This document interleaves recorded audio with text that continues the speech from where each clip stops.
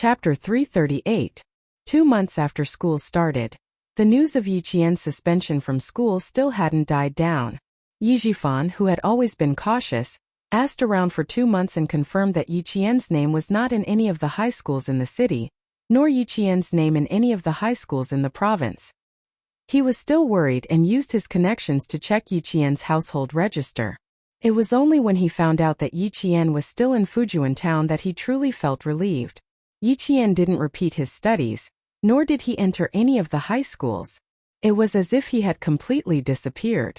In October, the principal Chun of Fujian town resigned due to health reasons, and the position of the high school principal was handed over to another veteran, who could continue to guard the underground oil depot. In October of the same year, Uncle Zhen, who had lived in Shuka village for more than 20 years, said that he was going to look for his relatives in Sichuan province. He left Shuka village with the village chief Zhang Difu. Yi Qian, Uncle Zhen, and Principal Chen's figures faded out of Shuka village and Fujian town. Even the people in the army didn't know where the 3 generations had gone. They only knew that they had gone to wherever the hardships were. Heavy snow was already falling. In one night, the entire Anyang city became a world of silver and white. Winter of 1996 had arrived. Anyang city of the southern province welcomed its first snow of the winter. Children were happily having snowball fights in the snow. The children's laughter added the most vibrant colors to the entire city. Drivers, cyclists, and pedestrians were all very careful for fear of accidents. Only a jeep suddenly appeared at the intersection. It sped up again, stirring up waves of snow, and disappeared around the bend in the road in the blink of an eye. The driver's deep black eyes contained a faint smile. His elegant and handsome face contained a smile like the spring breeze in March. He steadily drove the car to the entrance of number 1 middle school. "Hello, I'm looking for Yi Qian." Yi Qian from grade 1 class. A tall man in a military coat casually rested his arm on the windowsill of the guard post. He took off his gloves, revealing a pair of slender hands that were as long as a pianist's. He picked up the ballpoint pen used for registration and wrote down his name stroke by stroke. He smiled at the guard at the door. Yi Jian, grade 1 class 1. The guard at the gate was a security guard in his 30s. When he heard this, he glanced at the young man in a military coat. When his gaze landed on the man's military cap, his eyes flickered slightly. Xia Jinyuan put down the ballpoint pen. He could see something strange from the other party's expression. There was a hint of seriousness in his soft voice. "What's wrong? What happened to her?" "Comrade, this Yi Jian." The guard opened his mouth awkwardly. After thinking for a while, he lowered his voice as if he was afraid that someone would overhear him. "She didn't come to our school. Why don't you go outside and ask around? Ask around at the small store in front. I'm just a security guard. There are some things that I can't say. If you ask someone else, they will know." "She didn't come to school?" Xia Jinyuan clenched his fists. He said, "Thank you." Then he strode away. He started the car and stopped in front of a roadside convenience store in the blink of an eye. He stopped the car and bought a pack of chewing gum. He fiddled with it without eating it. Looking at the shop owner who was sitting by the fire, bored, Xia Jinyuan pointed at the stove and smiled. "Brother, let's go to your store to warm up. I'm waiting for someone." In his military uniform, he took off his military cap and naturally placed it flat in the palm of his hand. He then fastened it to his waist. His actions were indescribably dignified and masculine. Seeing this, the shop owner laughed loudly. "Whatever. Do you want some hot tea? I'll make you a cup." His action, dressed in military uniform, won the shop owner's favor. Chapter 339. There's no need to trouble yourself. I'm just waiting for someone. Class is about to end. Xia Jinyuan sat down. Even his sitting posture was a habit of the army. His hat was gently placed on his knees to maintain his military posture. He was always cautious that he was a soldier and would never spoil his military image outside. More importantly, this was also a characteristic of physics. When one's hands were placed on his knees, it formed the most stable triangle. When one stood up, it was easy to immediately exert force to stand up. Xia Jinyuan's plan was to leave immediately after asking about Yi Qian. The shop owner warmly poured tea and came over. When he sat down and saw Xia Jinyuan's appearance, he subconsciously straightened his back and started to chat with him. Number 1 middle school is really good. This year, 6 students from Tsinghua University and Western University took the college entrance examination. Now that it's famous, all the students outside are squeezing their heads to get in. Everyone wants to go to number 1 middle school and enter the top universities. The shop owner was bored guarding the shop alone, so when a soldier came to chat with him, he warmly introduced number 1 middle school while drinking hot tea. Xia Jinyuan wanted to know what exactly happened to Yiqian here. So naturally, he deliberately guided the shop owner around number 1 middle school. Hearing this, the shop owner smiled and said, "Not everyone wants to study at number 1 middle school. I just went to the school to look for someone, and heard 2 parents delivering clothes to a student outside. They heard a student named Yiqian. She seems to be Yiqian. This little girl was a celebrity in Anyang City some time ago." Since they were talking about other people's affairs, the shop owner described the scene that happened that day in detail. "It's a pity for the little girl. It's really a pity. I even specially looked up last year's People's Daily. She was really the little girl who won the gold medal in the mathematical Olympiad. She was stingy with the school and left as soon as she tore the notice. Say, why are children nowadays so temperamental? It wasn't easy for her to get into the school. Since the school didn't cancel her results, they still admitted her. So what if she's an auditing student? As long as she's studying at number 1 middle school, it's fine. Tore the notice? Didn't cancel her results? Auditing student?" Xia Jinyuan, who had grasped the main point, asked in detail what had happened. After listening to him, his handsome face turned cold. His little fox was being treated so unfairly. How could someone as prideful as her be broken by a basin of groundless dirty water? It was even more impossible for him to be a mere auditing student. After drinking the tea, Xia Jinyuan was clear about the ins and outs of the matter. After he left the snack bar, he took out a black and white mobile phone that had been popular in Beijing recently and was worth more than 10,000 yuan. He dialed a set of numbers. "Help me investigate someone. Yiqian, she just turned 16. Find out which school she's studying at in Nan Province. I'll give you a call in 10 minutes. After the phone call, Xia Jinyuan, who had not slept for several consecutive nights, closed his eyes and rested. He did not panic, for he knew very well that it was impossible for his little fox to drop out of school. If she wanted to be admitted to a military academy, she had to be studying at a high school. Regardless of high school or junior high school, as long as she was in school and her student ID was there, he would be able to find her. In less than 10 minutes, the phone rang. The person on the other end said something, and Xia Jinyuan, who had a calm expression just now, suddenly opened his eyes. His voice was as cold as the snow outside. "Have you checked all the schools in the province?" Chapter 340. The person on the other end of the phone was a woman with a gentle voice. She was dressed in an expensive suit. She was wearing a suit and a pair of black heels that were at least 8 centimeters high. She leaned against the desk and said calmly, "I did. Her student ID hasn't been changed and her file is still in the province. In other words, she's suspended from school. She didn't attend high school or repeat her 3rd year of junior high school. She's suspended from school to retain her student status." Suspended from school to retain her student status. After hearing this, Xia Jinyuan's tense nerves were all relaxed at once. Uncle Chun leaving Fujuan High School, Uncle Jen leaving the village, and Little Fox suspending from school. All of this made sense. The 2 old revolutionaries didn't take any action and left immediately. This meant that they supported Yiqian's suspension. Now that they left Fujuan town together, it looked like 3 generations of people had agreed to go on a trip together. His thin lips curled into a smile. She was really daring. She could even do something like taking a leave of absence. Little Fox, what medicine are you selling in your gourd?"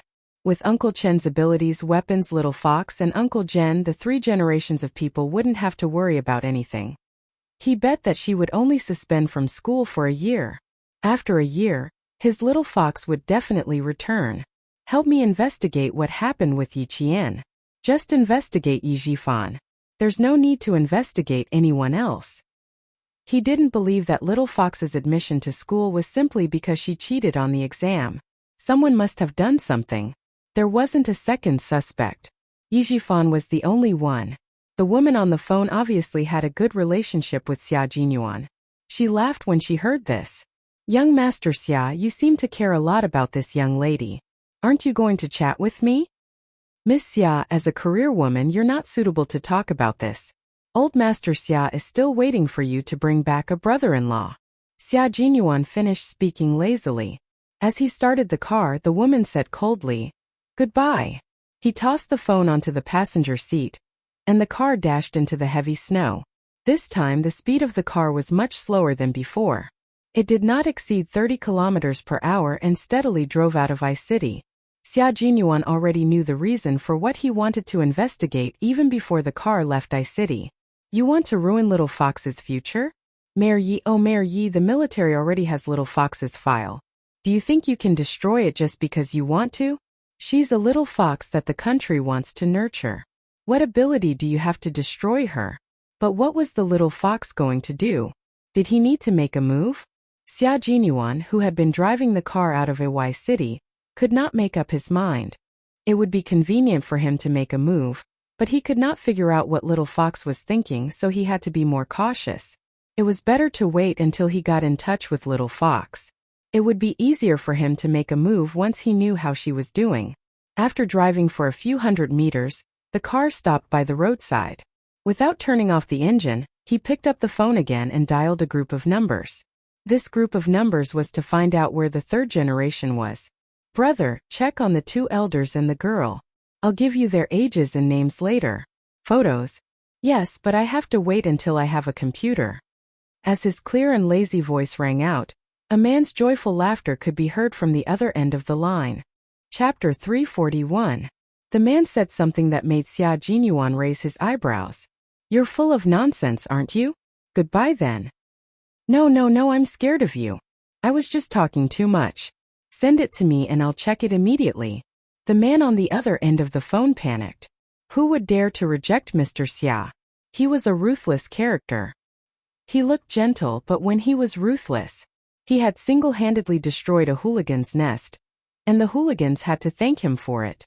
Xia Jinyuan chuckled and looked outside. Thank you, brother. It's not convenient for me to show my face now. I'll thank you when I get back to Beijing. All right, with Mr. Xiao's words, I'll go through fire and water for you. The man on the other end of the phone agreed without hesitation.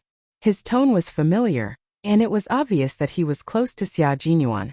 With Mr. Xiao's ability, it was easy for him to find out where Yi Qian and the others were. Even though the internet was not developed in 1996, and there was no real name system for buying tickets, it only took half a day to find them. At 4 o'clock in the afternoon, the snow in Anyang City was getting heavier and heavier. The snow was so heavy that the pedestrians could not see the road clearly. Xia Jinyuan, who had already received news, knew that although it was snowing heavily in the southern province, the place where his little fox was located was scorching hot. 3 generations had gone so far away. The training arranged by the world-class sniper was indeed hellish training. After leaving the highlands and arriving at the desert, he admired the little fox's perseverance. It was unrealistic to go to the desert with only a week's leave. Xia Jinyuan returned to Beijing for 2 days of leave and invited the friends who had helped him out for dinner. On the 5th day of leave, he returned to the Snowfield Brigade. Damn! You came back early. You should have given me the extra leave. When Han Zheng saw him appear at the base with his luggage, he said bitterly, I feel like I haven't rested enough and I have to report back. Hey, how did you come back early? Seeing Xia Jinyuan's expressionless face, Han Zheng took a closer look and frowned. That's not right. You didn't look for your little fox? Fuck, little fox is ignoring you? You guys broke up? Ha ha, did they really break up? From puzzlement to schadenfreude, it only took a few seconds. When have I ever dated an underage girl? If there's no pursuit, how can there be a breakup? Xia Jinyuan, who had been ignoring him, finally glanced at him and sneered. Do you think I'm like you? When you return to Beijing, 3 girlfriends will break up with you. Young Master Han, the news about you has spread all over the capital. Fuck. Who the fuck is spouting nonsense and ruining my reputation? What do you mean by breaking up with me? I'm the one who doesn't want them. Han Zheng's face was a little pale, especially when he heard Xia Jinyuan's chuckle. His self-esteem took a big hit, and he jumped up to explain. Damn it, I've always been the one to dump people. When have you ever seen me being dumped by a woman? Xia Jinyuan chuckled at Han Zheng's explanation. He didn't care about this kind of thing. Before he returned to the dormitory, J5, who was dressed in a training uniform, walked towards him. You're back at the right time. There's an important meeting at 7 p.m. Someone from the top is here, a big shot. The mission is A-level in Hearts. A-level in Hearts represented a mission within the country. Okay. Xia Jinyuan looked at the time. There were still 46 minutes to 7 p.m., which was just enough time to check the map. Chapter 342. After putting away the luggage, Xia Jinyuan took out a map and looked at it carefully. They were looking at military maps which were very detailed and accurate. He ran his finger across the map, took out a pen, and wrote down a few places Yiqian might go next month. Hey, you know a little? So fast? Who told you? G3 asked from behind him, took out a pen from the desk, and ran it across the map. This is a flight mission. We will depart from Machadi at 77 degrees 28, minus 79 degrees 05 east longitude and 38 degrees 25, minus 39 degrees 22 north latitude. We will cross the entire Taklamakan Desert and arrive at Ruoqiang at 86 degrees 45, minus 93 degrees 45 east longitude and 36 to 41 degrees 23 north latitude. As for the specific aircraft type, it is top secret. Choosing a desert was like choosing Area 51 in the United States. There was nothing but secrets. Xia Jinyuan picked up the map, slowly turned to look at G3, and raised his eyebrows slightly. G3, I was wondering why you immediately dragged us to flight training before we came down from the plateau. So you were waiting for us here. Don't look at me like that. I just found out too. The Snowfield Brigade is always at the forefront. You should have known on the day you joined that we take priority in everything. G3 smiled, his low voice full of pride. Let's have a meeting.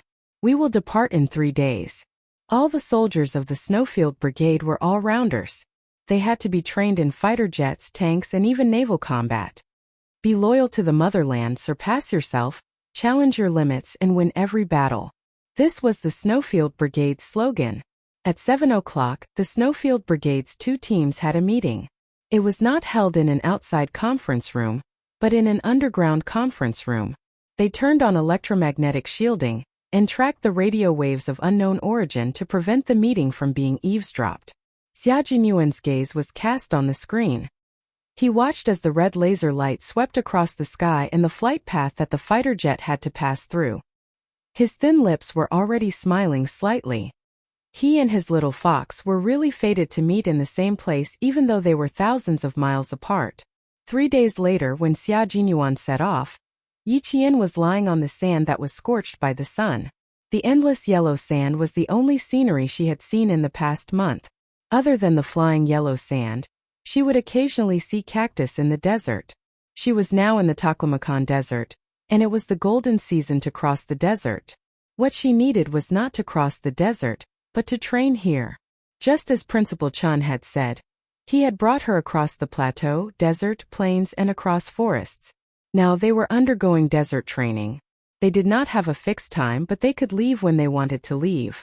The beautiful golden scenery of the poplar leaves did not enter Yiqian's eyes. In her eyes she was sniping Headmaster Chun, who was hiding in a golden world. The sound of a camel ringing a bell came from the sand dune. Yiqian looked ahead through the scope and saw a group of desert explorers carrying backpacks. They climbed over the sand dune and slowly walked towards them. Hetianhe, their target was Hetianhe, who was behind her. The Hetian River was one of the 3 main sources of the Darim River in China. It originated from the Kunlun Mountains and the Karakoram Mountains, flowed north into the Darim Basin, passed through the Taklamakan Desert, and joined the Darim River. Yiqian began to wriggle in the yellow sand with her body. She did not get up. If she got up to avoid these travelers, Principal Chun, who was in hiding, would not hesitate to shoot. Chapter 343. Yiqian's body wriggled like a snake and soon, a human hole appeared. She then used her arm to rub against the sand. As the layers of sand covered her, Yiqian's entire body was hidden under the yellow sand. Her gun was also hidden under the sand under the protective cover. Not a single foreign object could enter the gun. Not even a grain of sand the size of salt. Protecting the sniper rifle in her hand was also protecting her own life. Soon the group of 12 people walked past one by one under Yi Qian's nose. Her anti-dust glasses were stained with sand from the traveler's footsteps. She even smelled the smell of the camels. It was a little unpleasant with the smell of urine. After passing through 2 more sand dunes, we'll reach the Hetian River. My dear, walk faster. God, I see a huyang tree. Quick look. A huyang tree. A huyang tree whose leaves are like gold. This was a group of foreign travelers. They had passes that allowed them to enter China, so their identities were travelers. Yi Qian held her breath and didn't move until she finally couldn't hear their footsteps anymore. Then she slowly revealed her body from the sand dunes. They were also the only travelers that Yi Qian had seen in the dozens of days that she had been here. It was as if they had suddenly broken the silence of the entire desert, breaking the cold isolation of the world, and instantly pulled her back into the crowd. If it weren't for the special circumstances, she thought that she would have rushed forward to give them a warm hug and welcome their arrival. Being happy was only a matter of time. Soon moving forward, the same thing happened again. Yi Qian, who had already learned how to remain calm and collected in the cold, stayed parallel to the sand so that she wouldn't be exposed to the sniper's range. Learn to search in the cold. Learn to calm your heart in the midst of the bustle. You need to be above your emotions and allow yourself to fully adapt to the environment. This was the true meaning that Yi Qian had learned in this desolate desert. The footprints left behind by the travelers on the yellow sand were blown away by the wind. Yi Qian, who had been there just a moment ago, also disappeared in the wind. The little girl escaped? Not long after, Principal Chen's figure appeared. He stood where Yi Qian had been hiding and laughed. Not bad at escaping. With something hard pressed against his back, Yi Qian said with a smile, I didn't run away. I just changed my position. Uncle Chun, you've lost this time. This sniping training lasted 46 hours. At this time, she and Principal Chun were covered in yellow sand. If they used their hands to scrape their faces, they could scrape off a layer of sand. His lips had not drunk any water for 46 hours and had been supported by the cactus juice. Not only were his lips bleeding, but they were also covered in white scabs. It was cactus juice stain. Not bad, 46 hours. It's 5 hours earlier than before. You've made some progress, girl. Uncle Jen handed the military water bottle to Yi Qian and took the sniper rifle from her. I'll take care of the gun. You guys rest. The old man in his 70s resolutely accompanied Yi Qian and Principal Chan on this arduous training journey.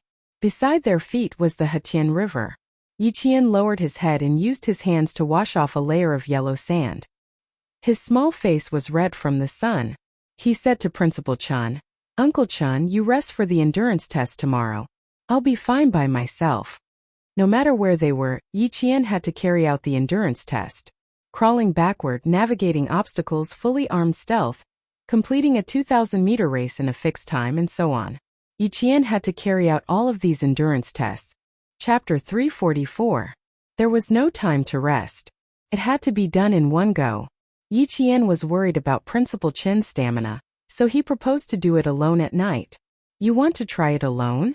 After washing his face, Principal Chan smiled as he looked at Yi Qian, who was as tenacious as a vine growing on a cliff. He used his stable roots to dig into the crevices of the rock step by step. His gaze was kind as he asked, You plan to do it alone at night? Yi Qian knew there was hope.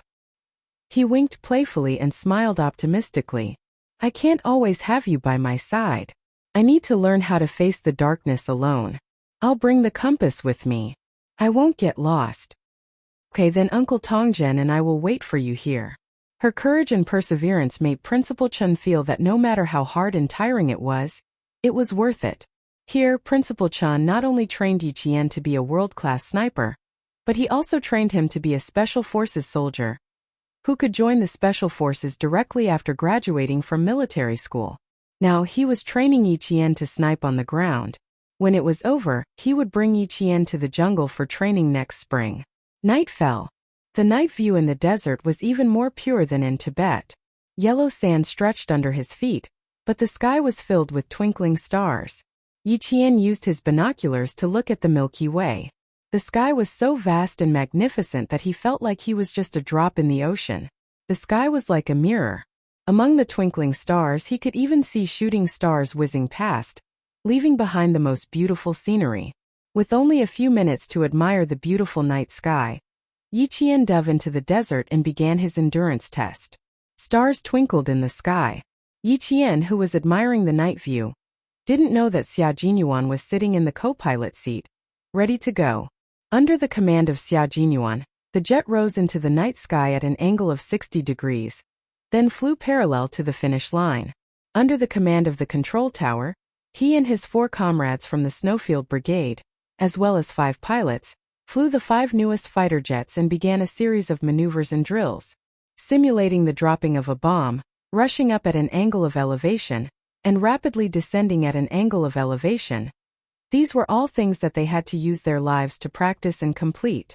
When Yiqian, who was lying prone in the desert, heard the rumbling of the fighter jets, he couldn't help but pick up his binoculars and look up at the sky.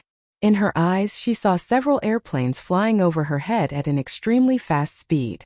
In Xia Jinyuan's eyes, he knew that he was in the desert, and he didn't know where he had met his little fox. The difference was that he was in the sky while she was on the ground. At the same time, at the same place, they would definitely meet. As for her, she would hear the sound of fighter jets. No matter which one it was, his figure would always fly past her, pass through the Hetian River and complete the defensive roller.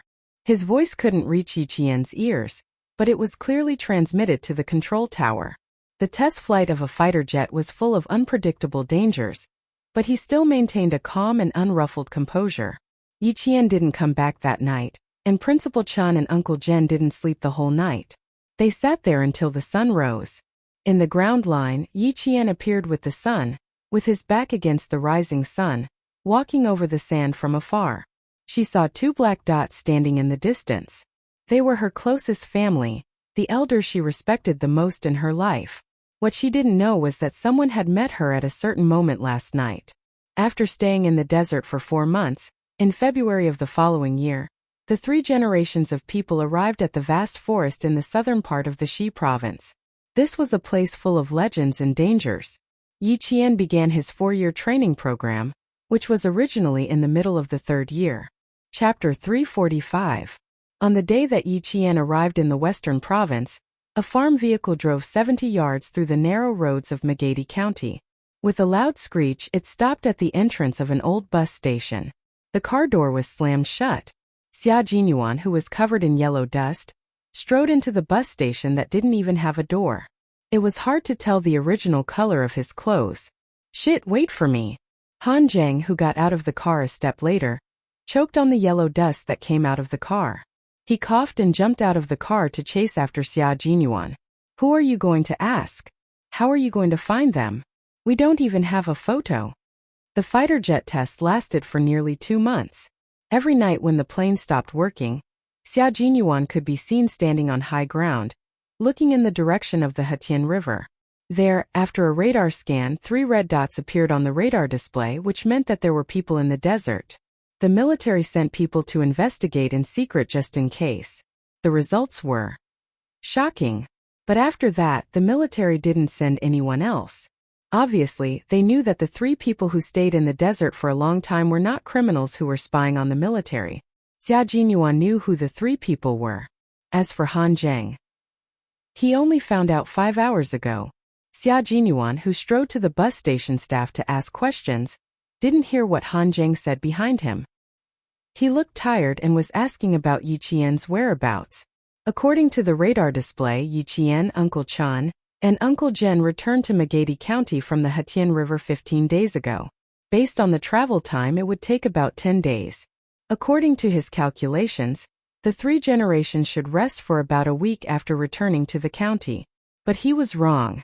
The travelers who left the Hetian River would rest for a week in Magadi County to recover their energy before leaving. However, Yiqian and the others only rested for a day before leaving. Xia Jinyuan had just finished a few months of fighter jet test missions. Last night, He began to inquire about the whereabouts of the 3 generations. Soon he found out that they were at the bus station. In fact, when he was driving over, Xia Jinyuan knew that there was a 99% chance that Yi Qian had left McGathy County. There was also a 1% chance that there was a problem with the maintenance of the bus that came in, and it needed to be parked for a few more days. As soon as Xia Jinyuan asked, the staff immediately knew who he was inquiring about. He smiled and said, "We've seen the young man and the 2 elders you mentioned. They left 4 days ago." The little girl was fair and clean. She stood out among the group of tan tourists. One of the ladies even asked the little girl what she used to smear it on her face. In fact, Xia Jinyuan already knew the answer, but he still wanted to ask again. Outside, Han Zheng found out from another staff member that Yi Qian had already left 4 days ago. He secretly clicked his tongue. Are these 2 fated or not? Our motherland is vast, but they actually bumped into each other in the desert. If they were fated, it didn't seem like it. It wasn't easy for them to have the chance to meet each other. But they missed it. The new year had just passed, and the small county still had a lingering New Year's atmosphere. Occasionally, the sound of firecrackers could be heard. Xia Jinyuan bought 2 bottles of mineral water that were 3 times the price outside. He stood alone at the place where Yi Qian had stood before, drinking the water and sighing helplessly. Little fox, you're really fast. You make me happy and sigh. Next time I see you, I have to ask for some interest." Chapter 346. What are you mumbling about? Let's hear it. Han Zheng, who was holding 2 bottles of mineral water in his hands, walked over. Seeing his tall and straight back, his childhood friend exuded the aura of a soldier no matter where he went, he teased. Your little fox can become a celebrity wherever she goes. I can grab any staff member and they'll know her. She left 4 days ago and only rested for 1 day. She was lucky to meet the tour bus and left the next day. TSK. Mr. Xia, it's hard for you to catch your little fox.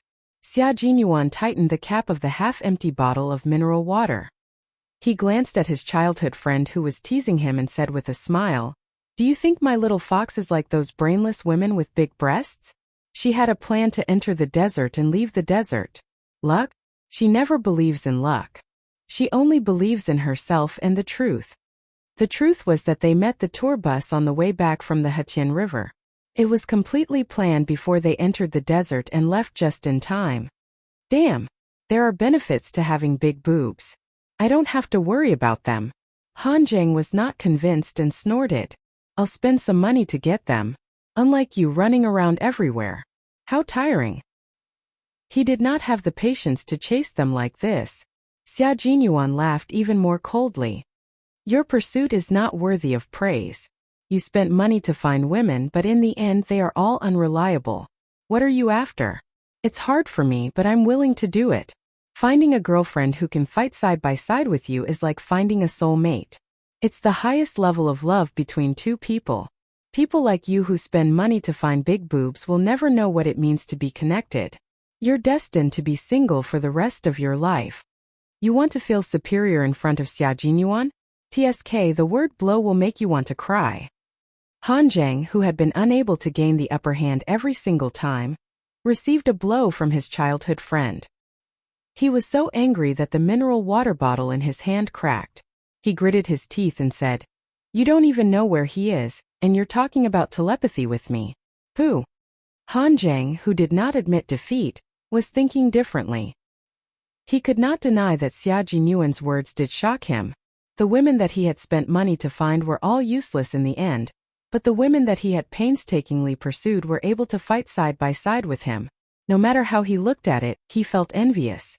Xia Jinyuan smiled as he walked past Han Zheng, who seemed to be deep in thought, and left with graceful steps. He did regret not being able to see the little fox, but that did not affect his mood. In the great mountains and rivers of the motherland, he and she had left their footprints in the same place at different times. Although they had never met, it was still perfect. The faint sound of firecrackers could be heard again. Xia Jinyuan raised his wrist and looked at the date on his watch. It was the 21st day of the first lunar month, the 6th day of the second lunar month. He and Little Fox had spent the spring festival in the same place. Felt pretty good. Then he jumped into the car and shouted at Han Zheng, who had yet to walk over. "We'll roast a whole lamb tonight. If we don't leave now, are you sure these few wolves will leave a lamb leg for us?" Oh. After standing still for a second, Han Zheng slapped his forehead and ran faster. "I almost forgot. Where's the lamb leg? It would be nice to have lamb hoofs to eat if he went back late. Hurry, hurry, hurry, let's go. We've been flying for 60 to 70 days, and I still have to control my weight. If I don't eat meat soon, my waist won't have any strength." Han Zheng jumped into the car and closed the door.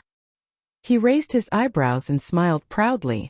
"If a man has no strength in his waist, ha ha ha, young Master Xia, what do you think will happen?" Chapter 347. You've always had weak kidneys and lost your youthful vigor at an early age. You should know better than me the consequences of a weak waist. As for me, first young Master Han, don't be jealous. Xia Jinyuan stepped on the gas pedal. Even the yellow dust on his body couldn't hide the elegance between his eyebrows as he laughed. He was very experienced in insulting his childhood friend. Han Zheng's disgruntled "pooh" could be heard from the car. The wheels rolled up yellow dust as they left the bus station. At that time, the hundreds of thousands of creatures in the western province were waiting to awaken. After Yi Qian and the others arrived in the western province, they followed the plan and settled Uncle Zhen down before starting the training. It's now the third year of the plan. Girl, there are benefits to taking a break from school. Principal Chun, who was holding a military map in his hand, looked kindly at the energetic girl. The 4-year plan has been brought forward by a total of 14 months. It's completely beyond our expectations. The 4-year plan started in April 1995. The first year was in April 1996, and the second year was in April 1997. It was now February 1997, and they were in the middle of the 1998 plan. The benefits of taking a break from school were obvious. In less than 2 years, she was already in the 3rd year of the plan. Faced with Principal Chen Sai, Yi Qian smiled and said, "I still have to thank number 1 middle school. Otherwise, how could Grandpa Jen and you agree to let me take a break from school?" "Clever girl. Just as you wish." Principal Chen laughed. This girl was actually quite clever. "Come, let's talk about the training this time." Entering the mountains wasn't done aimlessly. There was a strict route, and the coordinates and latitude could be matched on the military map. Where to enter, where to pass, and which exit to exit from were all strictly planned. Her peers were still sitting in the classroom and comparing their knowledge with the textbooks, but Yi Qian had already walked a long way in life. This was a distance that countless people could only dream of. It was a journey that countless people would never be able to reach in their lifetime. Yi Qian's life had already begun. Her life was destined to be extraordinary. On the military map, Principal Chun, who was holding a twig in his hand, had a serious expression on his face. He repeated the route again. "This is the starting point and this is the end. 3 months later, we will meet up with Uncle Jen at the end. Last, the western province's 100,000 forests. You don't need me to tell you how dangerous it is. We have to come out in 3 months. Once we enter the rainy season, there will be more unpredictable dangers. I can but your old injuries." Yi Qian pursed her lips slightly. She was ultimately worried about Uncle Chen's old injuries. "How about we shorten the 3 months to 2 months? Principal Chun looked at Yi Qian coldly and said, "This is the training plan. You agreed to it yourself. You don't have to worry about me, just take care of yourself." The lass was easily soft-hearted in front of him and Uncle Jen, but he had to make her understand that training was training. There was absolutely no room for discussion. Yi Jian's heart skipped a beat, and she nodded. Her beautiful face, which was like a blooming hibiscus, was serious and cold. Understood. Yi Qian, who realized that she had made a mistake, didn't say anything else. However, she made up her mind to take care of Principal Chun more when the time came. On the 8th of February, Yi Qian and Principal Chun, who were carrying waterproof military backpacks, rushed into the mountains and forests. Along the way, they alerted the enemy by walking through the bushes.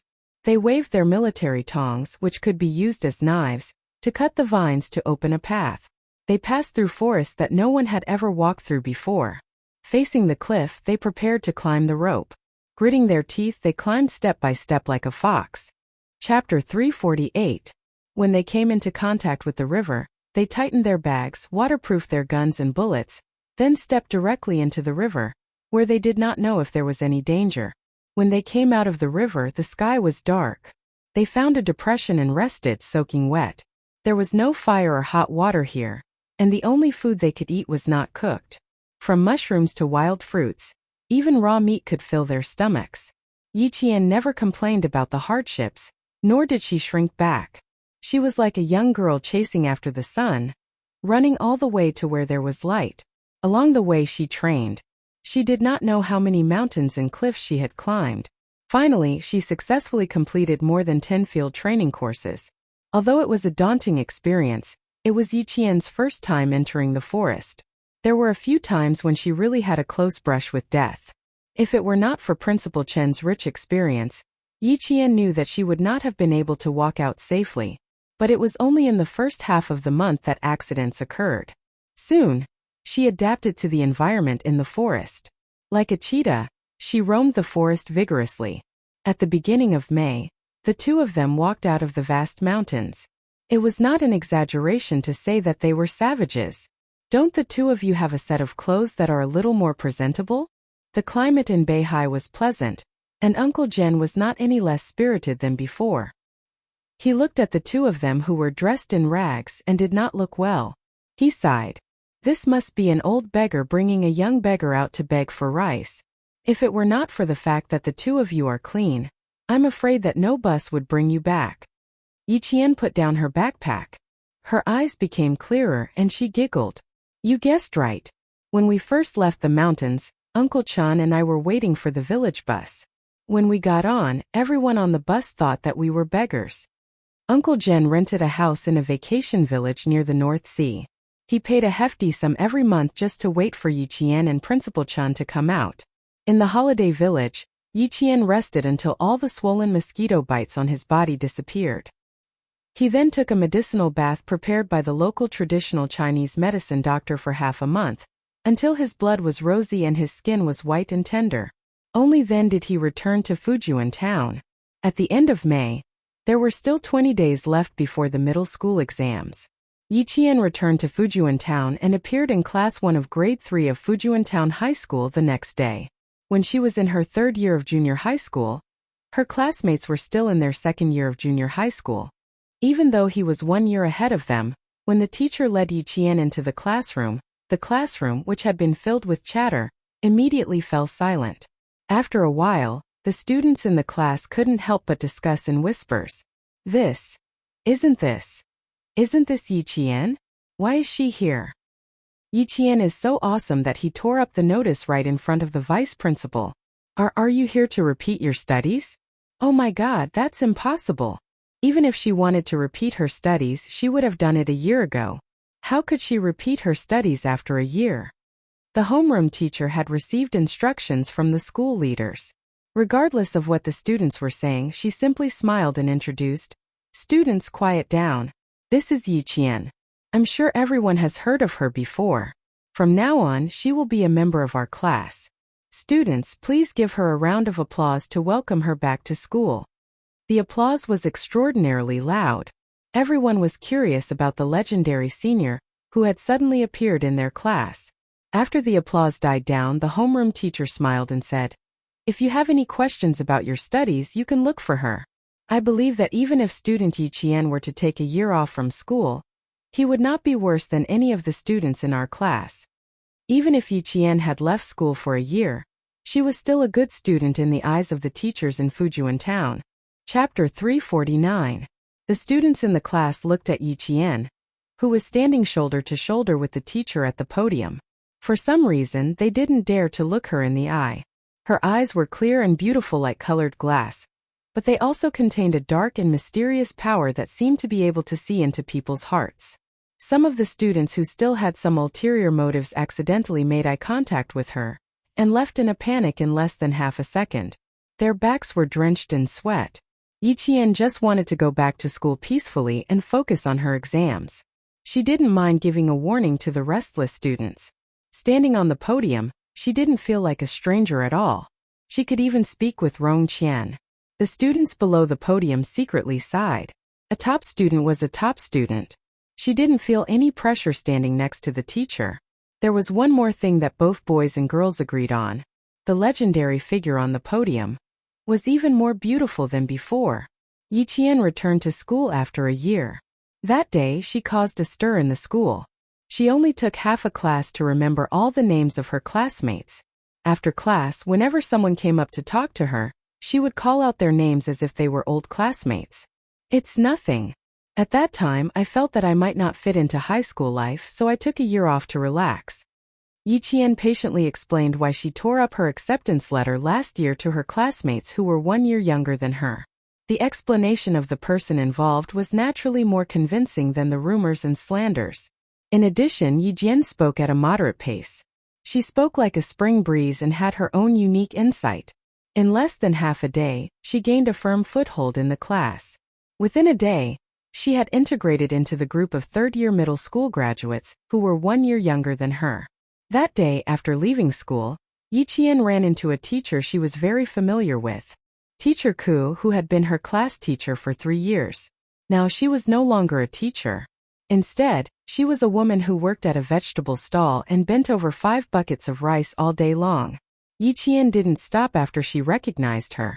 She heard her arguing with a customer over a handful of onions. As she walked away, the corners of her mouth curled up slightly. Teacher Ku, who never knew how to give in to others, would accomplish nothing once she left school.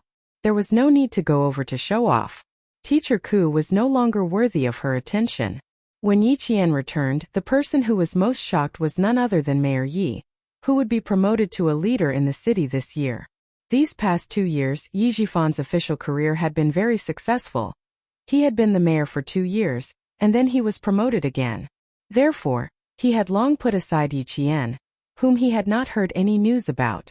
Furthermore, because Sun Dongqing had accompanied her daughter, Yiqian, to live in the provincial capital, Yi Jifan had not returned to the village for the past year. He had no idea that Yiqian, who he thought would never amount to anything, had returned to school. He went to the city for a week for a meeting. When he came back, Yiqian had already been in class for a week. Yi Jifan, who was about to be transferred to the city at the beginning of June, pondered for a moment.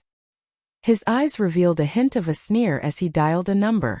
Old Hu, you guys are in charge of marking the exam papers of the entire city's examinees, right? Look. His voice gradually trailed off and was drowned out by the chirping of the cicadas in the shade of the trees. His official smile could be seen on his face, but no one could hear what he said next. After the college entrance examination in June, it would be the middle school entrance examination. Yiqian's name would also appear on the list of examinees. Her appearance caused the invigilators of every class to deliberately circle around Yiqian to see what this legendary girl was like. Whether she can pass is still a problem. After all, she's a repeat student. Yes, but this student is smart. If she does well in all the subjects, it won't be a problem for her to get into a key high school. It'll be difficult. The repeaters don't have any grades in biology or geography. They can only rely on the results of the past 2 days to get into a high school, unless they get full marks in all the subjects. Chapter 350. While the invigilators were discussing regretfully, Yiqian remained calm and began the middle school exams. Returning to the examination hall after nearly a year, the speed at which she wrote still surpassed all the other examinees. The invigilator standing beside her was dumbfounded. The speed at which she wrote was something that even the teachers could not catch up with. Politics, history, language, and English were still manageable.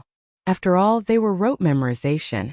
But mathematics, chemistry, and physics were exams that required thinking. They needed to be calculated. They needed to be calculated on draft paper. But Yiqian did not need to do that. When the mathematics exam began, the invigilator was shocked. You don't even need to calculate? The stunned invigilator raised his hand to press down on Yiqian's exam paper. He looked at the legendary girl in surprise. You don't even need to calculate these? Only the last 2 application questions and 1 geometry question were left. When Yiqian checked the exam paper to see if there were any problems, she had already memorized all the questions and calculated the answers accordingly in her mind. Even if the invigilator stopped her now, it would not delay her answering time. Hearing this, she smiled and said, "Of course I do. I've already calculated it in my mind." She pointed at the draft paper and said, "I can also save paper." The point was not to save paper. The point was, the invigilator took a deep breath and pointed at the exam paper. He forced himself to calm down and said, "Come, you should calculate these questions first. We will talk after the exam." The last 3 major questions were important and also multiple-point questions. No matter how shocked the invigilator was, he could not delay Yi Qian's exam. He knew that this girl did not score in biology or geography. He originally thought that Yi Qian would need to calculate the last 3 major questions or do some mental calculations. In the end, he saw the girl nod obediently after he removed his hand and she started writing. She really started writing. Just like that. She finished the 3 major questions in one go without a pause. She did not need to use draft paper or do any calculations. She just started writing as if she already had the answers in her mind. After he was done, Yi Qian immediately put the test paper away. He did not want to leave anything that could be used against him. The invigilator did not realize that Yi Qian was wary of him. When he picked out his pen, Yi Qian stood up. "Sir, can I hand in my paper first?" There was no way to confirm if Yi Jifan had done anything, but it was always better to be safe than sorry. "There's still 80 minutes to go. Do you want to check the papers again? I'll collect it later." Looking at his watch, the teacher swallowed his saliva. "This question is too fast. No need, I'm done." "And teacher, can I hand in my paper and leave the exam hall now?"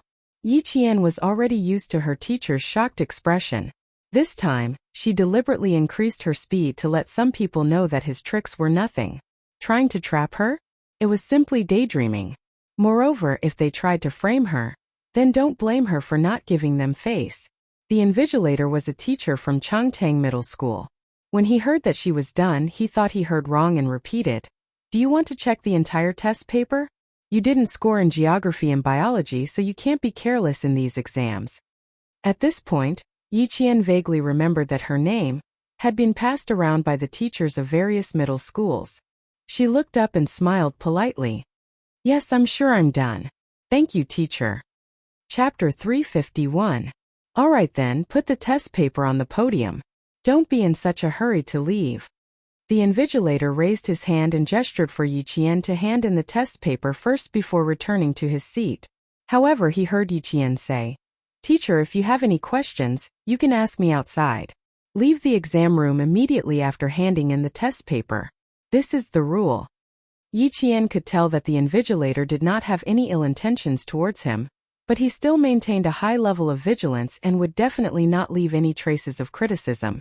The invigilator patted his head and waited for Yi Qian to hand in the test paper and leave the exam room. Then he took out a piece of draft paper and walked out of the exam room. "You came out so quickly. The examinees inside are under a lot of pressure," the invigilator said with a smile. He was expressing his goodwill and did not want Yi Qian to misunderstand that he had ulterior motives. He said, "You did well in the teaching exam. You will achieve your wish." Yi Qian's life as a student was not easy. As teachers, they could guess what happened last year if they thought about it. Fortunately, she did not give up on herself. After a year of adjustment, she returned to school. She did not do something stupid that would hurt her loved ones and please her enemies. Where there is destruction, there is hope.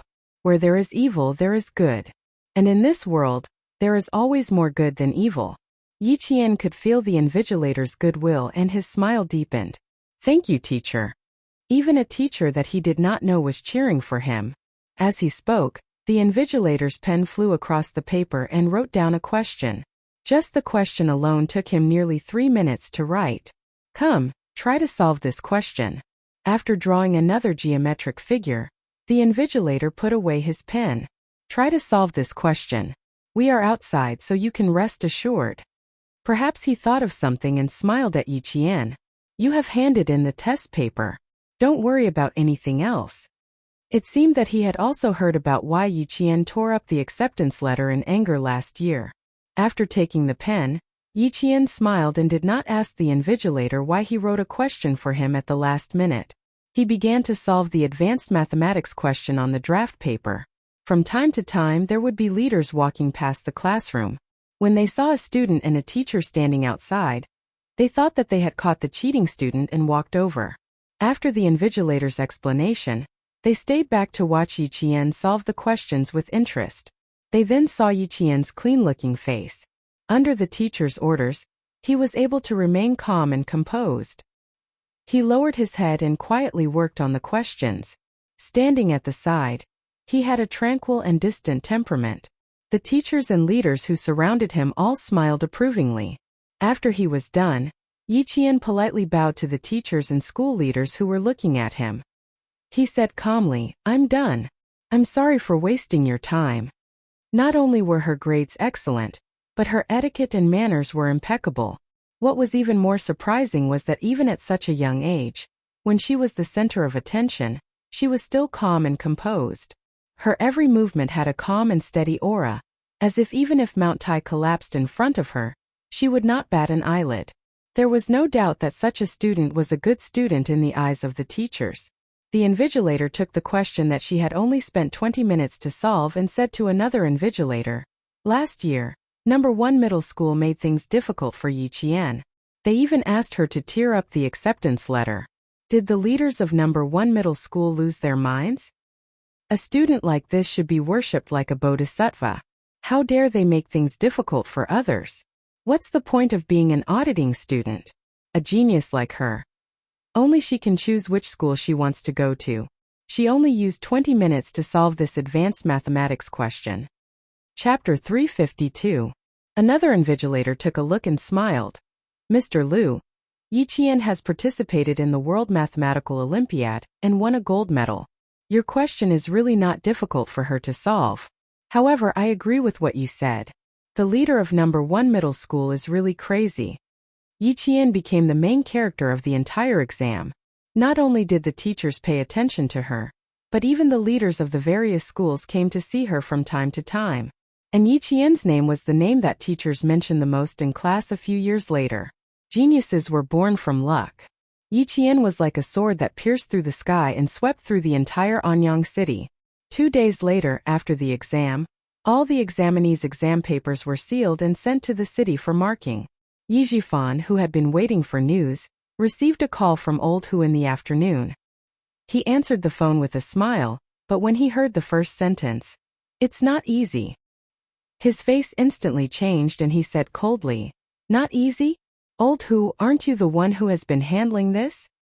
Old Yi, you want Yi Qian's exam papers to be invalid. Aren't you making things difficult for me? Her exam papers were specially modified. They didn't even go through our hands. The army sent 2 captains, an invigilator, and a notary to the province for marking. You still have the nerve to be angry? I'm not even angry with you. If I didn't find Yi Qian's name familiar, I would have been fucking invited to the Commission for Discipline Inspection for tea." These words were like a clap of thunder. Yi Jifan jumped out of his office chair. "What? The army escorted the exam papers to the province for marking. What's going on? Old Hu, don't be angry. Quickly tell me clearly." "Clearly? I also want to know what's going on. Last year, this examinee was admitted to Number 1 middle school. In the end, this examinee tore up the notice and was suspended for a year. Old Yi, we have been friends for many years. Let's not talk about last year's incident. But this year's incident, I'll pretend that you didn't call me. As for me, I'll pretend that I didn't know. Let's just pretend that nothing happened. Also, let me give you a piece of advice. Don't make any more moves. Be careful not to get into trouble." If it weren't for the fact that they had known each other for so many years, he wouldn't have reminded him. Yi Jifan did not know when the other party had hung up. He did not know how long he had been listening to the beeping sound. He sat there in a daze for a long time before he slowly put down the phone. Originally, he thought that it was just a matter of moving his finger. But now, it seemed that it was not something he could do. If even the military were to step in, then who exactly was it that was protecting Yi Qian? Who was it? Was it someone he couldn't afford to offend? Was it someone he couldn't afford to offend? Yi Jifan thought about a lot of things. There were many things that he did not understand, but there was one thing that he understood. Yi Qian's future was not something that he could cut off or interfere with. So, other than old Uncle Jen who helped Yi Qian behind the scenes, who else could it be? Yi Jifan sat quietly in his office for a while. He looked at the time, then stood up with a tense expression and left the office. Yi Qian did not know that her exam papers had been sent to the provincial capital before she left school. She was talking and laughing with her classmates in the same exam room as she walked out of the school gates. She felt a cold and heavy gaze on her. She was talking to her classmates when she raised her head indifferently. Her cold and sharp gaze swept in the direction of the gaze. She saw Yi Jifan standing in front of her in a formal suit with a gloomy expression on his face. When he saw her suddenly look over, he was caught off guard. Soon he walked over with a cold expression. Chapter 353. Seeing this, Yi Qian's eyes turned slightly cold. He whispered a few words to his classmates, then smiled and said goodbye to them. When Yi Jifan walked over, he maintained his smile and even took the initiative to speak. Mayor Ye's face is unfriendly. Who in Fujian town would dare to offend you? Yi Qian, I've really underestimated you. Uncle Yi Jifan was not very calm. He gloomily stared at his niece who was giving him a headache. Do you want to force our family to be unhappy before you give up? These words were really unreasonable. However, it was impossible to reason with their family. Yi Qian smiled coldly. Mayor Yi is really interesting. Could it be that all officials are as unreasonable as Mayor Yi? What does it have to do with me whether your family is happy or not? You go your way and I'll go mine. Mayor Yi, be careful with your words. A dignified mayor was actually being lectured by Yi Qian. Yi Jifan's face darkened. He looked around and saw a few people who looked like teachers looking at him several times. His eyes darkened as he shouted in a low voice. Don't try to argue with me here. Come over here. I have something to ask you. Being an official was different. His face darkened and he shouted, but his imposing manner did not scare Yi Qian. Instead, it scared the students passing by. Yi Qian raised his eyebrows and looked over with a cold gaze. He said with a smile that was not a smile, Do I have to go with you just because you ask me? Mayor Yi, your authority is really strong. Sorry, I have a strong temper that cannot be subdued by force. If you talk to me nicely, I might give you some face. Sorry for being so rude. Goodbye. He naturally left as soon as he said he would. Why would he give him any face? Yi Jifan was so angry that he almost lost control of his authority. He quickly stepped forward to block him and said sternly, Yi Qian, don't forget that I am your uncle. Uncle? Now you remember that you are my uncle? When you destroyed my future last year, didn't you have a lot of fun destroying it? Yi Jian, whose expression didn't change, smiled and said coldly with a sarcastic expression, Basically, you're my enemy, Mayor Yi. Do I still need to speak softly to an enemy? He enjoyed Mayor Ye's change of expression. TSK green white red. It was really interesting. Last time I said that Mayor Ye's family better not provoke me. Unfortunately, you didn't listen. You had to kick me out of number 1 middle school, thinking that you destroyed my future. But look, can you destroy my future? Even if I take a year off, I can still take the high school entrance exam. Yi Qian's eyes were very dark and cold. She was staring at the scorching sun. Yi Jifan suddenly felt a chill run down his spine.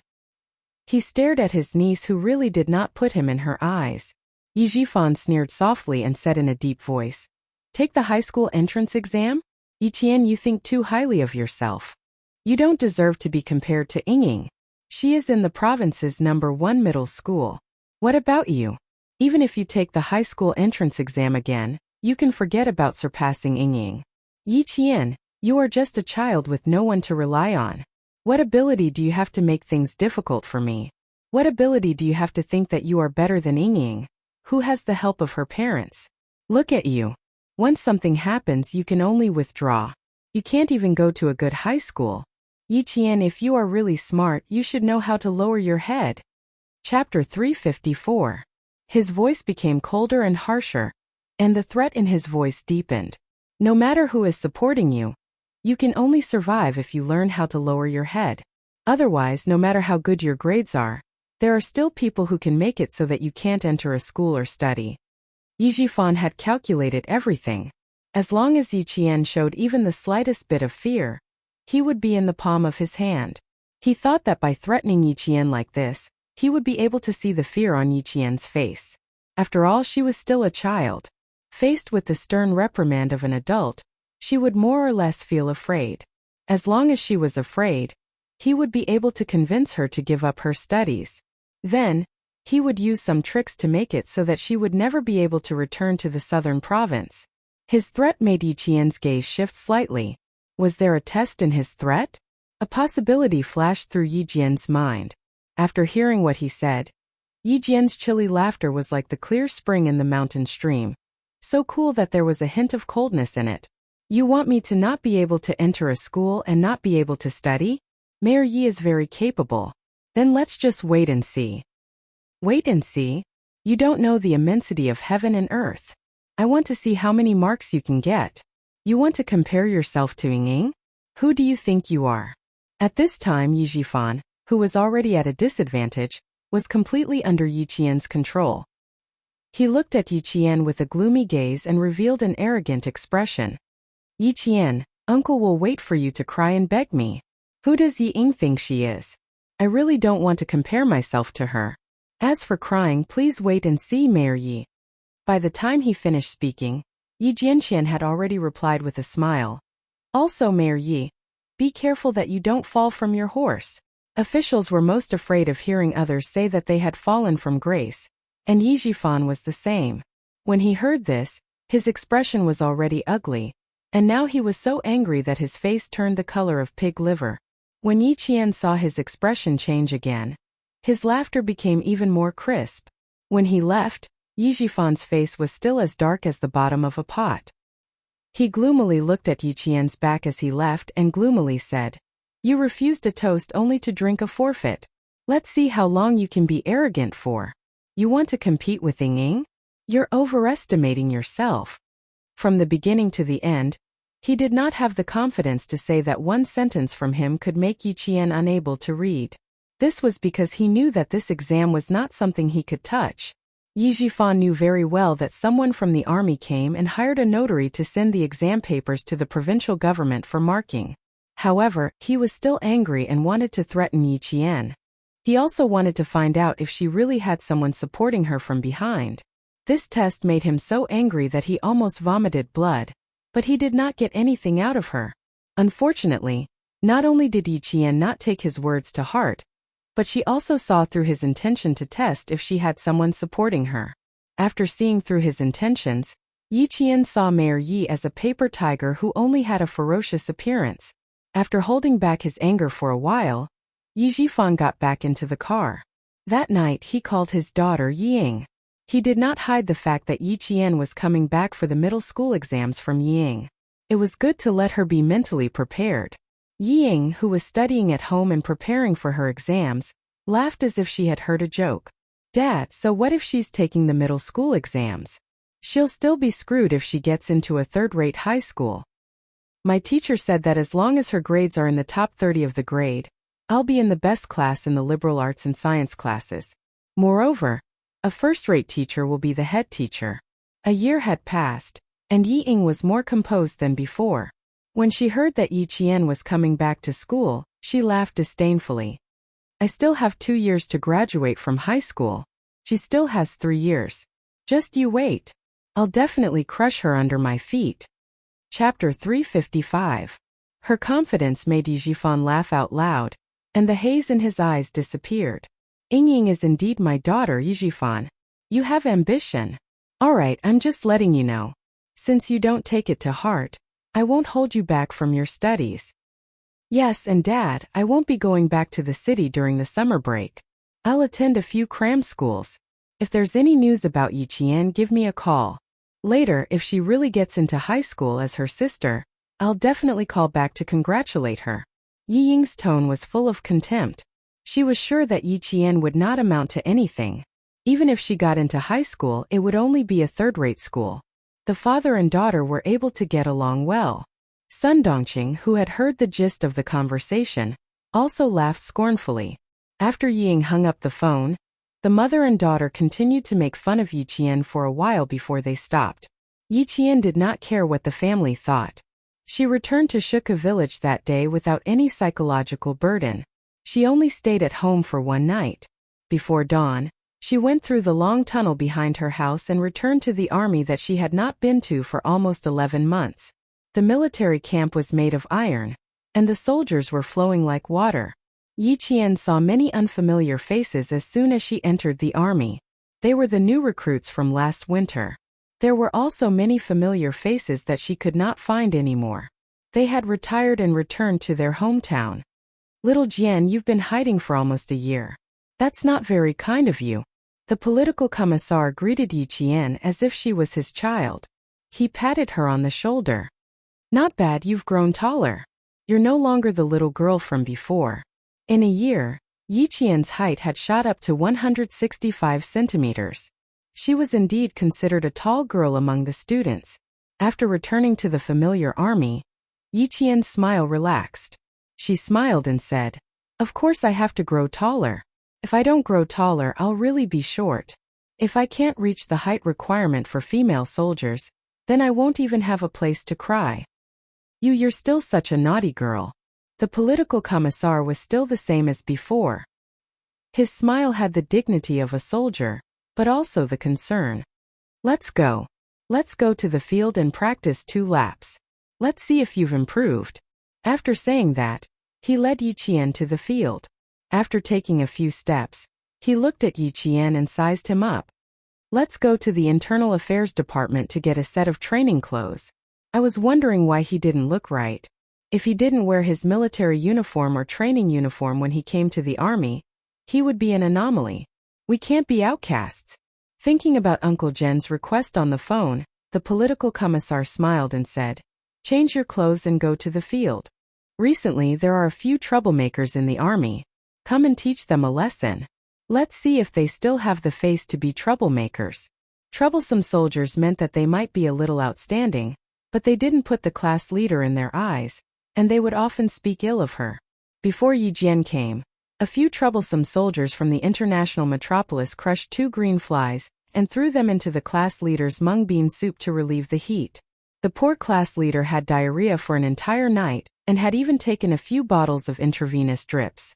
These troublemakers needed to be taught a lesson. After putting on the summer training uniform, the 165 centimeters tall Yi Qian walked out.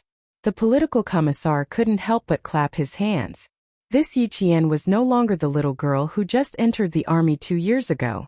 She was valiant and formidable looking, as straight as a spear. Her military uniform gave off a proud and unyielding aura. When she stood there and gave a standard military salute, the political commissar saw her cold and inviolable military might. She was only 16 years old and she was still a high school student, but she already had this kind of military might. Chapter 356. Good. As expected of the soldiers taught by the 2 old revolutionaries. Good job, Yi Qian. She was a soldier when she put on her military uniform, not a little girl. The political commissar did not return the salute.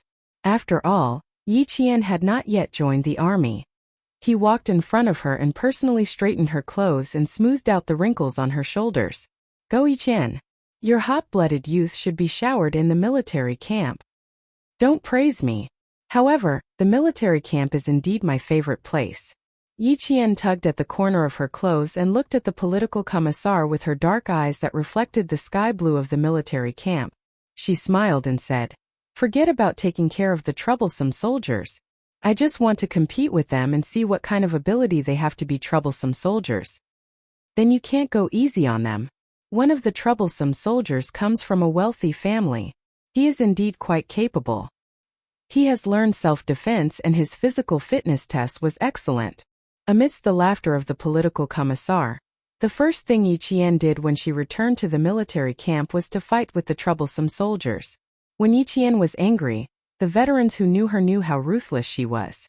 When they saw her taking care of the troublesome soldiers, they all laughed and waited to see how Yi Qian would deal with those arrogant new recruits. Yi Qian was the first person who had been in university for 2 years. Because he was too rebellious, his family had used their connections to send him to become a soldier. Yi Qian did not use force first. She stood in front of the bodyguard who had a look of disdain on his face and said with a smile, "Oh, so you're from an international metropolis. You speak English. Okay, Let's recite each other's familiar English. First of all, I just graduated from junior high school. Don't feel pressured. Reciting was Yi Qian's strength. The moment she took action, she was able to compete with this soldier who had a sense of superiority.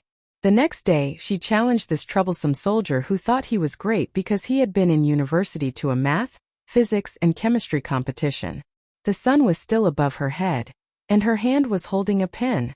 It was noon, but Yi Qian did not move. Her opponent, on the other hand, got a heat stroke because he was nervous. From then on, he never dared to say things like, "I'm good at English, I went to college, you are all country bumpkins." Taking care of another recruit who knew some martial arts was even easier. Dueling was Yi Qian's favorite pastime. It didn't take a few hours. It only took a little more than 10 minutes. Only when the other party's face was bruised and swollen did he stop calmly. Recruit, remember this. The class leader that you threw flies at has participated in 2 large-scale military exercises, participated in flood relief, and saved several civilians from rolling rocks. What about you? Other than your punching skills, what other inspiring things have you done? Yi Qian was a girl and she was also a student. Her actions not only served to intimidate them, but also made these troublemakers feel ashamed. They felt ashamed of their own arrogance and complacency. In just a few days, Yi Qian had finished the task given to him by the political commissar. Without the accompaniment of Uncle Zhen and Principal Chun, Yi Qian used her own abilities to gain a firm foothold among the recruits. She quickly gained their trust. How to convince the masses and how to get along with the male recruits was not something that the elders could teach her. She could only rely on herself to figure it out. She had already become brothers with the recruits. The political commissar saw this and called Uncle Zhen, who was left in the village. Uncle Zhen had left the village for more than half a year. The first thing he did when he returned was to chat with the villagers who came to visit him. He did not care about how Yi Qian was doing in the army. Now that he received a call from the political commissar, he was truly relieved. Chapter 357. That's good, that's good. As long as she can make friends with the new recruits and make them believe in her, I can rest assured. Uncle Zhen had always remembered Xia Jinyuan's words. Yi Qian is not good at integrating into the team, and will have a hard time in the army in the future. Therefore, when Yi Qian went to the army, he immediately called the political commissar. This was why Yi Qian had to deal with the troublemakers as soon as he entered the army. Principal Chun was also very busy when he came back. By the time he finished his work and contacted Yi Qian, it was already early August. It just so happened that Yi Qian called on the day of the results. She was still in the army and answered the call from the sentry box. You did well, girl. You got what you wanted. Before Principal Chun could report the results, Yi Qian, who was already confident, said with a smile, "Even if you don't tell me, I know how I did." After that, he reported the results. It was only 5 points lower than the actual score. Without the biology and geography scores, except for the Chinese essay, which was deducted 3 points, Yi Qian got full marks for all the other subjects. Yi Qian even lowered the score for the Chinese essay by 5 points. Yi Qian did not become the top scholar in the province, but he still got 4th place in the province. When the principal of No. 1 middle school found out about Yi Qian's results, he regretted it so much that his intestines turned green. They had forced such an excellent student to leave the school last year. However, when he thought about Yi Jifan's current status and the fact that the Provincial Education Bureau had warned him not to publicize Yi Qian's results, the principal could only sigh inwardly. He did not show it on his face at all. When the provincial high school entrance exam results came out, Yi Jifan, who had been keeping an eye on it, did not let it go. He immediately called Old Hu, whom he knew from the Municipal Education Bureau. Yi Qian's results had been intentionally concealed by the Provincial Education Bureau. Old Hu, who was from the Municipal Education Bureau, naturally could not find out anything. If he could not find out anything, it meant that he did not get into the school. I only have the results of those who have been admitted to high school. Yi Qian's name is not on my list. Old Hu scanned the system but couldn't find it. When he saw Yi Jifan paying so much attention to the examinee's results, he couldn't help but feel puzzled. I say, Old Yi, why are you so concerned about this examinee's results? If I remember correctly, you only have one daughter, Ying, right? She seemed to have thought of something and tried to tease him. The candidate's surname is also Yi. Could she be an illegitimate daughter that you don't want to acknowledge? You are indeed a scholar. You have a rich imagination. He's a distant relative of mine. His parents have some conflicts with my family. I'm just asking. Knowing that Yi Qian didn't get into high school, Yi Zhifan was overjoyed. He didn't want old Hu to probe any further. He happily said, "Let's have dinner together tonight. Don't you want to follow Secretary Wu's path? Deputy Tseng has a dinner appointment with Secretary Wu. If you're free, come along." This sentence was to old Hu's liking. He didn't care about other people's business. He smiled and said thank you before hanging up. When Yi Qian didn't get into the school, Yi Zhifan was happy. Naturally, Yi Ying and Sun Dongqing were also happy. "Stupid girl, I told you she's a good-for-nothing. Look, it's obvious that she doesn't have the life to study."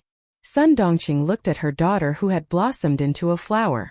She couldn't hide the pride in her heart. She said harshly, "Ying, your sister didn't get into the school. You should give her a call later to comfort her." Yi Ying, who was full of arrogance, raised her chin slightly. Her voice was thin and sharp as she laughed. "Mom, you're right. I'll call the village chief's house tonight and ask her to answer the phone." Chapter 358. The arrogant Ying lifted her chin slightly and laughed in a thin and sharp voice. "Mom, you're right. I'll call the village chief's house tonight and get her to answer the phone." She snorted with a look of disdain and said with a vicious look, "She thinks she can compete with me? She's just an orphan. I can bully her however I want." Yi Qian had to answer Yi Ying's call, so that she could show off her superiority. However, Yi Qian was not around, so she could only hold back her pride and ridicule. On the third day after the results were released, Yi Qian did not even know her ranking in the province for the middle school exams. At this moment, Jessen gave her a fierce bear hug and punched her in the back. Yi Qian felt a little uneasy when she was blocked by her classmates who had graduated from middle school and had not contacted her for almost a year. Especially when she saw the unfriendliness on their faces, she was prepared to apologize. "Jessen, your greeting gift is too warm. My back is going to bruise from your punches." "Damn. It's already a good thing that I didn't cut ties with you. So what if you received a few punches from me? Do you have any objections? Do you know how long you've been missing? It's been almost a year. Damn. We've been asking around but no one has seen you." And Jessen's eyes reddened as she spoke. "We were all worried about you. Where have you been for the past year?" Zhang Na squeezed over from the side. "I haven't hugged you yet. We'll start the scolding session after I hug you." As she spoke, she glared at Yi Qian and opened her arms to hug her. "Yi Qian, just wait to be scolded by us old classmates." She hugged Yi Qian tightly and heard her slightly choked voice. Zhang Bian, who had entered the province's #1 middle school because of his specialty, stood at the back like a pillar. He looked at the girls hugging each other and laughed. "Yi Qian, why don't we hug too? Damn. Get lost. Trying to take advantage of me." And Jessen kicked him in return. Learn from Zhou Liao. He's a gentleman. It's more polite to stand aside. Zhou Liao pushed up his glasses out of habit. After thinking for a while, he slowly smiled and said, "I'm not a gentleman. I'm waiting for the girl to finish hugging me before I do it myself."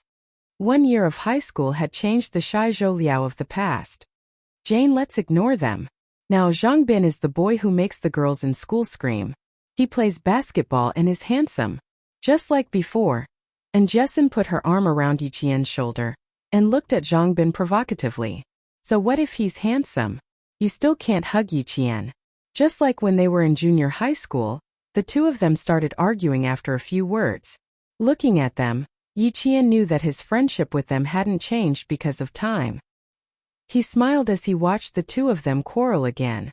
After exchanging a glance with Zhang Na, they both smiled knowingly. As for why, it was probably the thoughts of those young men and women.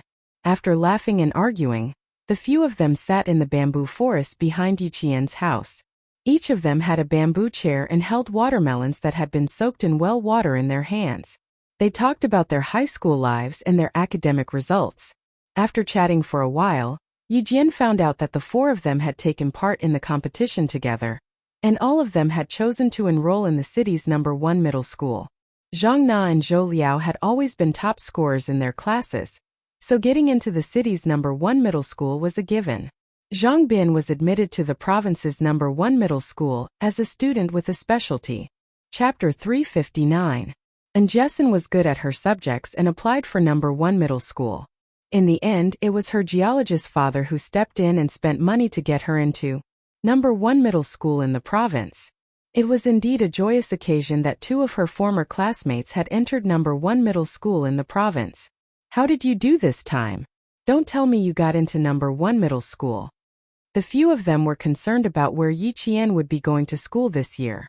Zhou Liao, who was more mature, asked, "We didn't come here for any other reason. We just wanted to know where you will be studying so that we can keep in touch." As soon as he spoke, Yi Qian could clearly feel the nervousness on their faces. They were worried that she would be upset. Ming Yan's eyes moved like water in the swaying bamboo shadows. Looking at their nervous faces, a bright smile bloomed on her face. Yi Jian raised her eyebrows and said leisurely, "You should have done well in the exam. You have also received the notice." "Damn! You scared me to death." After Jessin heard this, she let out a long sigh of relief and took a deep breath. She had been holding her breath, waiting for Yi Qian to speak. Great. When school starts I can tell that bitch Ying. Let's see if she can still be so smug."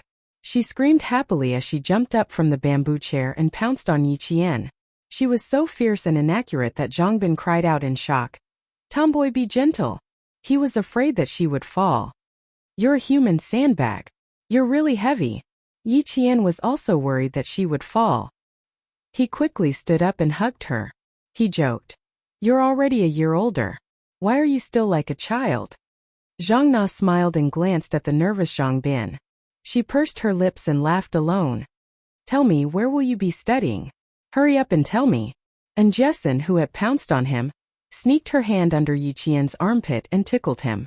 She asked cheerfully, "Hurry up and tell me, or Nana and I will do it together." Tickling was nothing. Yi Qian opened his arms and smiled. "Come, tickle me all you want. I won't laugh when you touch me. You're so stubborn." After scratching for a while, Jessin gave up. She curled her lips and said, "If you're not afraid of this, what else are you afraid of?" She wanted to ask more, but Zhang Bin pulled her back and secretly gave her a look. Although he majored in sports, he had a father who was a policeman. Zhang Bin's temperament was also extremely meticulous, and he knew when to stop. "Don't ask anymore. Why don't you use your brain if you don't have results in geography and biology?" After Yi Qian started chatting with Zhou Liao, Zhang Bin secretly reminded Jessin, "Can't you see that we're not asking anymore? You stop talking so much." Zhou Liao noticed that Zhang Bin was obviously warning the tomboy. He smiled and said to Yi Qian, "I don't know how Ying found out that she spent money to buy a school. Whenever she sees her, she will definitely mock her. You also know that tomboys can't tolerate it." Ying said that she couldn't tolerate it. Once she said it, they started arguing. In the end, both sides suffered. After all, they weren't from the same school, so Zhou Liao's knowledge was limited. He only knew bits and pieces about Zhang Bin and other students who entered the provincial first high school. Ying's name. He hadn't heard it for almost 2 months. When he heard it again, Yi Qian's eyes turned cold. He smiled and said, "Don't worry, Ying won't dare to say such things again." Chapter 360. You. Zhou Liao's eyes lit up. He looked at his classmate, who had always been indifferent, in surprise. Then he let out a long, "Oh," and smiled sincerely. "Yi Qian, you always surprise people." "It may be a surprise to you, but it must be a shock to some people." She raised her eyebrows slightly. Her casual and indifferent temperament changed instantly. There was a frosty air about her. "Thank you for your concern. Let's keep in touch." Zhou Liao pushed his glasses and reached out his hand. "We can't go to the same high school, but I hope we can go to the same university and continue our friendship." "I hope so too." Yi Qian reached out to shake his hand and smiled.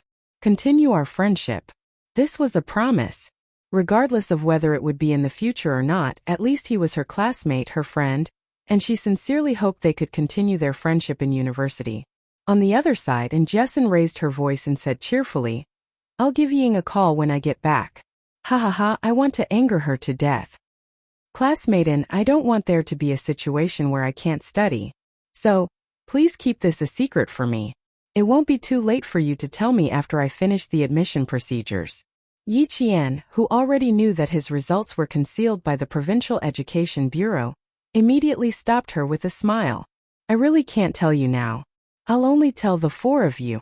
After a short silence, there were four voices of assurance in unison.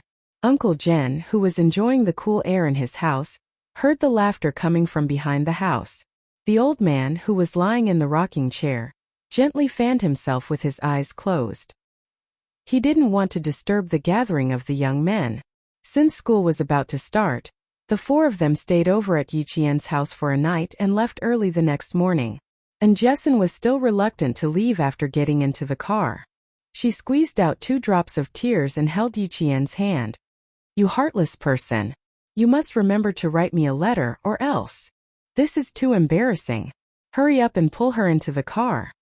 Yi Qian, who was covered in goosebumps, pulled his hand away and motioned for Zhang Bin to pull her into the car.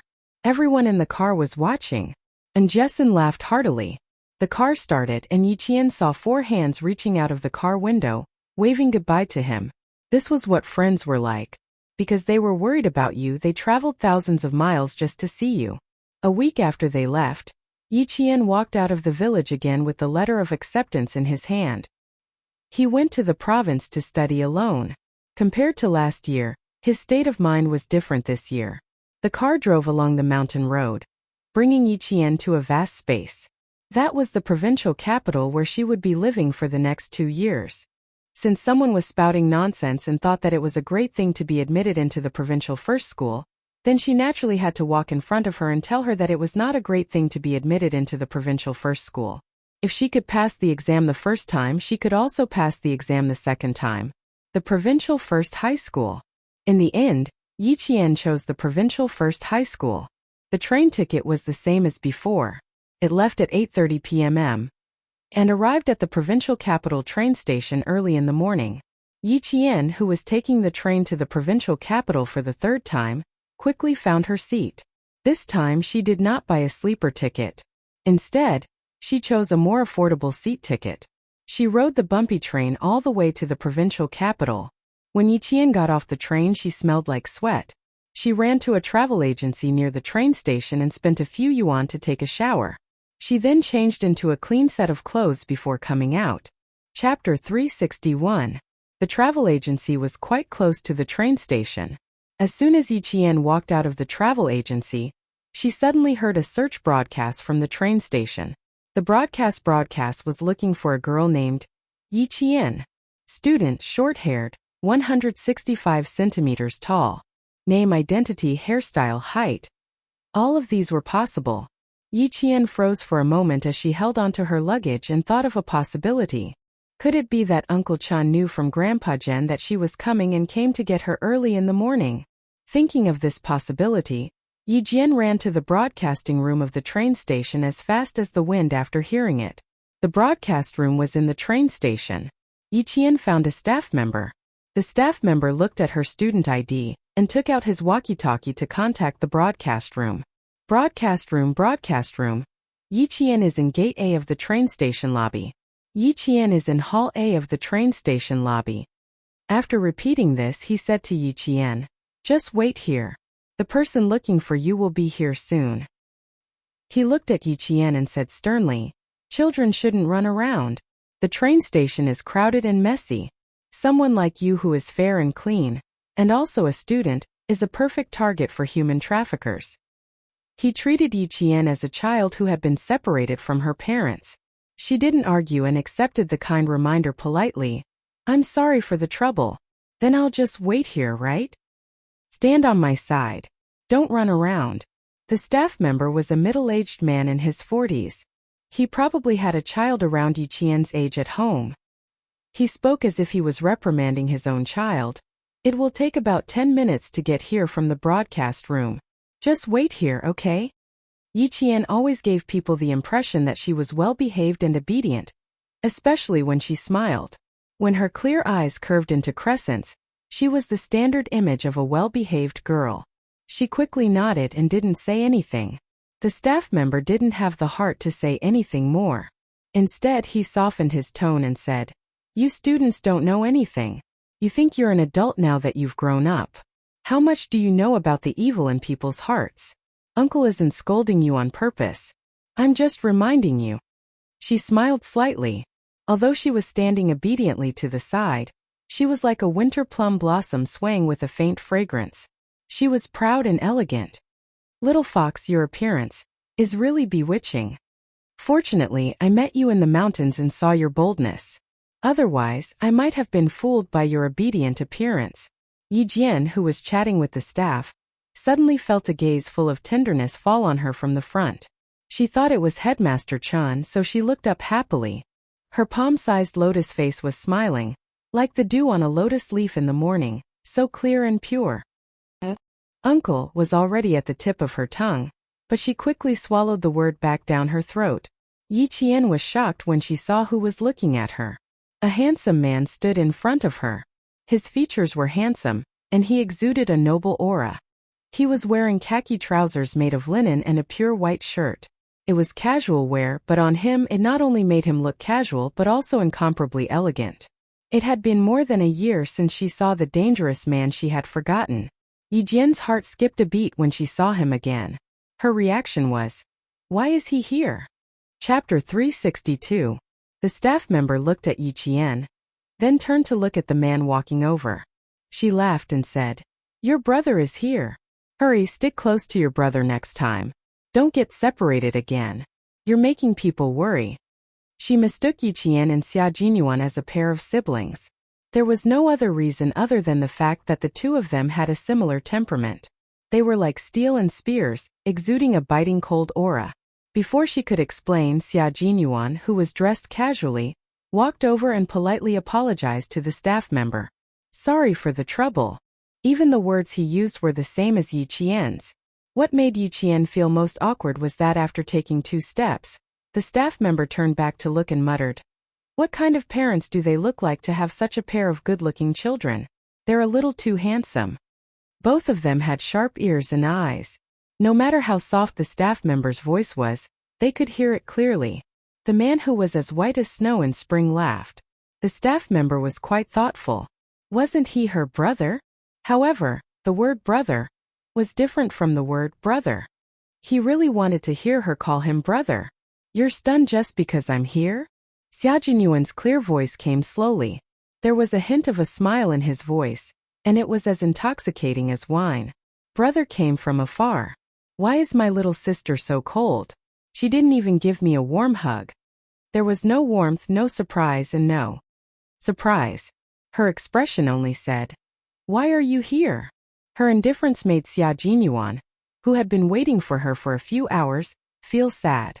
"His little fox, you're really cruel. Even if it was an old friend meeting, there should at least be a little surprise." However, she was so unique. Why did he even appear in front of her? Yi Qian choked on the words brother and little sister. Her fair face flushed red. She glanced at him and said calmly, "I don't have a brother. Captain Xia, don't randomly acknowledge people as family." It had been a year since they last met. But Xia Jinyuan was still the same Xia Jinyuan from a year ago. He was still flirting with her and teasing her. "I'm older than you, so it's fine for you to call me brother." The shade of crimson on her face was truly breathtaking. Not a bit more, not a bit less. Her natural beauty was perfect with light makeup and heavy makeup.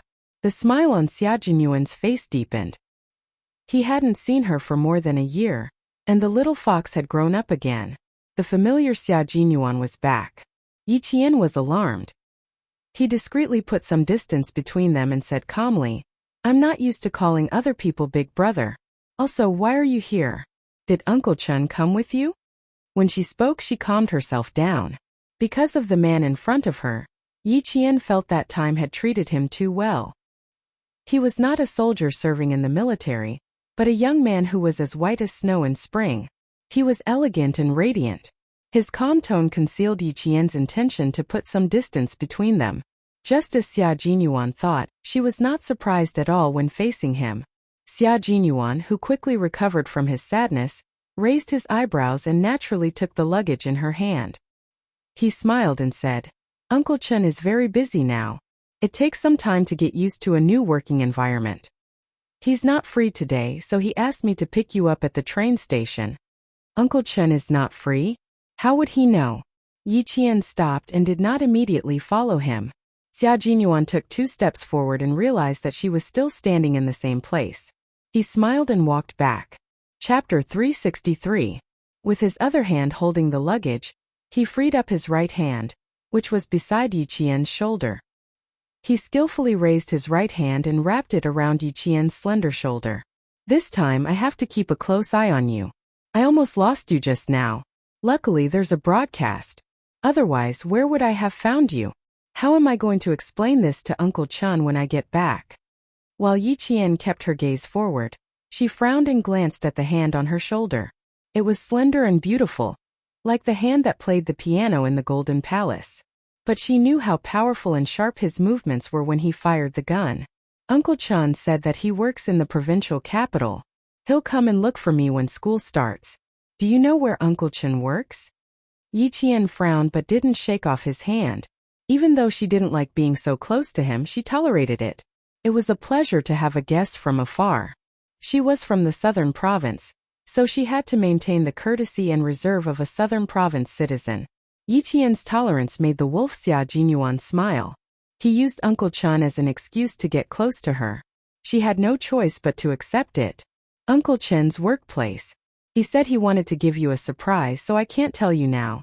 Let's go and have breakfast first. She smelled faintly of soap, which was unique to her. It was a refreshing fragrance. You can't register until 9. It's still early. It was only 6 o'clock, and the sun hadn't driven away the coolness of the night. With Xia Jinyuan's arm around her shoulder, Yi Qian pursed her lips. When they entered a kanji shop, he let go of her and secretly sighed. She waved her hand gently, as if doing so could get rid of the minty smell he left on her. The breakfast shop was doing well. Yi Jian chose a table near the glass wall and sat down. The tables near her were filled with parents accompanying their children to enroll in school. While eating breakfast, the parents did not forget to lecture their children. One moment they told their children to be bolder in school, the next moment they told them not to be reckless. Yi Qian smiled helplessly. Poor parents. Sometimes their words didn't make sense. A boy was annoyed by his parents nagging. He put his spoon in his bowl and retorted, "Mom, can't you let me have breakfast in peace? I'm 16 years old, not 6 years old. I wonder if I'm retarded if you keep saying that."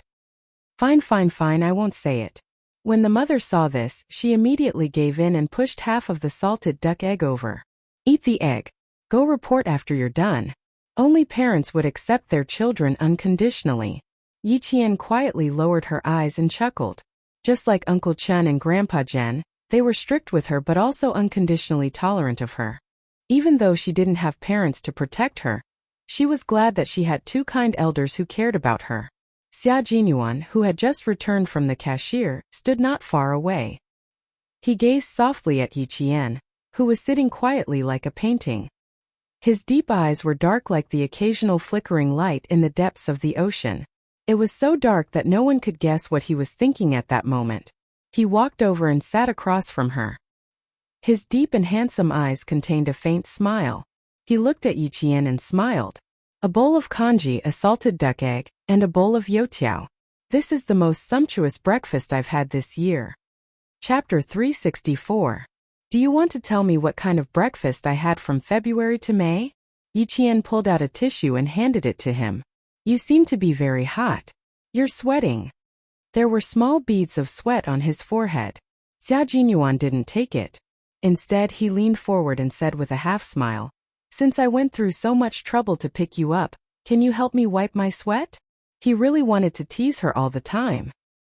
He knew that she wouldn't dare to do it, but he couldn't help but want to try.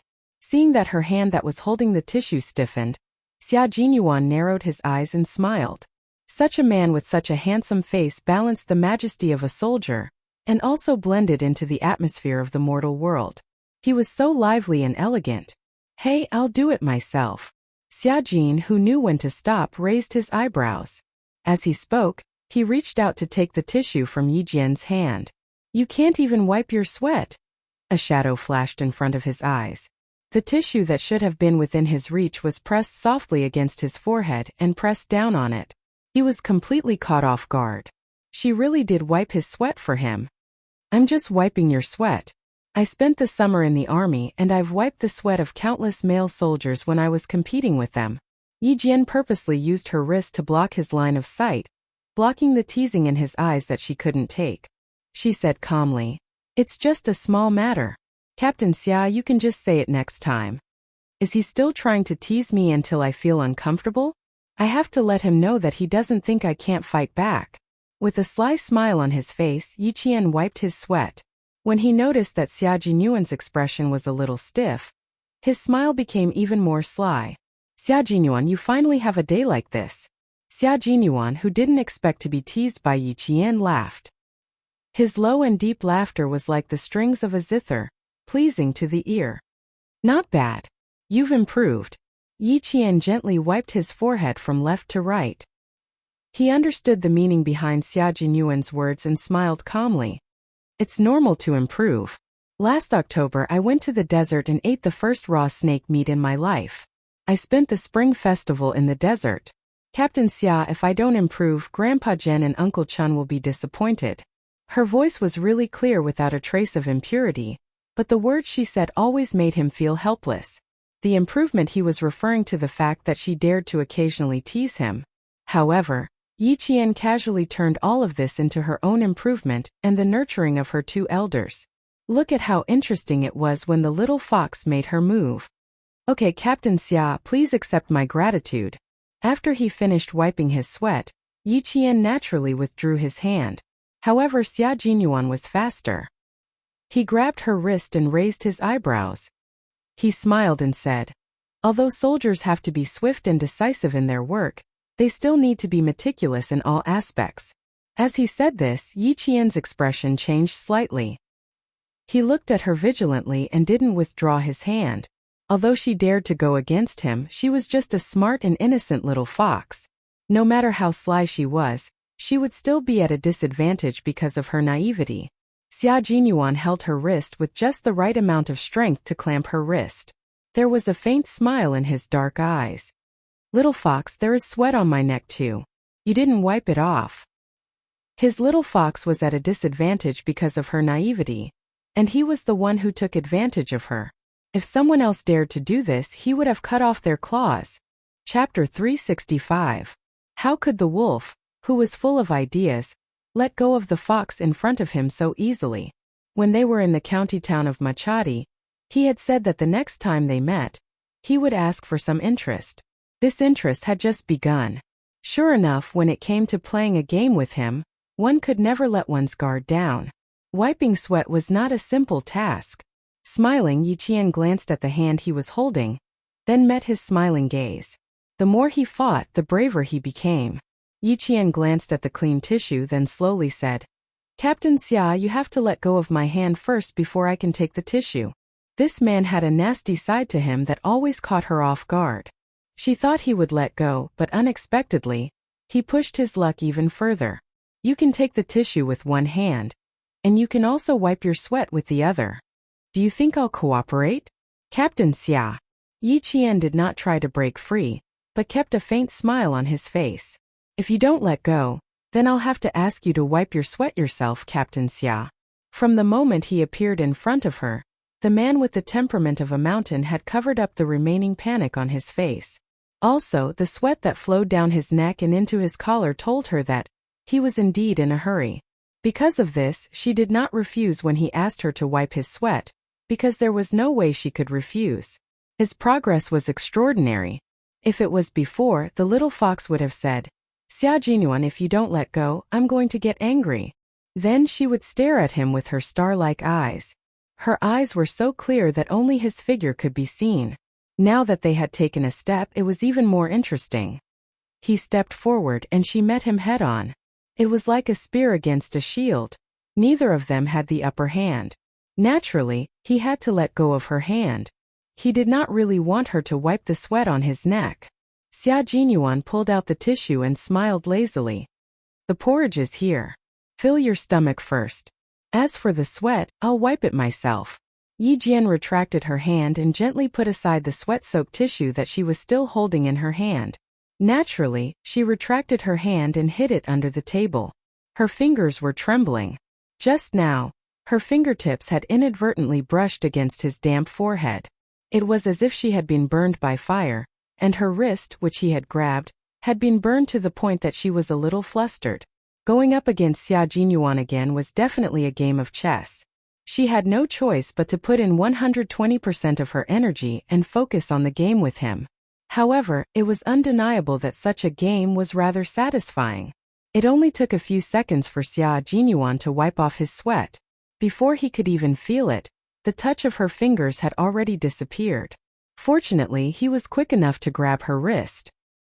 He could feel the temperature of her skin at such a close distance and reminisce about the delicate touch of her skin. Also, when she looked at him, her eyes were filled with helplessness but would not back down. It was so interesting. Breakfast was served to both of them. Xia Jinyuan was no longer teasing Yi Qian. He even prepared a spoon for her and handed it to her. As if the wind had just blown by, he smiled indifferently and said, "It's still early. Come. Tell me about what happened in the desert. Is there anything interesting you can tell me?" He was no longer doing anything that would give her a headache. Yi Qian heaved a sigh of relief and scooped a spoonful of vegetable porridge. He lowered his gaze and looked at the crystal-clear porridge and the crispy green vegetables. He said indifferently, "There are no interesting things in the desert. There are only dangerous and life-threatening things. Quicksand, poisonous snakes, dehydration. I encountered all of them in half a month." Chapter 366. When she recalled the training in the desert, it felt like it had just happened yesterday. When she mentioned the desert, Xia Jinyuan also thought about his 70-day test flight in the desert. During the test flight, there were 2 engine problems and he almost lost his life in the desert. But when she brought it up again, there was no danger in his memories, only joy. A barren land with no life. An endless stretch of yellow sand isolated you from the rest of the world. When I heard travelers passing by, I felt like I was still living on Earth and not in outer space. When Yi Qian talked about those precious memories that would not fade even when she grew old, her whole body lit up. Her eyes were like the sun, full of vigor and vitality, so bright that it made people dizzy. The sun shone gently from behind her, as if she was bathed in holy light. She raised her eyebrows and talked about the various things that happened in the desert. The faint sunlight shone, stunning not only the time but also the people who looked at her. "Deputy Qin, sorry to keep you waiting." Outside the glass, a man in a suit and leather shoes jogged over. It was early in the morning and he was still wearing a tie. He ran over to a man who looked especially young from the back. He was also in a suit, but he was as elegant as a Kaffir lily. Sorry, I made a mistake at work and did not pick you up on time." The sound of panting and hurried footsteps could be heard clearly through the glass wall. Yi Qian, who was talking, looked outside and saw the figure of a man walking out from the side of the main pillar of the building. His gaze fell on Yi Qian's face. When he walked out from behind the pillar, he smiled slightly, as if to explain that he just happened to be standing behind the pillar to avoid the sun. This was a man who looked as elegant as a poem, and also a man who was very cultured. He was wearing a pair of straight, light brown trousers without a single wrinkle, a white shirt, and a tie of the same series as the trousers. He was formal and elegant in every aspect. Just one look and you could tell that this person was well educated. Yi Qian was stunned. He didn't understand why a stranger would explain himself to him. Outside, the man who was addressed as Vice Qin by the staff smiled faintly. He had excellent etiquette in his bones. "It's fine. Everyone in the station knows that I don't know the way. It's my own fault. It has nothing to do with you. Where's the car parked?" "This way, please. The car is parked on the side of the road." When the staff heard this, even Yi Qian could sense that he secretly heaved a sigh of relief. Xia Jinyuan, on the other hand, took another look at him. His deep eyes narrowed slightly, as if he was trying to guess his identity. He looked away faster than Yi Qian. Seeing that her attention was also on the outside, he said in a cool voice, "How long have you been in the desert? You don't look like you've been there for a long time. You don't look like an African." Yi Qian looked up casually, as if he had inadvertently seen the scenery. He looked away and smiled at Xia Jinyuan. I was there for 4 months. At the time I didn't think it was very hard. Now that I think about it, it was actually quite hard. The desert is very hard. You were able to endure 4 months. Not bad. He didn't mention that he had also gone to the desert. He had gone to the desert for the country. It was an A-level secret in Red Heart. He couldn't even reveal a word about it to his loved ones. Chapter 367. Yi Qian thought about it, then shook his head and said, You can't use the word endure. You can't use the word endure when it comes to what you like and what you're interested in. You should use the word enjoy. I really enjoy this process. You've seen my training plan. I like every aspect of it, so I enjoy this process. At the time, he had seen that the training plan was based on the Delta Special Forces training plan. He had also hinted that it might be a little difficult for a young girl to persevere through it. Uncle Chun smiled and replied, You'll know after you try. You'll know after you try. Actually, Uncle Chun already knew that the little fox in front of him would be able to persevere and enjoy it. Now that he heard her say that she enjoyed the training process with his own ears, Xia Jinyuan finally understood how tough she was. How could Yi Jifan defeat a little fox like her just by messing with her? Did he want to continue messing with the little fox's exams this year? Wasn't he afraid of ruining his own career? Xia Jinyuan drove over, so he wasn't in a hurry to leave. He waited for the surrounding customers to disperse before his elegant smile faded a little and he said, Yi Jifan has someone backing him up. Little fox, try not to meet him alone in the future. But you don't have to worry. Principal Chow of the Provincial First High School is not a simple person. Once you enter the school, he won't be able to make things difficult for you. Yi Qian's eyelids twitched slightly as he gently placed the salted eggshell in his hand on the table.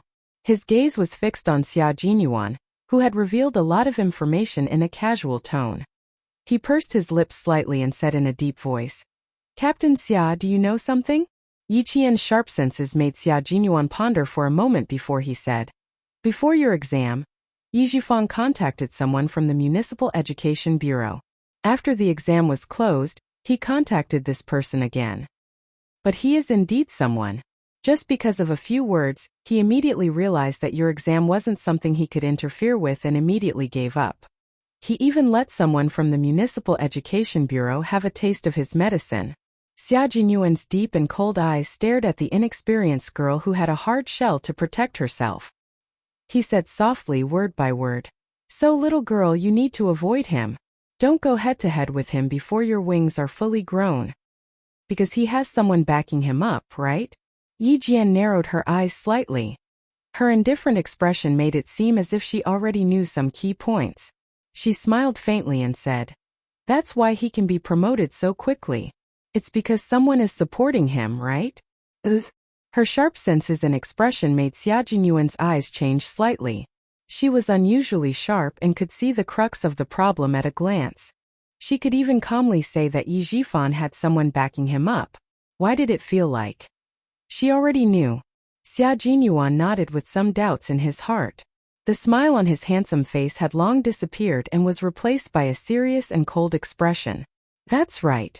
It's precisely because he has someone backing him up that you absolutely can't go head-to-head with him. So there really is someone backing him up. Yi Qian slightly lowered his gaze. The corners of his mouth curved and his eyes gradually darkened. In her previous life, Yi Jifan's official career had been smooth sailing up until her death. He had gone from a small town mayor to the second-in-command of a large province. If there had been no help in between, how could he have risen so quickly? And how could Yi Ying have married into a prestigious family and become a young mistress? Chapter 368. As for Uncle Jen, he had also avoided Yi Jifan. After transferring her household registration, he had never interacted with Yi Jifan again. From this, it could be seen that Uncle Jen probably knew a little about him. In the end, when Uncle Chun left the school, wasn't it also to avoid the sharp edge? For her, the two elders had taught her to be self-reliant and independent. Only then could she go further and reach the peak that even Yi Ying could not reach. She could reach the peak where no one could threaten her. Putting all these things together, it was clear to her that Yi Jifan had someone backing him up. and she had to be so strong that even the person backing him couldn't do anything about it. Yi Jifan was in politics and she was in the military. As long as she had a firm foothold in the military, even if someone wanted to touch her, they would have to think twice about it. After Xia Jinyuan confirmed his suspicions, Yi Qian felt a lot more relaxed. He raised his head and smiled faintly. I've never met him head-on. Last year, number 1 middle school's actions made me realize that no matter how good my grades were, I would still be under his control if I stayed in school. So, I tore up my acceptance letter and left Awai City. Yi Jifan's current sphere of influence is still limited to the city. As for the province, from the moment I received the acceptance letter from the provincial number 1 middle school, I knew that his influence had yet to reach the province. No matter how fast he gets promoted, it's impossible for him to get promoted every 2 years. As for me, before he reaches the province, I will leave Nan province. At this point, Yi Qian paused for a moment. Under Xia Jinyuan's increasingly gloomy gaze, he leisurely said, I won't meet him head-on, but I have to let him know that I, Yi Qian, am not someone who can be easily bullied. With Yi Jifan's cautious and suspicious personality, he must also be wondering if I have someone backing me up. After weighing the pros and cons, his actions in the open will only become smaller and smaller, but his actions in the dark will also have to be wary of my backer. Why is he so certain that I have someone backing me up? It's very simple. I'm sure Xia Jinyuan has already guessed it. Not only did he guess it, but he also felt it. The little fox in front of him was indeed a fox. If it continued to be so smart, it would ascend to the heavens. She made use of Yi Jifan's suspicions to reveal her strength step by step in front of him. She even told Yi Jifan that she wasn't worried about not being able to go to school at all. Of course she wasn't worried. How could someone as smart as her not be able to go to school? Even if in the eyes of others, Yi Qian had fallen on hard times and had to stop studying in the end, she used a year to complete the Special Forces training and returned to school to retake the exam. She used her own strength to tell everyone that Yi Qian was not someone who would admit defeat easily. Thinking of this, Xia Jinyuan casually leaned back in his chair and asked with a smile, Aren't you afraid that Yi Jifan will really tamper with your exam papers? When 3 people form a wall, public opinion can melt metal. I handed in my exam papers early and solved the questions in front of so many invigilators and school leaders. After the exam, the students from the other schools also knew about my performance, Yi Qian. Yi Jifan wants to tamper with my exam papers. If the person who agreed to his request isn't stupid, they'll know that it won't go according to his wishes after a little investigation. Moreover, when I came back, Principal Chow personally told me that regardless of my results, I can still go to number 1 middle school in the province. Last year, Director Li of number 1 middle school in the capital also wrote to me. As long as I'm willing to return to school, I can use his recommendation letter to enroll in number 1 middle school. Chapter 369. I have a way out and someone to prove me. Moreover, I passed the exam with my own hard work. Besides, Yi Jifan hasn't reached a place of great power yet. What do I have to be afraid of? When she spoke, her voice was like glittering jewels in jade, clear and melodious. Her features were picturesque, like green mountains and clear waters. This was her spirit. Her gaze was clear, but the ripples in her eyes were like the waves of the sky. She had a lofty and oppressive aura, but it faded away with a smile. The only thing that could be seen was her attitude and her arrogance. This was her soul. Xia Jinyuan smiled. His elegant and handsome face was as gentle as water. He looked at her with his deep black eyes, which were full of amazement. So this time, regardless of whether Yi Jifan did anything to you, you can still study in a famous school, right? There was a subtle sigh in his voice. Xia Jinyuan was sighing at himself for doing something unnecessary. He contacted the army and sent 2 captains, but they were captured by the career woman and became her bodyguards in exchange for special privileges for Little Fox's exam papers. A teacher, 2 captains, and a notary personally escorted her to the provincial government to mark her exam papers. Then the Provincial Education Bureau hit Little Fox's scores. Unimportant people, even the city's Education Bureau, couldn't find out. He didn't want her to know about these things. He just wanted her to have a smoother life. Who knew? His little fox didn't need any of this at all. She could handle it herself. Yi Qian finished the last bite of the deep-fried dough stick and wiped the corners of her mouth with the tissue. She looked at the man who was eating elegantly and said meaningfully, "As long as I can think of something, I can do it well. I don't need to rely on others. Captain Xia, I like to rely on my own hands and not others." "You're right. It's better to rely on yourself than on others. This is why I admire you." Xia Jinyuan pretended not to hear the meaning behind her words. He picked up the car keys on the table and said, "We can leave after we finish eating. I have 3 days to rest. There's no need to rush to finish talking." He got up and left, leaving Yi Qian with a view of his tall and sexy back. He didn't give her a chance to continue the conversation. Yi Qian furrowed her brows and had no choice but to follow him. He was always like this. Even though she had made it so clear, he would still be able to pull out 1,000 caddies with just 4 taels of silver. Xia Jinyuan knew very well that he would not be able to spend the next 3 days with this cunning fox if he didn't brush it off lightly. During breakfast he was amazed by every step Yi Qian took. Every step she took was so steady that it was like the foundation stone of a skyscraper, unshakable. What made him even more amazed was her temperament. She had cultivated both inside and outside to the point where her smile was elegant and her coldness was oppressive. Both her spirit and soul had been greatly tempered. Only 16 years old, she was only 16 years old. Growing up in such a difficult environment, her temperament should have been developed long ago. However, she didn't. After she walked out, it was as if she had washed away all the dirt on her body and was reborn on her own path. When they walked out of the breakfast shop, the sun was a little too bright. The ladies walking around had already opened their umbrellas. For a girl like Yi Qian who spent all her time in the military camp, an umbrella had never appeared in her bag. Xia Jinyuan wanted to remind her, but when he saw her straight legs under her hot pants, which were so fair that they reflected the sun's light, he realized that she didn't need an umbrella. Rolling in the desert, passing through the jungle, camping in the military camp, her legs were as white and tender as tofu under the sun and wind. Chapter 370. It wasn't a long drive from the train station to the school. Yi Qian arrived at the school before 8 o'clock. Registration was supposed to start at 9 o'clock, but the school had already started at 8 o'clock. Yi Jian did not ask for Xia Jinyuan's help. She went through the admission procedures by herself. Then she looked back at the words Provincial Number 1 Middle School that were shining under the sun. She did not expect that she would choose this school in the end. She chose the Provincial Number 1 Middle School that was 18 hours away from home. Xia Jinyuan watched as she walked towards him under the sun. Her short hair danced in the sun like a musical note.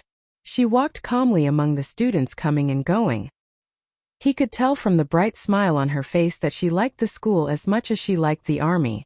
"Put your luggage away first. Where are you assigned to your dorm?" When she came closer, Xia Jinyuan, who had been waiting for her, smiled seductively and took out a school map. "The boys' dorm is here, and the girls' dorm is near Swan Lake. Which one is yours?"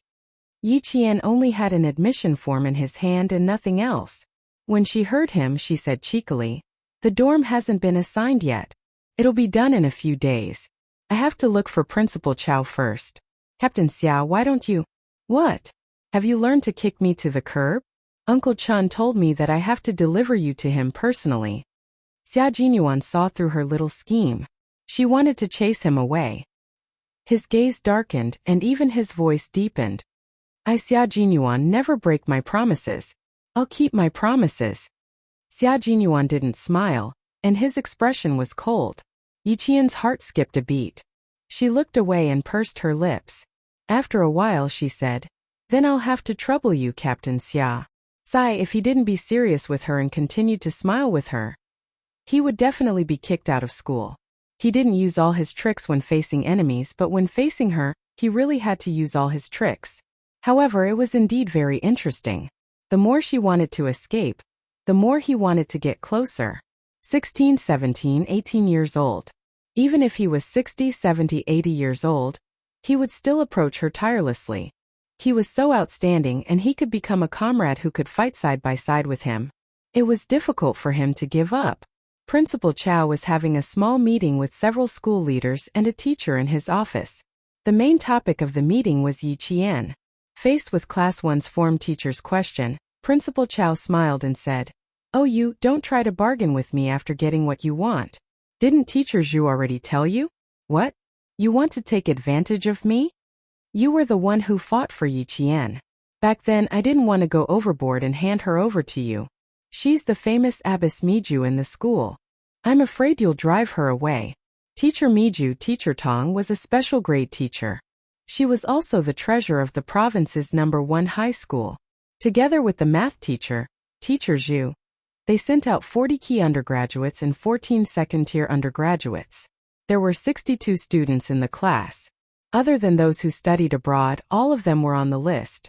Teacher Tong didn't give the name Abbess Miju by her classmates, but she gave it to herself. It actually meant that she didn't make the list. In her class, there was no such thing as failing the list. Teacher Tong was in her early 50s. She was a cheerful teacher. She wasn't like the other form teachers who always put on a poker face. She always had a smile on her face, and she had the dignity of a teacher and the kindness of an elder. Chapter 371.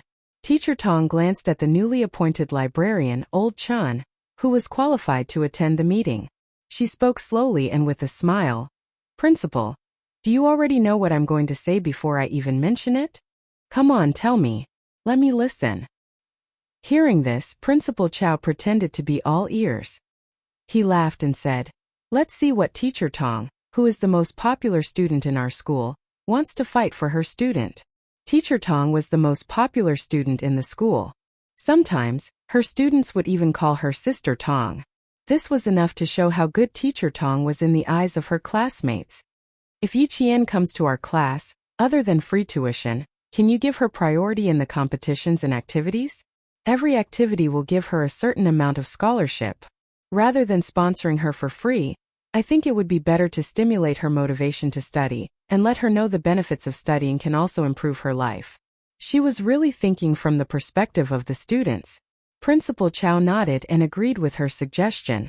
At that time, there was only one reason why he did not consider arranging Yi Qian to be in her class, and this reason could not be told. As they were talking, there was a knock on the door, followed by a low and steady voice. "Is Principal Chow here? I'm Xia Jinyuan." Xia Jinyuan.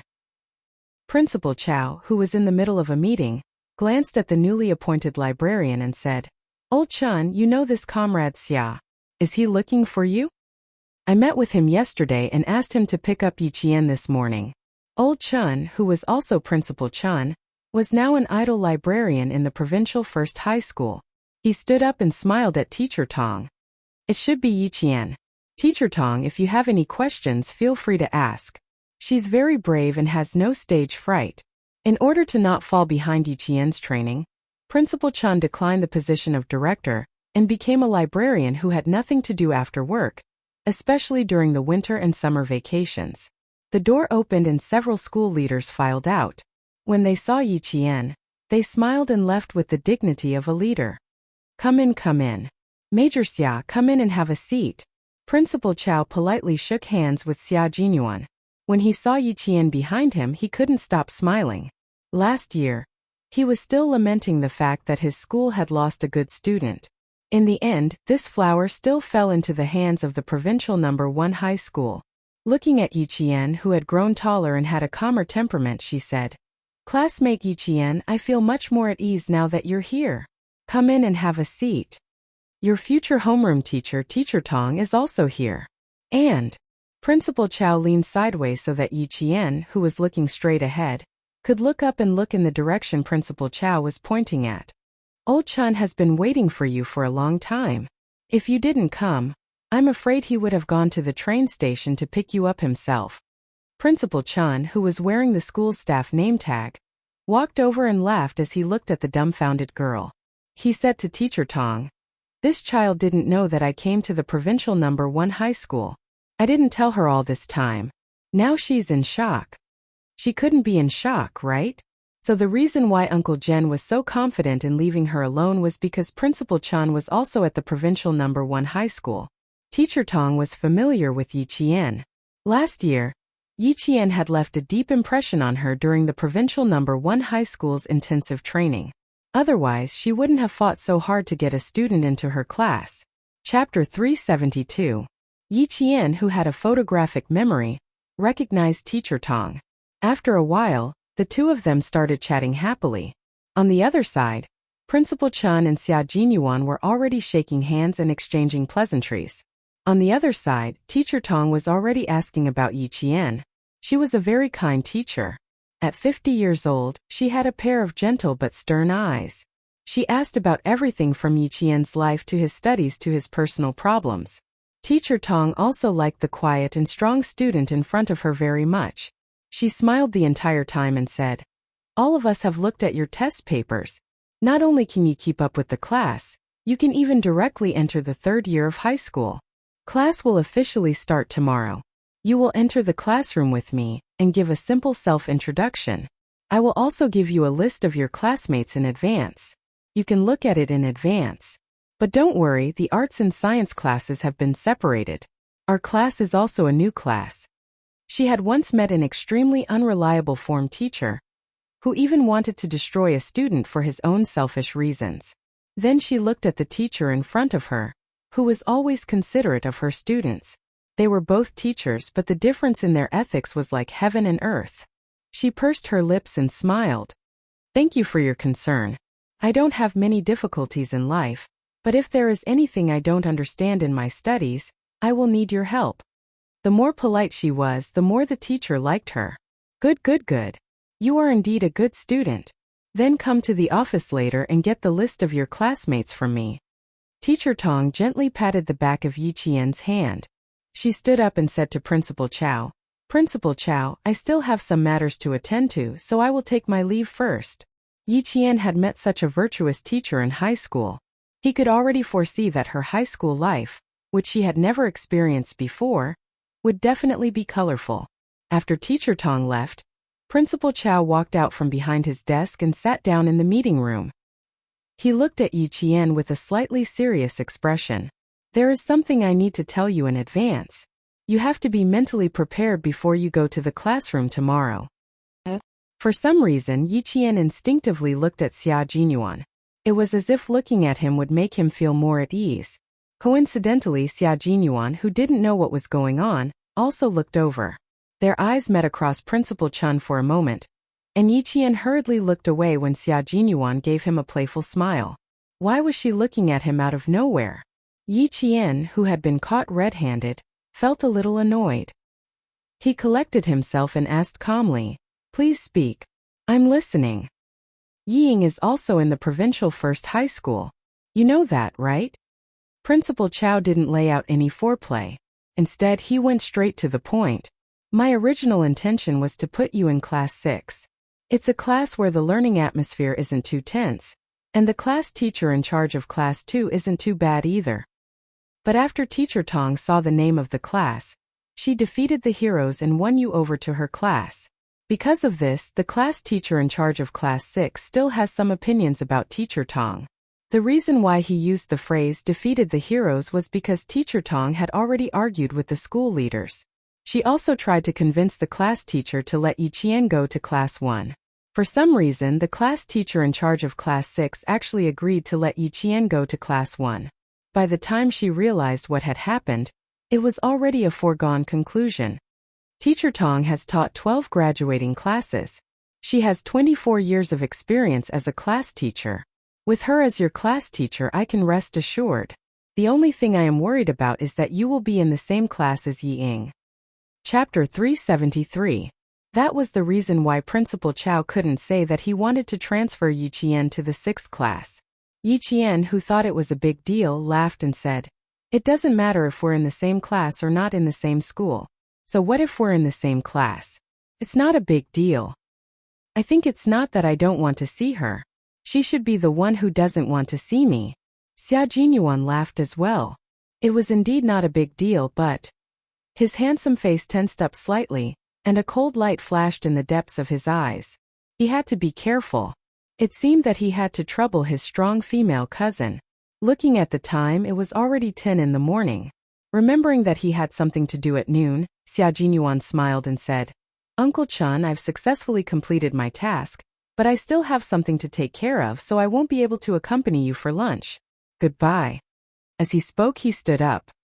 His tall and slender body made the three people sitting in front of him look down at him. When Yi Jian saw his handsome chin, the memory of him asking her to wipe the sweat on her neck flashed through her mind. Her expression was a little unnatural. When his gaze landed on her, Yi Qian, who had finally relaxed, suddenly tensed up. She quickly stood up and said, "Then I'll see Captain Xia out. Uncle Chun, Principal Chow, I'll go look for Teacher Tong later. I'll also go back to the dormitory to pack my luggage." Xia Jinyuan was a little surprised that she took the initiative to see him out. Then she pushed him out of the office. When he heard her slam the door shut like a thief, Xia Jinyuan couldn't help but laugh. He seemed to understand why she took the initiative. "Why do I feel like something bad is going to happen when I hear you laugh?" Yi Jian's ears were a little red. Just now, she was afraid that he would say something like, "See you tonight, little fox," again. In a moment of desperation, she didn't care too much. She pushed his back with both hands and impolitely left the office. This moment, Yi Jian's hands, which were still warm from his body temperature, were placed behind her back. Her fingers moved unnaturally. Yi Jian knew that her face was burning to the point that even her ears were red. Unnaturally, she stubbornly met his gaze. Her pupils clearly reflected his exquisitely sculpted handsome face. Perhaps the school was a place that was filled with innocence and made it easy for people to calm down. Yi Jian suddenly realized that the eyes of the man whom she had not seen for more than a year were darker than before. They were as dark as a bottomless abyss. She looked at the pair of eyes that were as vast as the sea. They could hold the world and everything in it. Time had been kind to him. It did not leave any traces on his jade-like handsome face, but it had imperceptibly increased his aura. Back then, he had a piercingly cold aura that made all living things in the forest crawl. Now there was a layer of profoundness on top of that. When he raised his eyes, the light that burst out from his eyes was unstoppable, with a might that made people unable to disobey. He was a soldier who had cultivated the prestige of the nation and made people tremble in fear. Is this a gift? Or not? Why are you still thinking about whether you want to go back on your word? She just stared at him with her beautiful brows furrowed. Xia Jinyuan couldn't help but smile. He raised his hand and stroked her brows with his warm fingertips. Why do you frown so much at such a young age? Be careful that you don't get wrinkles between your brows before you get old. He was so quick that Yi Qian only had time to tilt her head slightly. Because she was too engrossed in looking at him, his fingers stroked her brows. Chapter 374. His warm fingers miraculously smoothed her furrowed brows. She tilted her head, took a step to the side, and escaped from his gentle touch. Yi Qian, whose mouth was a little dry, said calmly, "Captain Xia, don't you have other things to do? Let's go. I have to go to Teacher Tong's office later." Like a frightened deer, she only wanted to leave the hunting area as soon as possible. Xia Jinyuan, who saw her unnatural behavior and escape, smiled faintly and walked down the stairs leisurely. The car did not stop at the campus. Instead, it stopped at the entrance of the campus. After they got downstairs, Xia Jinyuan said lazily, "I left a gift for you in the car and forgot to take it. Little girl, you have to accompany me to the school gate." He easily blocked Yi Qian's excuse of only walking him downstairs, so she had no choice but to follow him obediently. Xia Jinyuan could be said to be self-taught when it came to creating more time for each other. It was already past 10 o'clock, and the sun was already quite bright. Groups of students came and went in the school. Parents carried boxes, mats, buckets, and boxes, and the whole school was bustling with activity. No matter how hot the weather was, it could not take away the smiles on everyone's faces. The scenery at the school was very beautiful. After all, it was a famous school with 100 years of history, so the scenery was incomparable to that of ordinary schools. When Yi Qian saw Xia Jinyuan stop by a broken wall, her heart tightened. She pretended not to see him and continued to walk forward. Xia Jinyuan looked at her hurried back and laughed. How much did this sly little fox not want to spend another minute with him? What should she do? She didn't want to, but she couldn't stop him from wanting to. One walked in a hurry, while the other walked unhurriedly, taking advantage of his long legs. Fortunately, it was the registration day, so the students and parents who came and went were only concerned with their own things and did not pay much attention to them. Otherwise, one was handsome and the other was beautiful. Who knew how much attention they would receive? Later, I'll go see Teacher Tong with Dad and ask her out for a meal tonight. You'll be assigned to Key Class 1. You must have a good relationship with the class teacher. A familiar voice with a completely different tone drifted out from the crowd. Yi Qian, who had been hurrying along, stopped in his tracks. He stood under the shade of a tree and swept his cold gaze over. She saw Yi Jifan carrying his luggage and walking past her with Yiying in tow. Behind them, Sun Dongqing was talking to a few of her classmates' mothers. She couldn't help but feel proud of herself. As for Yiying, he had not seen her for more than a year, and she had grown a lot taller. Her long hair was draped over her shoulders, and she was wearing a light blue denim dress. In terms of appearance, her temperament was much better than that of her classmates. Another thing was that she was much fairer than she was in her previous life. It was true that whiteness could cover up all ugliness. She looked much prettier than before. He was in the same class. Very good, he was back to his junior high school life. Fortunately, he didn't meet Teacher Ku. Yi Qian smiled coldly and looked away. At the same time, Xia Jinyuan walked up and said, "At least you have the conscience to wait for me." It seemed to be another beautiful misunderstanding. His tall figure happened to block Sun Dongqing's unintentional gaze. "Yiying's mother, what are you looking at? Your Ying is waiting for you in front." One of the parents greeted her warmly and said with a hint of flattery, "I didn't expect my daughter to be in the same class as Ying again. Ying, please guide her in the future especially." Chapter 375. Amidst the compliments, Sun Dongqing retracted her gaze and smiled. It's my duty, it's my duty." Could it be that her eyes were playing tricks on her? Why did it seem like she just saw Yi Qian, that wretched girl? She must be seeing things. How could that wretched girl appear in a century-old school? Bah!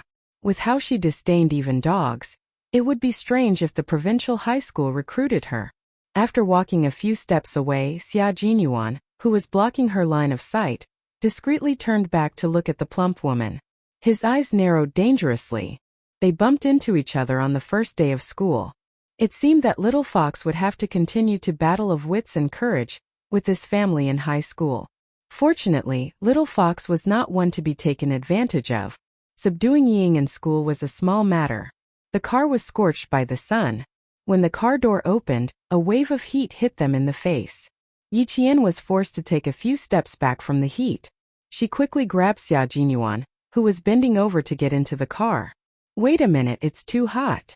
Her grab was a little too forceful. Xia Jinyuan was focused on his upper body, so he did not expect her to use so much force. With her forceful pull, his entire body actually fell into Yi Qian's arms. Xia Jinyuan, who rarely watched romance dramas, knew that this kind of action was usually done by the man, and the woman should be the one to fall. It was definitely not like his role had been reversed. The situation before him had developed into something he did not want to see the most. Fortunately, he had good waist strength. With Yi Qian's timely reaction, he used the force of her arm to stand up. With lightning speed, he successfully hugged Yi Qian as his support and forcefully turned the situation around. Yi Qian could only be dumbfounded. She really did not know that in a moment of desperation, she had pulled a major so hard that he almost fell into her arms. Afraid that he would embarrass himself, she hurriedly raised her hand and blocked with her arm. Meeting Xia Jinyuan, this nemesis, Yi Qian sometimes felt anxious about her own intelligence. What was she trying to block with her arm? Wasn't he waiting for her to take the initiative to hug him? The moment Yi Qian stretched out his arm, he regretted it. Just as he was feeling a little regretful, what happened next made him even more regretful. Xia Jinyuan was so skillful that he managed to turn what was supposed to be an embarrassing situation into a situation where he hugged her tightly and pressed his entire body against hers. She was trying her best to straighten her body to prevent both of them from falling, while he was trying his best to hug himself tightly to prevent both of them from falling. From an unexpected beginning to an unexpected end. Although the process was dangerous, there was an unexpected and pleasant ending. Xia Jinyuan did not let go immediately. He was a mature man. It was normal for him to be reluctant to let go of the little fox in his arms. That was close. I almost made a fool of myself today. Xia Jinyuan whispered into her ear in a frightened tone.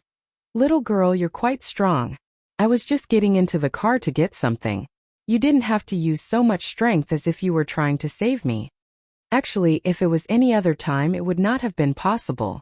The main reason was that he was not on guard at the time. I didn't do it on purpose. I just used a little more strength than usual.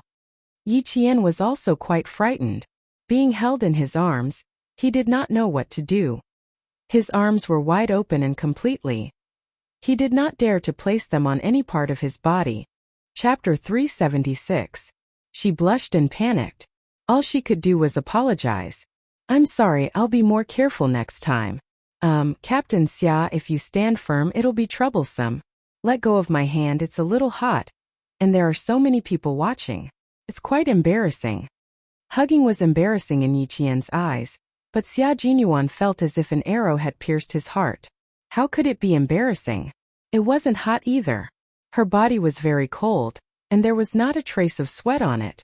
The fragrance that he had smelled in the morning was still there, and it was so cool that it seemed to have washed away the heat. Also, the benefits of growing taller came. In the past, he had to bend down to hug her, but now he only needed to slightly tighten his chest and use a comfortable posture to hug her completely in his arms.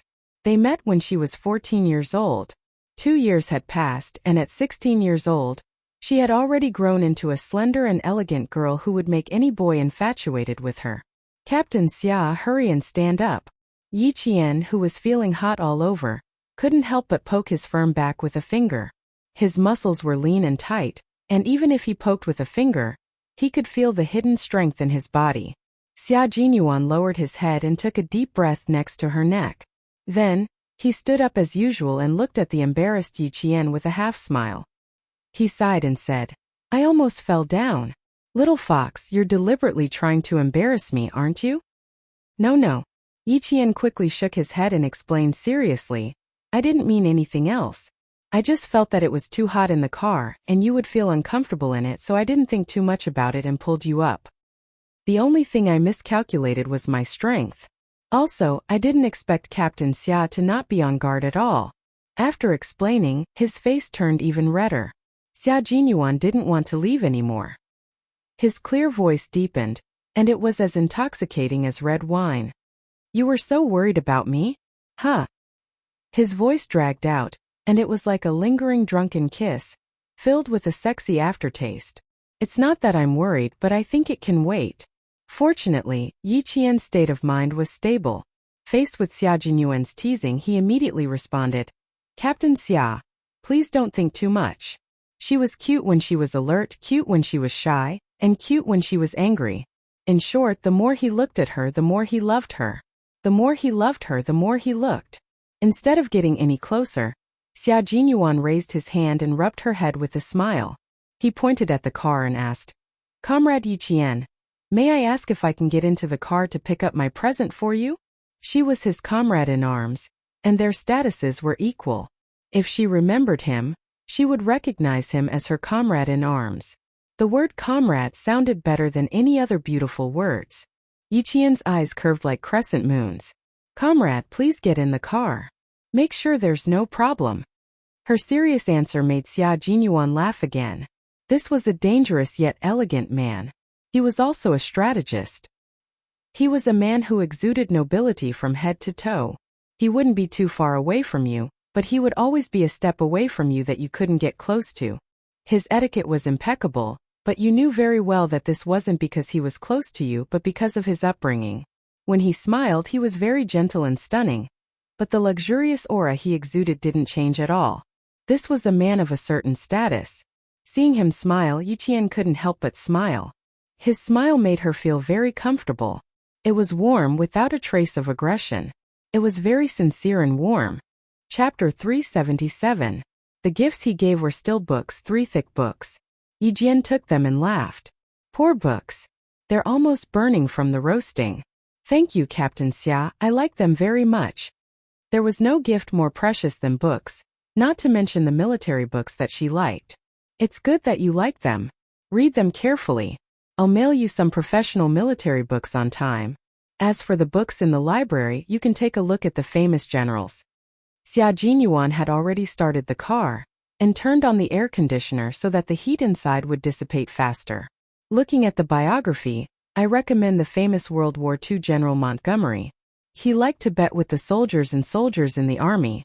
He won the right to command a U.S. bomber including all the crew members. The Battle of El Alamein reversed the situation in North Africa. He was known as the Rat of the Desert. He was also a general who would cry for his soldiers. He shed tears for the young soldiers who had fought bloody battles and sacrificed their lives for the country. Also, Little Fox, you are very similar to him. General Montgomery did not enjoy motherly love since he was a child, but that did not stop him from becoming a famous general. Yi Qian was fascinated as he listened. He remembered it and nodded. Okay. I'll definitely go to the library to look for books about this general. If you can't find them, I can send them to you next time. The heat in the car had completely dissipated. Xia Jinyuan saw that more than 10 minutes had passed. He had to leave no matter how reluctant he was. Go back to school, I'm leaving. He was a straightforward person. He bent slightly and stepped into the car. He put down the car window and told Yi Qian, I have 3 days off. Little Fox, you can make the arrangements tonight. Goodbye. He put down the handbrake, stepped on the gas, and drove away without waiting for Yi Qian's reply. He did not tell Yi Qian why he had to read books about General Montgomery. It was because this was a general who married late. He only met his beloved wife at the age of 38 and married at the age of 40. He said, As a soldier, I am loyal to my country. As a man, I will not betray my love. This sentence moved Churchill, and he saluted the general. All this required Yi Qian to read and understand in detail why he recommended this book. The car left, leaving behind the smell of gasoline. With his sensitive nose, Yi Qian waved his hand and smiled as he watched the car disappear from his sight.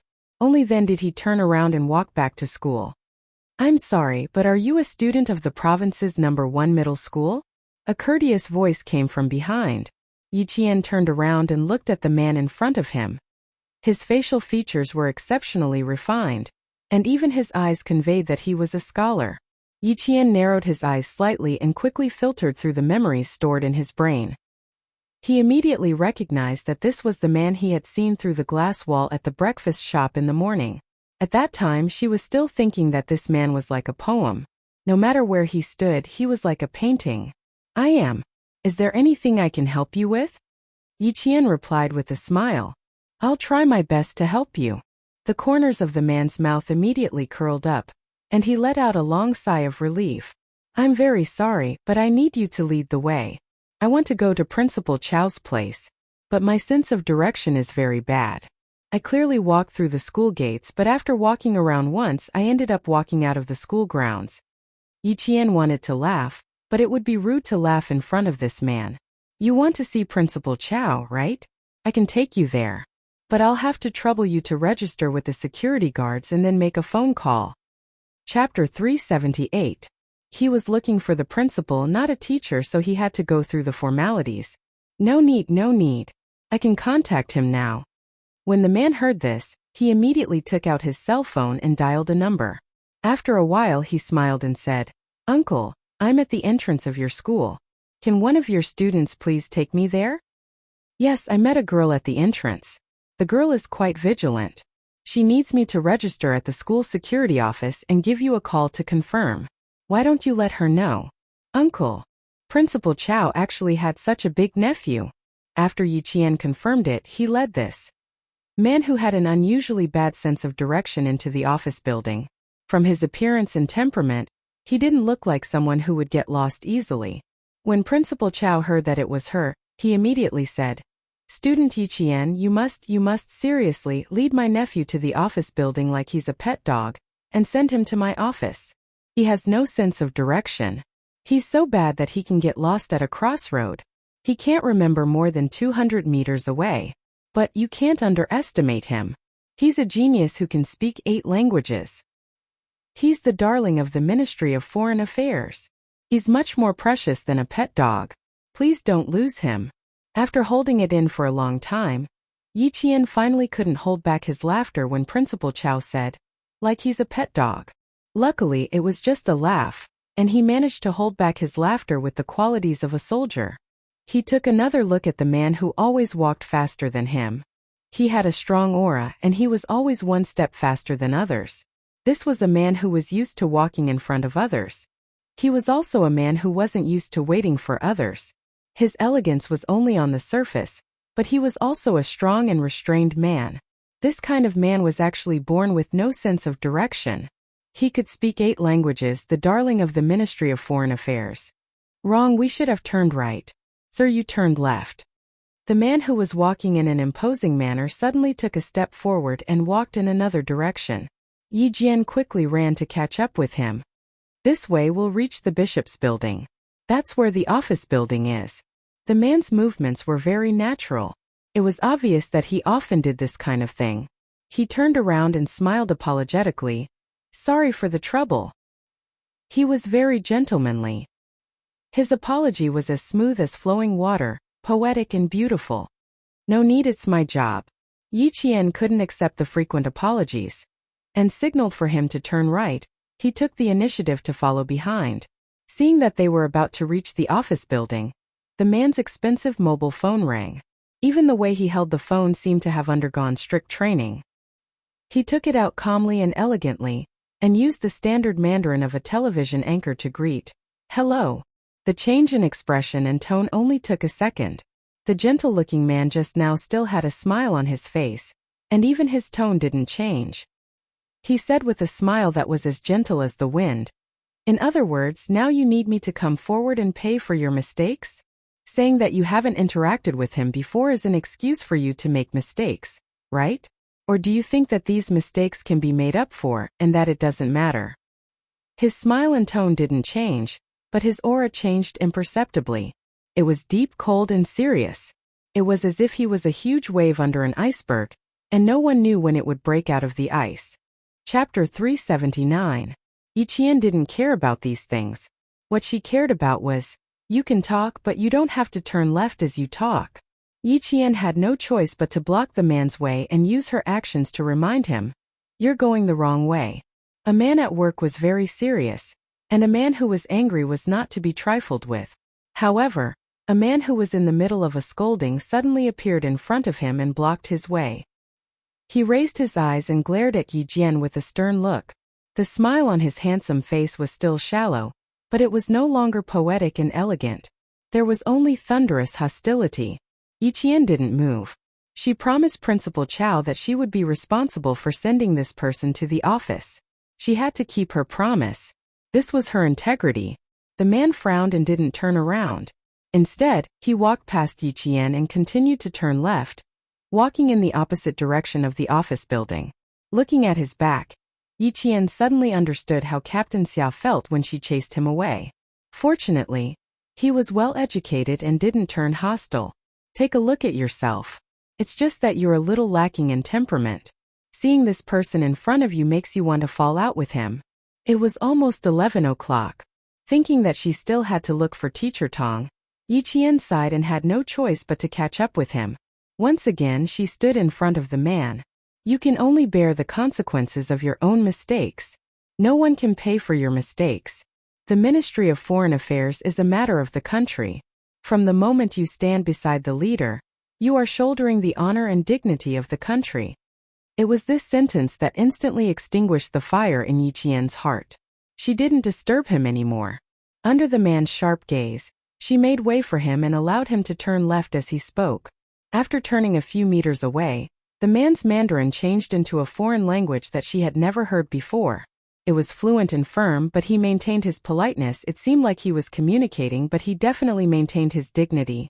This was a serious and unhurried communication for the sake of his country's dignity. Time passed bit by bit. Although the man was at the end of his road, he was definitely a person who could find beautiful scenery and make himself comfortable. 10 minutes later, he turned to the side of Swan Lake and sat on a long stone bench by the lake. He still used the same polite and dignified way of communicating in a great country. Yi Qian did not sit next to him.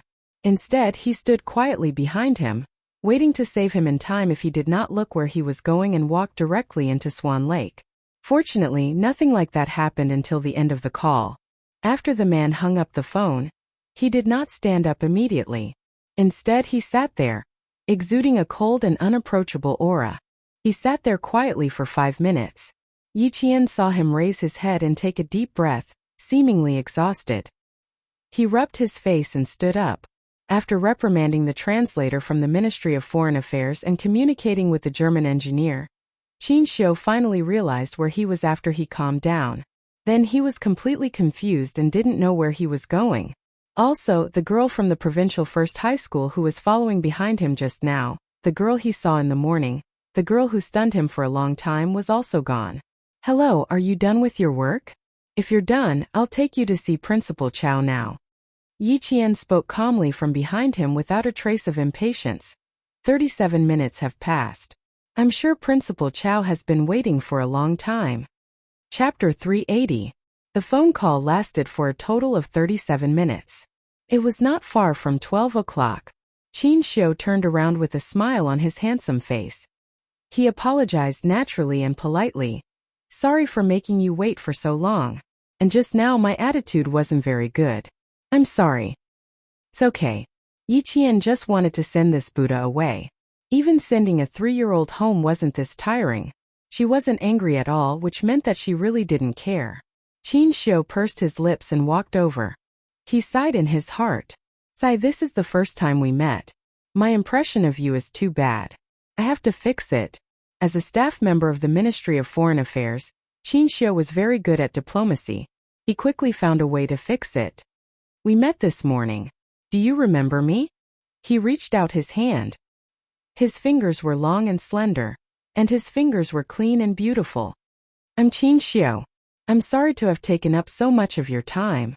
Yiqian, who didn't like physical contact, only hesitated for a minute and a half before finally reaching out her hand. He was Principal Chow's nephew. Qin Xiu could tell from her half a second of hesitation that the student in front of him didn't like physical contact. He immediately released her hand within 3 seconds and maintained his smile. "I don't know my way around. My sense of direction is always left or right. It's like my brain is separated from my body. I always make the wrong choice." It took courage to openly admit one's mistakes to a stranger. Yiqian pursed his lips and smiled. He said calmly, "No one is perfect but Mr. Qin's sense of direction. It's true that you should have someone by your side at all times."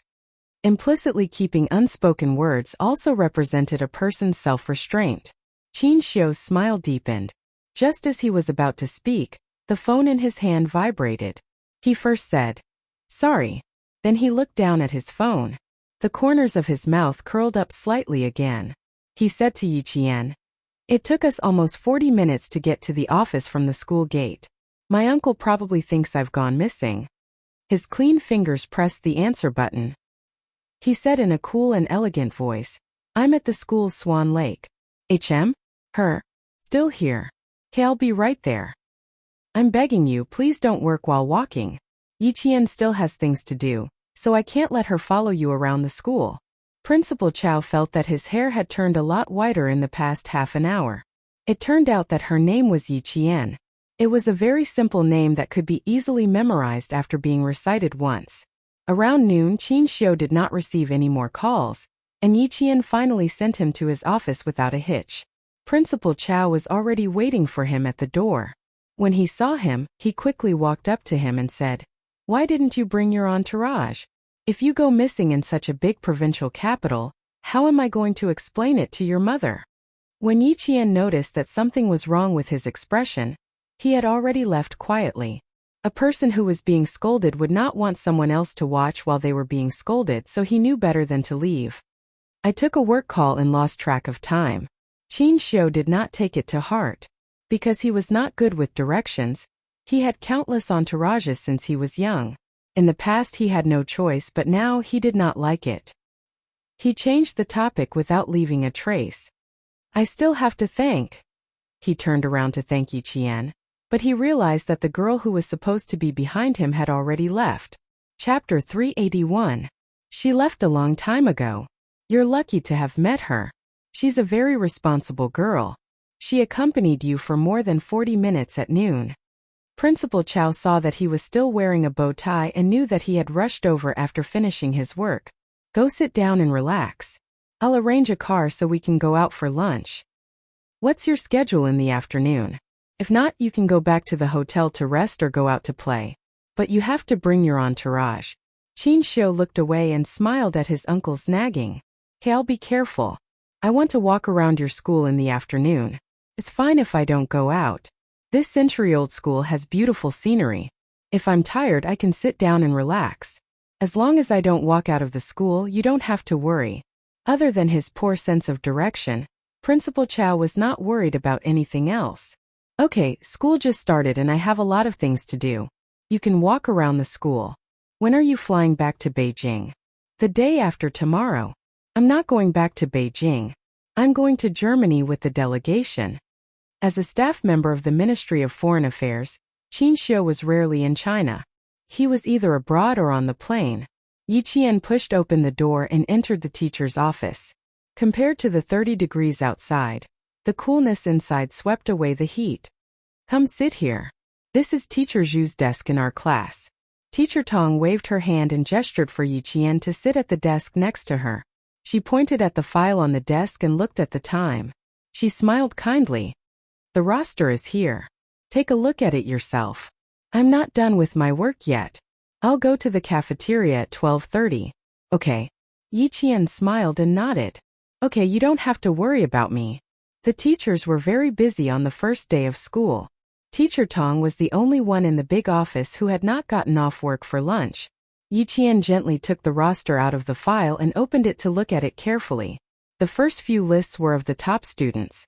When he flipped to the 15th page, Yi Ying's photo came into view. Not bad. Not only did her skin become fairer, but her handwriting also improved. He looked at her strengths. Dancing English. Yi Qian raised his eyebrows and smiled playfully. It seemed that she had been working hard on English for the past year or so. She wasn't surprised. In her previous life, when Ying came back from studying abroad, she spoke fluent English in front of her. She didn't know if she would do that in high school. After all, in her previous life, she had only studied in junior high and never sat in class again. Sitting beside Teacher Zhu's desk, Yi Qian flipped through the list page by page. After scanning through the names and photos, he finished flipping through all 60 names within 10 minutes and memorized them. The provincial first high school was indeed a century-old school, and Class 1 was the best of the best. However, there were also some students with poor grades. Resources needed to be allocated reasonably, and the school couldn't put all the good students in the second class into one class. It could only be said that the average score of the first class was higher than the other classes. When Teacher Tong was done with her work, she looked up and saw Yi Qian flipping through a high school math textbook. She glanced at the roster that was still in its original place and smiled at the girl who was engrossed in her book. Why are you reading a textbook? Take a look at the roster. There are photos in it. You can also get to know your classmates. She thought that Yi Qian wasn't flipping through the book. I've finished looking through the roster. I didn't want to disturb you because you were busy, so I picked up Teacher Zhu's textbook to take a look. Yi Qian closed the math textbook that the teacher had prepared for class. She didn't tell the teacher about her relationship with Yi Ying. Chapter 382. When she was working, Teacher Tong wore a pair of plain glasses tied with a black string. She took off her glasses and looked at Yi Qian with a slight smile. It seems like you intentionally hid your true strength during last year's intensive training. Yi Qian, you know how to hide your true strength. That's really rare.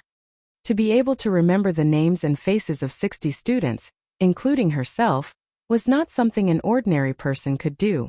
At the very least, she had never encountered someone like that in all her years of teaching. Furthermore, she was also curious as to how a girl who had just turned 16 in May could maintain a calm heart that was calmer than an adult's, restrain her sharpness, and walk down the path step by step in a solid manner. Yi Qian rarely talked about her family matters. Faced with Teacher Tong's inquiry, she thought for a moment before taking out her own registration form. She pointed to her parents' column and said with a slightly restrained voice, "I'm different from the other students here. I have to know how to protect myself." Sometimes, hiding one's true strength doesn't mean that one is weak. Hiding one's true strength is also a form of self-protection. Furthermore, as long as I can maintain a certain level, not be too abrupt, and not drop the ball at critical moments, I should be able to get along better with my classmates in class. This was Yi Qian's way of survival in both lifetimes. It was also the way to get along with others, especially with students. In an environment where there was competition, hidden strength, and even small groups, it was a good thing to hide one's true strength. Her words left Teacher Tong speechless for a long time. After a while she sighed. Yi Qian, I just want to say that I have no regrets in my teaching career for the past few decades to have a student like you before I retire. However, child, you have to remember that the fittest survive. This is one of the mottos of century-old famous schools. Here, the competition begins the moment you step foot into this school. It's the same with academic results, especially in Class 1, where results speak louder than words. Your good grades may attract jealousy, but you have to remember that there is another side to human nature, and that is admiration for the strong. Teacher Tong was a virtuous teacher. She did not want to see Yi Qian suppress her true strength to accommodate others. She should not hide her true strength at such a young age. Young people should live a carefree and unrestrained life, unrestrained and unrestrained. If they still had to be careful in school, they would have to be even more careful when they step out into society. Society is a big environment, and there's nothing wrong with being careful. However, school is different. This is a place for students to be happy, so there's no need to be careful. The bigger the stage, the more capable you are. Yi Qian, remember what Teacher Tong said today. The provincial first high school is a big stage for students to freely roam the sky. You don't have to hide your strength. It's your ability to study well. How can your classmates say such things? Moreover, even if there is, you don't have to take it to heart. The strong are like a halo. If there are people who worship you, there will be people who are jealous. The teacher and the student talked in the office for half an hour before they left. If Principal Chun and Uncle Jen taught Yi Qian how to be self-reliant, then Miss Tong taught Yi Qian how to be mellow, roundabout, and gentle. The combination of hardness and gentleness. Zhang Qi had a strong heart and a soft heart. In the days to come, when Yi Qian relied on his own strength to reach the peak of military power step by step, Teacher Tong was one of the people he thanked the most in interviews. Chapter 383. After lunch, Teacher Tong went back to her office while Yi Qian went to look for Principal Chun to get his luggage. Principal Chun was busy with his work. Other than when school started, he had nothing else to do. He liked working in the library. Also, he was in poor health. In order to live a few more years and see how far the girl he personally groomed could go, Principal Chun had started to take care of his body. A new batch of books had arrived at the school. There were books on astronomy, geography, ancient and modern. A century-old school would always have more resources than other schools. This could be seen from the corner of the books. 2 hours later, Yi Jian, who felt like a scholar, took her luggage and walked to the dormitory. The campus at 4 o'clock was much quieter than it was in the morning. Walking along the stone path with tall camphor trees on both sides, Yi Qian walked to the left side of Swan Lake and arrived at the female dormitory. When he walked to Swan Lake, he saw someone sitting leisurely on a stone bench under a weeping willow.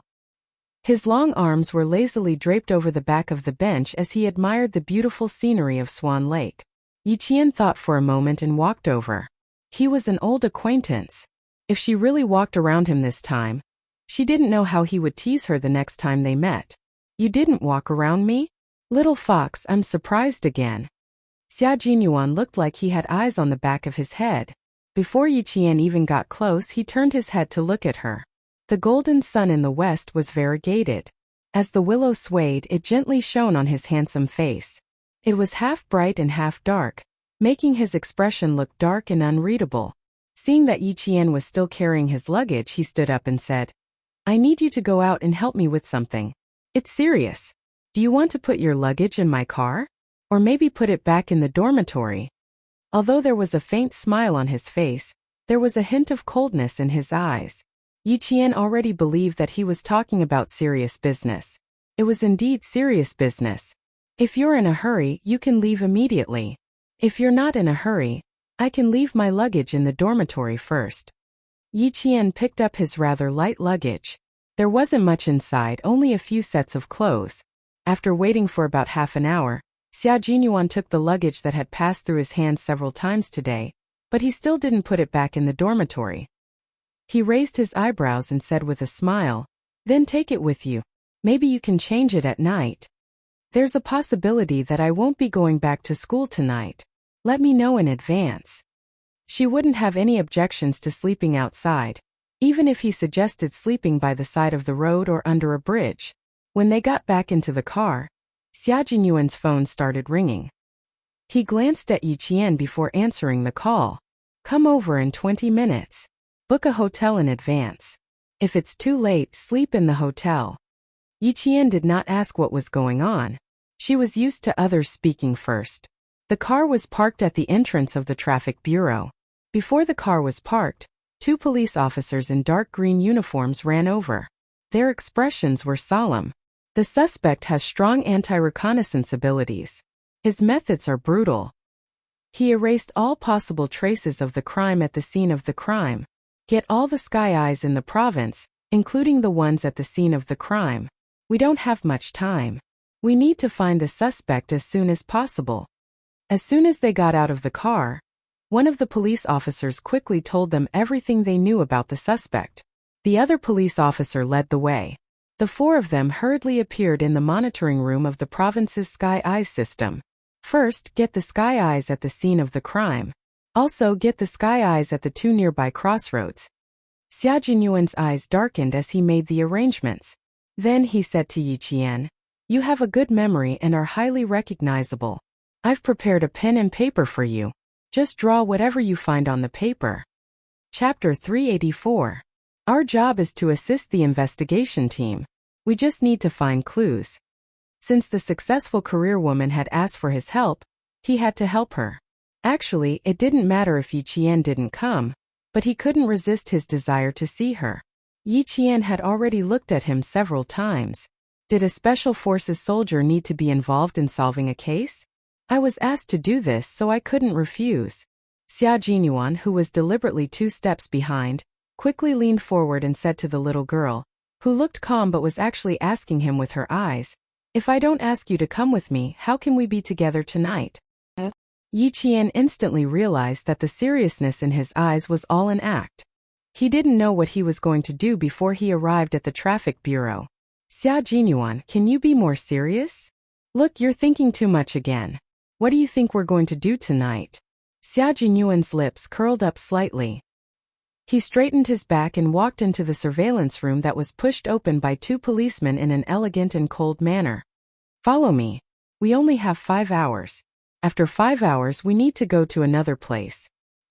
He had stirred up her calm emotions, but in an instant, he put them down and started talking about serious matters.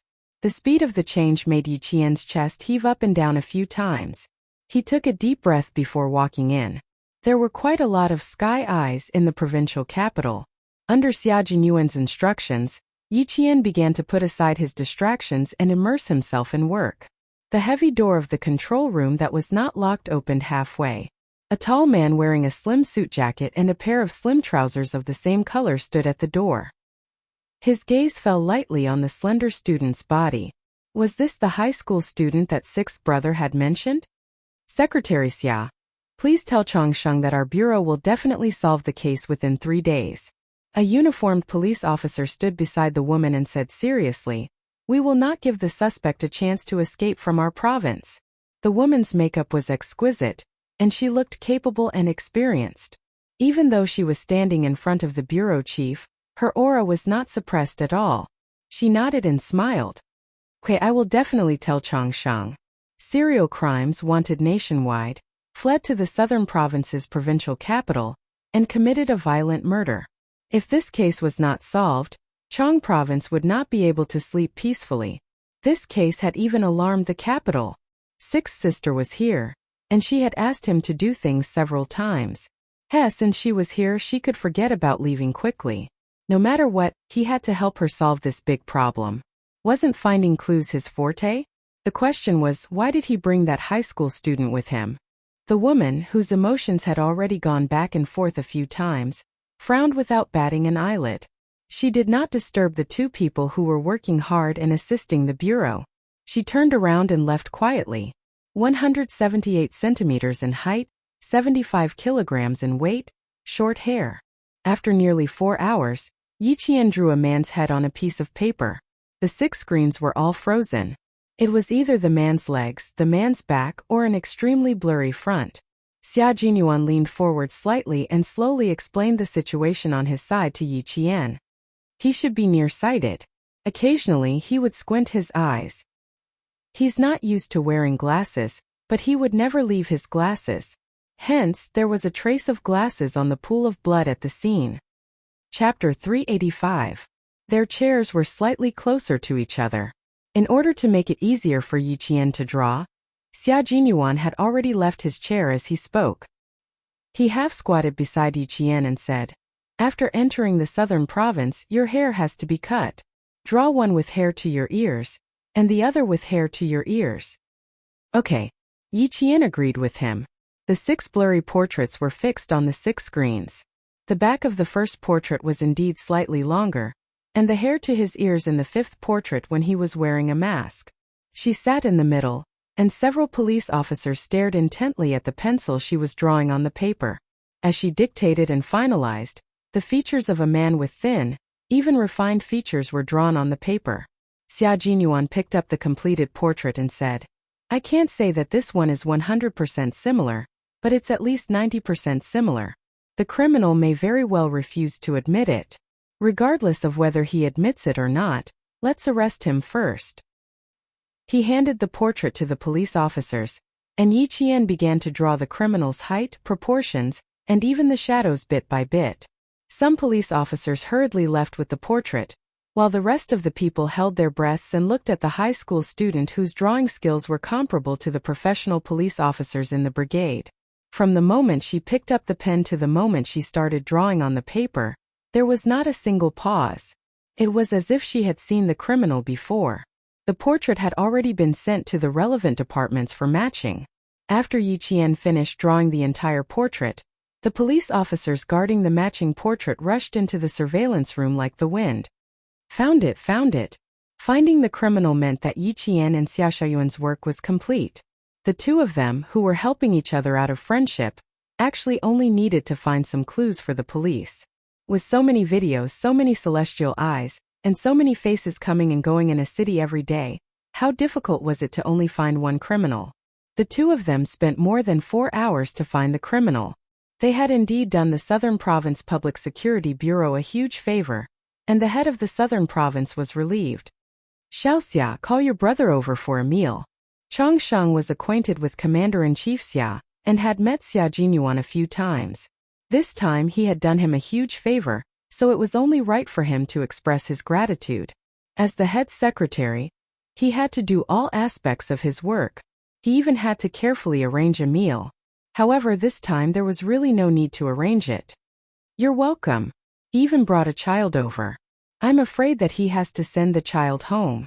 Now, Chang Sheng thought that it was a child from family Xia. To solve the case within 48 hours. Oh, there must not be a second case. In our province. Yi Qian. When they walked out of the traffic station, it was already late at night. It was almost 10 o'clock from 5:30 p.m. Yi Jian looked at the man who was walking in a hurry and caught up with him. "Captain Xia, it's still early." "Yes, I'm not going back." The moon was bright. Xia Jinyuan stood under the silver light with a faint smile on his face. His deep and dark eyes reflected the moonlight. When he smiled, the light in his eyes moved slightly. He was even more charming than during the day. "Why are you retreating? Are you retreating without going back to the hotel? Are you going to follow me back to the hotel?" Yi Qian rubbed his forehead as if he had a headache.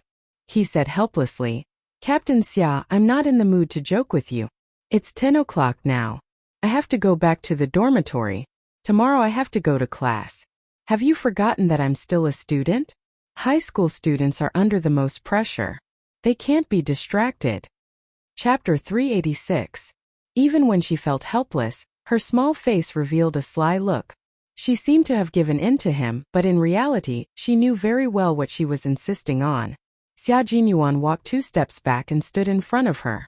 His tall and slender body happened to block the moonlight, completely enveloping her under his shadow. The moonlight was hazy and the street lights were dense. In the dim light, he raised his hand and gently patted the top of her head. He gently said, You don't want to stay in school on Saturdays and Sundays, right? Do you want a place to train? I'll give you 10 seconds to consider whether you want to go with me or not. He looked at her. Even though the light was dim, his gaze was still accurately locked onto her face. There was a smile and understanding in his eyes. Yi Qian gently sighed and smiled faintly. I can't reject your suggestion. It doesn't even take 10 seconds. I've already made the decision to go with you within a second. Let's go, Captain Xia. His gaze was very warm, and there was a charm in his deep eyes that made her believe in him without a doubt. Yi Qian did not think that she had a reason to reject him. The city was still noisy after 10 o'clock. The car left the traffic bureau and headed in another direction. Xia Jinyuan said as he drove. In the future, when you go to the provincial military base on Saturdays and Sundays, I'll ask someone to look after you. First, you'll have to identify people and apply for a pass.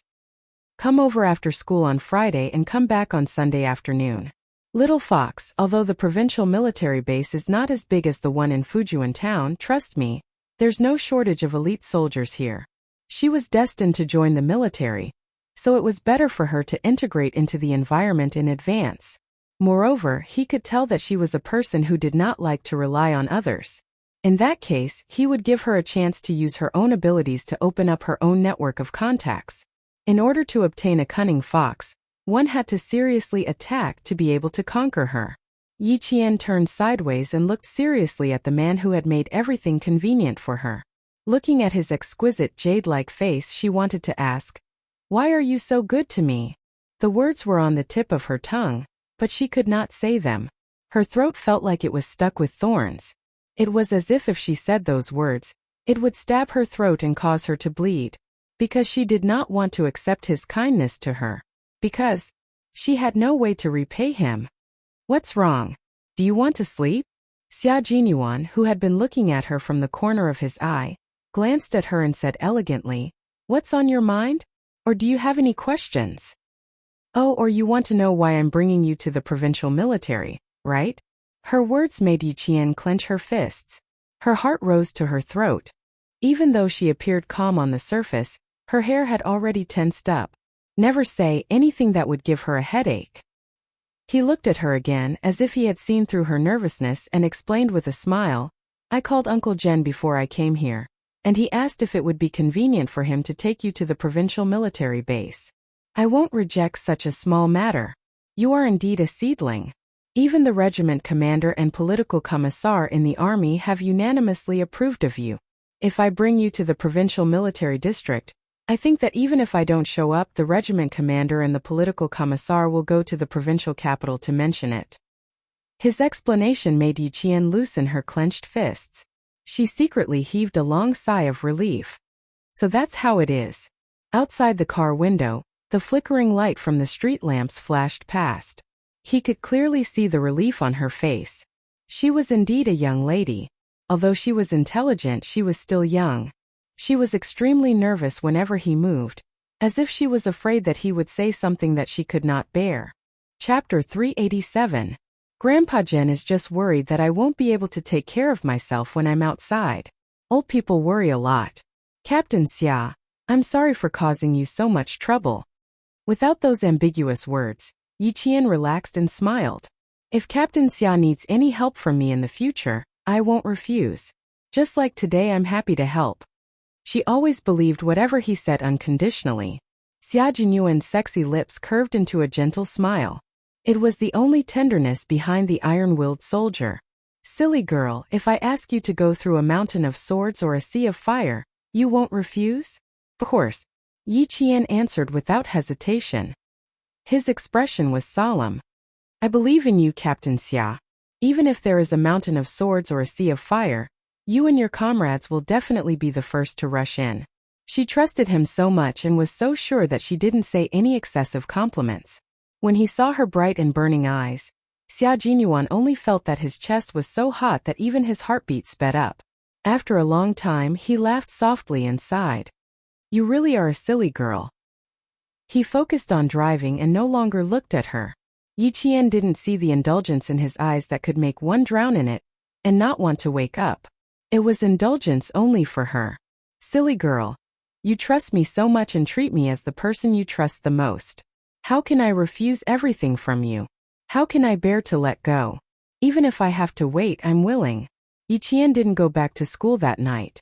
By the time he left the provincial military base, it was already midnight. He checked into a hotel not far from the school. In the middle of the night, a grown man brought a young girl to a hotel room. The receptionist couldn't help but take a few glances. First, she glanced at Yiqian coldly. When she looked at Xia Jinyuan, it was as if she had taken stimulants.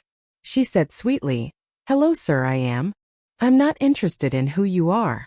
I know you're the receptionist of the hotel." Even a small receptionist was looking at his little fox with a strange gaze. She really deserved a lesson. Xia Jinyuan glanced at the receptionist coldly. His arrogant aura and cold tone made the receptionist's face turn pale. He glanced at the electronic signboard for the remaining rooms and said coldly, "2 luxury suites. My sister likes cleanliness. I'll give you 10 minutes to check if the rooms are clean." Yiqian reached out and tugged at his shirt, hinting that there was no need for that. There were too many people in this world who were biased. She had been through too much, so she didn't take this little disrespect to the receptionist to heart. She only cared about the gazes of the people she cared about. The gazes of unimportant people had nothing to do with her. However, she still had something she wanted to say. Glancing at the receptionist coldly, Yijian took the 2 room cards that the receptionist handed over with trembling hands. With a cold smile at the corner of her mouth, she said softly, "Miss Lujan went to Huajun Hotel with a man who was less than 1.6 meters tall 2 weeks ago. After leaving the next day, she went to Anshi Tea House with a man who was as fat as a pig that night. Then she changed to another man." As soon as she said the first sentence, the receptionist's knees went weak. By the time Yiqian told her which men she had checked into rooms with in the past 2 weeks, her face was as white as a sheet. She leaned against the marble counter.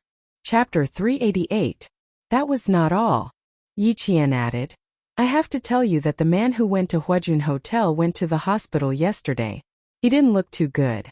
I think there's something wrong with his body. Miss Lujan, I suggest you get a checkup too." At the front, she could still lean against the counter to support herself, but at the back, Yijian's words made the receptionist fall to the ground. The staff on duty next to her did not know what happened. She quickly walked over and apologized to Yiqian, then picked up the walkie-talkie to call for security. Yiqian said it in a voice that only the 2 of them could hear, so as to preserve the front desk's dignity.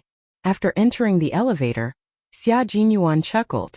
"You really can't afford to lose out. No wonder Uncle Chun let you come out alone. Even if you want to lose out, you have to see what kind of loss it is. I was just telling the front desk the truth. Don't think so much about it. Does she think everyone is the same as her?" Yiqian winked playfully and smiled. "Besides, I was just reminding her out of kindness." The little fox reminded him out of goodwill, but the little fox's words shocked everyone. After pressing the floor button, Xia Jinyuan sighed. "I can use what I saw in the heavenly eye to teach someone a lesson. Little fox, it seems like I can't leave any evidence behind in the future. Where did the front desk go? Who did she go with? She just arrived in the provincial capital this morning." The only explanation was that she took a look at the heavenly eye and memorized it. Her memory was extraordinary, and her brain storage capacity was also large enough. Would the military allow her to become a nobody? Obviously, it was impossible. The military would know her whereabouts and movements at all times. Just like in the desert, after confirming her identity, the Tower Command Center did not make any further moves. As for Yijian, her intuition told her that it was best not to continue talking about this topic, that she couldn't tell whether it was true or false. She lowered her head and pretended to yawn. "I'm so sleepy. I want to sleep early." The elevator door opened with a ding. As soon as she finished speaking, she walked out nimbly. "You're that sleepy? Would you like a cup of coffee to refresh yourself? Or we can have a heart-to-heart talk in the room." Xia Jinyuan, who walked out of the elevator gracefully, smiled. His low voice seemed to have magic in the silent night as it drifted lazily and seductively behind her. "I'm in the room next to yours. If you want to chat, feel free to do so." Yiqian quickened his footsteps and rushed to his room. He swiped his card and entered before slamming the door shut behind him. The dangerous man with the bad smell was back. She patted her chest lightly and then slapped her forehead in annoyance. How rude. She didn't even say good night. She composed herself and opened the door again. Xia. When he opened the door, he saw a black shadow standing at the door. He was so shocked that he let out an ah. His subconscious reaction was naturally to punch the black shadow's chin. You opened the door just to beat me up? The black figure, which was Major Xia Jinyuan, reacted even faster. He stepped sideways and avoided Yi Qian's fist. He looked at her with a smile. I just came over to say good night, and I almost got beaten up. In the middle of the night, facing a dangerous yet elegant man, Yi Qian stopped at the door and said awkwardly, Sorry, Fetensa, I didn't mean to hit you. Also good night. See you tomorrow. Chapter 389. The door slammed shut again, as if trying to escape from the lecture. Outside the door, Xia Jinyuan gently rubbed his eyebrows with his slender fingers.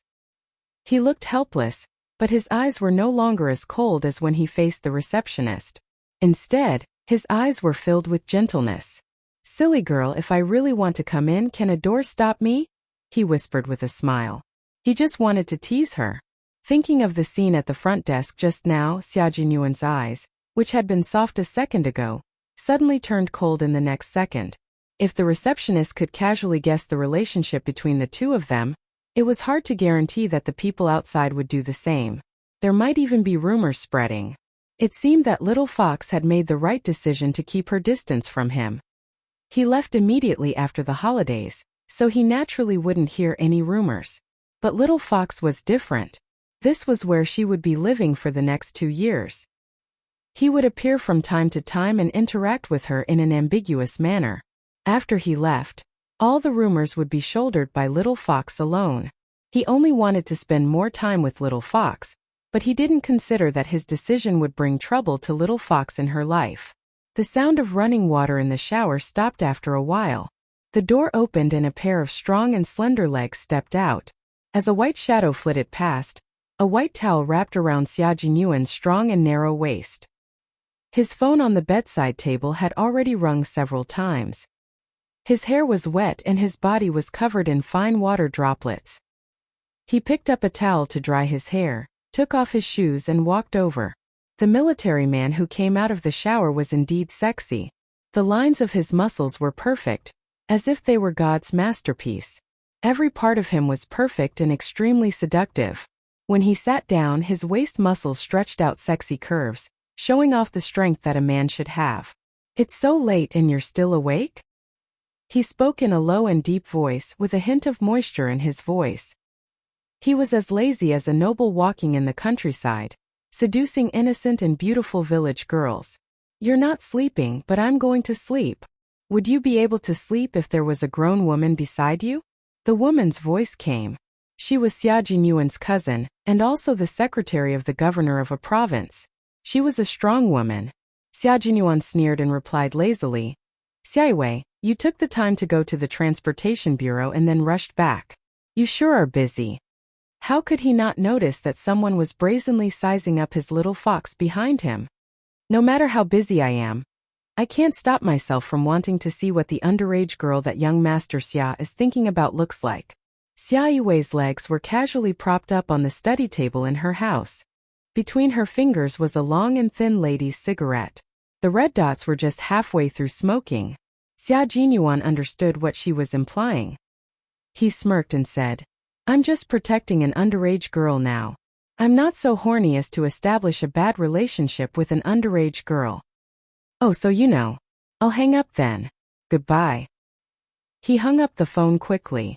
Xia Yue was relieved to know that he understood. Xia Jinyuan always had a sense of propriety.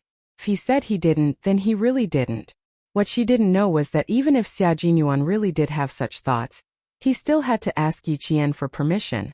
At 6 o'clock the next day, Yi Qian arrived at school. Sitting in the car, Xia Jinyuan's right hand on the handbrake had secretly tightened countless times. He had said that he would come back to collect interest, but in the end, after thinking about it for a long time last night, he still held back because he was worried about her life in school. Chapter 390. Captain Xia, I'll get off first. Goodbye. Hearing that the car door was unlocked, Yi Qian immediately unlocked the door and got out of the car. Just as she leaned to the side, her wrist was grabbed by a strong hand. She looked back at her wrist and frowned in confusion. Captain Xia, you're still. Yi Qian felt something pressing down on her. With one of her hands held, she could only feel a refreshing mint scent. Like an apple in Eve's hand, she couldn't resist its temptation. There was a hint of coolness on his belt, followed by a warm kiss that gently landed on her forehead. He stayed there for a long time, so long that the skin on her forehead was burning. Okay, you can get out of the car. Xia Jinyuan, who was sitting upright again, saw that there was only confusion in her eyes. She didn't reject him. Feeling warm in his heart, he chuckled. This is my interest. I'm back to collect interest, little fox. He came all the way to the desert and chased her all the way here, but he still missed her. He had to collect interest. Yi Qian was almost running away. She grabbed her luggage and walked faster and faster. Only when she reached the school gate did she slowly stop. She turned to look at the car that hadn't left yet and the man who had gotten out of the car. Yi Qian's forehead burned even hotter. She pursed her lips stubbornly. She wanted to say something, but in the end, she didn't say anything and turned to enter the school. Xia Jinyuan, who was standing beside the car, had a faint smile on his face. His deep eyes watched his little fox enter the campus until she slowly disappeared from his sight. He blinked his unfathomable eyes and drove away in a good mood. The original interest was her first kiss. Today, he took a step back and left her with an emotionless kiss. The effect was unexpectedly good. It was a good thing that she didn't resist. It was normal for her to be confused. His little fox had never had any experience in relationships. When it came to a wolf like him, tsk. He had no choice but to rely on his feelings. At 6 o'clock in the morning, there were only students who were used to morning exercises. Yi Qian was afraid that his roommates would not be awake yet, so he went to the teacher's office to wait for Teacher Tong to come over. Then they would go to the classroom together. In less than half an hour, Teacher Tong and Teacher Zhu walked over while discussing something in low voices. Yi Qian waited for the two teachers to come closer before he greeted them politely. You came so early? Did you sleep well last night? Teacher Tong, who knew what Yi Qian had been up to yesterday, quickly took out her keys and opened the office door. Behind him, Teacher Zhu said sternly, there will be a test this morning. Yi Qian, you have to show your skills. I will announce the results in the afternoon. This was the usual practice of the provincial No. 1 middle school. They would start the exam on the first day of school to remind all the students that the summer vacation was over and the new semester had begun. It was time to settle down. Hearing this, Teacher Tong turned around with a smile and said, Teacher Zhu, don't scare the students with your serious face. Then she said to Yi Qian, don't be in a hurry to put your luggage back in the dormitory. After the morning self-study session, come to the classroom with me. Teacher Zhu glanced at Yi Qian, whose expression did not change. It was rare for him to smile in front of the students. He said with a smile, this student is bold and murderous. He even eliminated the foreign contestants. Why would he be afraid of an exam? Teacher Tong, I will switch with you for the language and math test today. I will take the first two classes first. It's early in the morning, let's wake them up. Yi Qian listened to the two teachers talking about how to wake the students up as soon as possible. He quietly flipped through the new textbook for the second semester of high school. Chapter 391. At 7 o'clock, the students who were not in the school dormitory began to enter the school. Like other classes, Year 2 Class 1 of the provincial first high school started to get to know each other in the new semester. Hello, I'm Ying. Nice to meet you. Ying, who took the initiative to sit at the first table by the podium, started to introduce herself. She was pretty and had good grades. Her classmates had more or less heard of her name. Hearing that, they also started to introduce themselves in private. Some of the students were already classmates in Year 1, so they got to know each other without any introductions. There were also a few students in Year 1 like Ying. However, when they saw that she only cared about getting to know other students, two girls showed a trace of disdain in their eyes. They lowered their heads and whispered, she's still the same as before. She's just a butterfly. That's her ability. We can't learn it. She's a flower in the student council. Then they saw her walk to the first place boy in year 1 and introduce herself with a smile. The two girls rolled their eyes. Ying had always been good at pretending in front of boys. Not only did the two girls look down on her, but another girl also looked down on her. She said to her year 1 classmates, "Do you see that girl? She's my junior high classmate. You guys need to be more careful in the future. She looks good, but she's full of bad intentions. Don't take her words lightly." Ever since Jessen saw Ying, she had rolled her eyes countless times. In terms of popularity, she was more popular than Ying because of her tomboyish personality. At least in year 1 of high school, she had never quarreled with her classmates, nor had she schemed against anyone in secret. When the students heard that, they all nodded lightly. When Ying was talking to the first-place boy in year 1, she turned her gaze and saw Jessen whispering to a few other classmates. With cold eyes, she smiled and said something to the boy, then walked over with light steps. "Hey, Jessen, I didn't expect to be in the same class in high school again. You're my only classmate in middle school and high school. Come, let's shake hands and celebrate." It was easy to leave a good impression with a coquettish and polite attitude. Jessen, who did not expect her to have the cheek to walk over, grinned and stood up naturally. She smiled and said, "I didn't expect it either. Please guide me in the future." She wanted to embarrass her on the first day? No way. Ying's smile. Based on her understanding of Jessen's temper, she should have been angry. Look at my old classmate. She doesn't even know what to say if I'm a little more enthusiastic.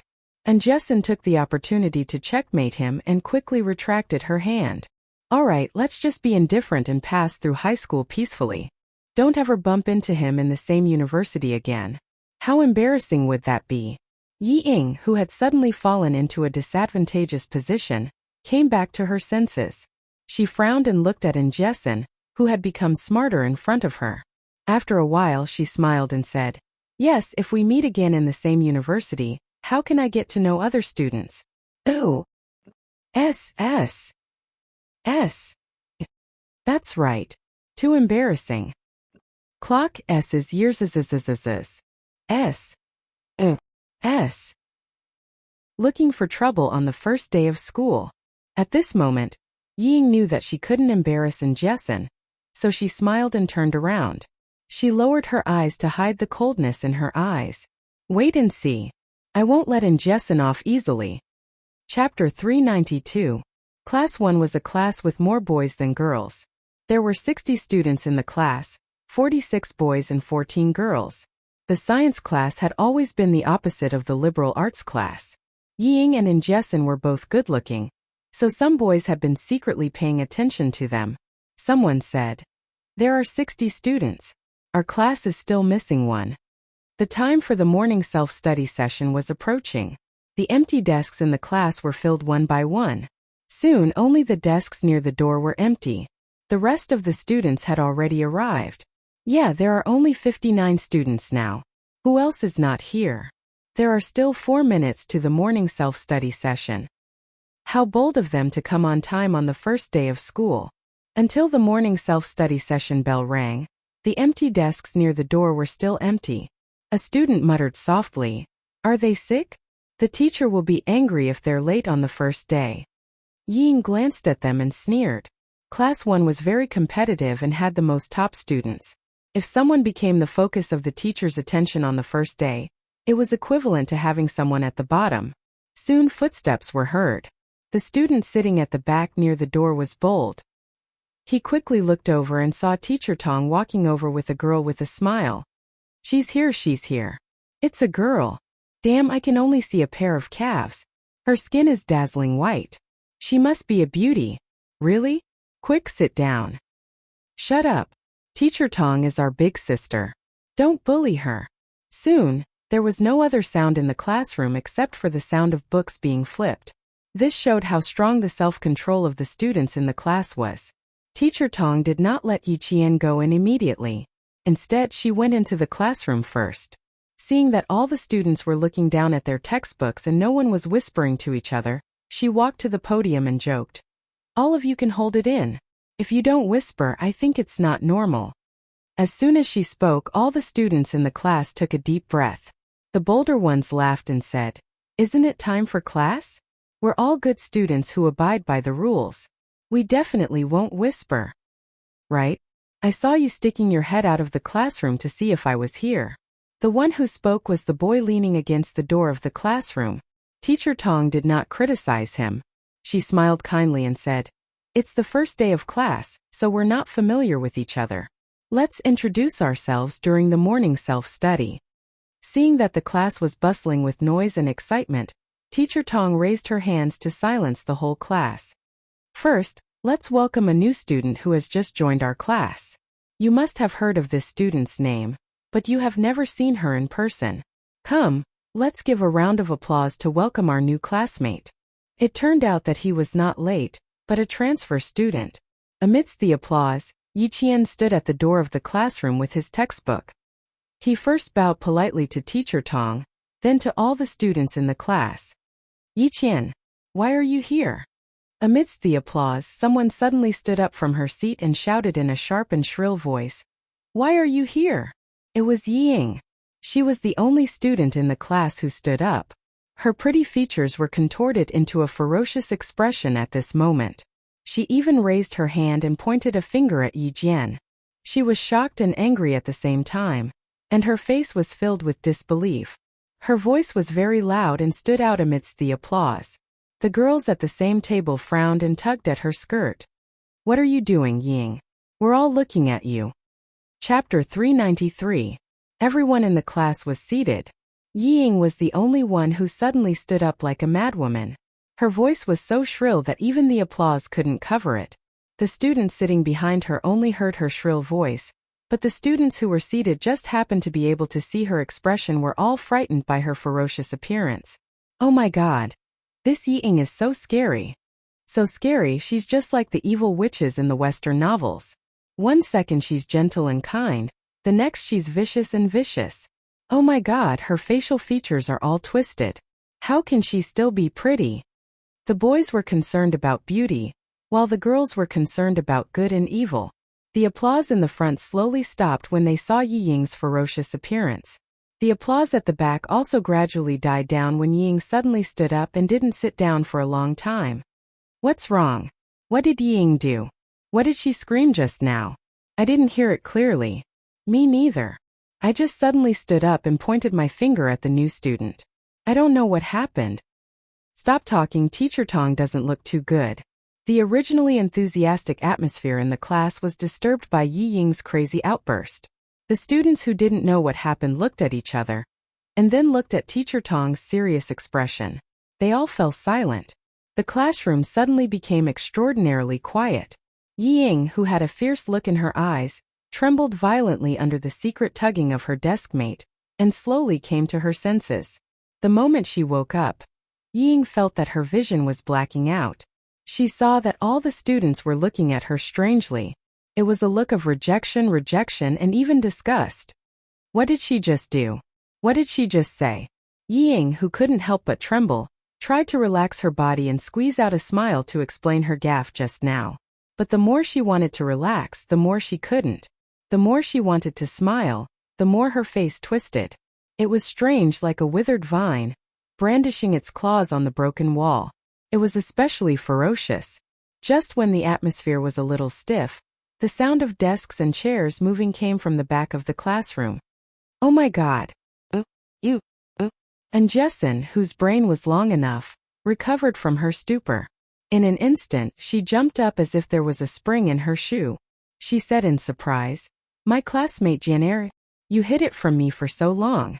This time, and Jessin became the second student to stand up. The difference was that her happy face was a sharp contrast to Yi Ying's ferocious look. She didn't stop there. Instead, she said incoherently to Teacher Tong, Teacher Tong, I know you. We were in the same class in junior high school." Idol of the class. Classmate, if you continue to introduce yourself, you won't be introducing yourself like a junior high school classmate." Teacher Tong did not scold her. Instead, she gestured for her to sit down first. "There's no hurry. Every student has a chance to introduce themselves. While Teacher Tong was speaking, the girl sitting at the same table as Yi Ying had a dark expression on her face. She tugged at the corner of Yi Ying's skirt and said angrily, "Sit down." Then she muttered, "Why am I so unlucky to be sitting at the same table with you on the first day?" This was not the result Yi Ying wanted. If she sat down now, she would lose. Her classmates would hate her and stay away from her. Chapter 394. She did not sit down. Instead, she placed her hands on the edge of the desk and squeezed out a stiff smile. "I'm sorry, I was surprised because Yi Qian is my older sister. She ran away from home for a year and did not contact her family. That's why I was so surprised when I saw her." His hands, which were propped up against the desk, exerted all their strength until the back of his hands turned pale. Even his veins were exposed one by one. Yi Qian raised his eyebrows. He did not say anything, but his attitude explained everything. Ying was still the same. However, her ability to speak with hidden meanings had improved.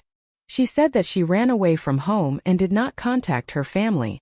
Wasn't that saying that she was a problem girl? How could a problem girl who ran away from home for a year be a good student? Of course not. Listen, how treacherous. More importantly, she not only tricked her, but also explained why she lost her composure. That's why she said that her ability to speak with hidden meanings had improved. However, Ying might be able to hide it from her classmates, but it was impossible to hide it from Teacher Tong, who was a teacher at her age. At this moment, Teacher Tong vaguely understood why Principal Chow had placed Yi Qian in Class 6, and not Class 1. The reason was right in front of her eyes. It was a far-fetched explanation, but at least most of the students believed it. Of all the things she should never have done, she should never have belittled her own classmate in secret. Moreover, she was her own sister. Teacher Tong's impression of Yi Ying immediately turned negative after meeting her for the first time. She adjusted her glasses and did not look at Yi Ying, who stood up. Instead, she smiled at Yi Qian and said, "Introduce yourself first." She saw that Yi Qian was still smiling calmly.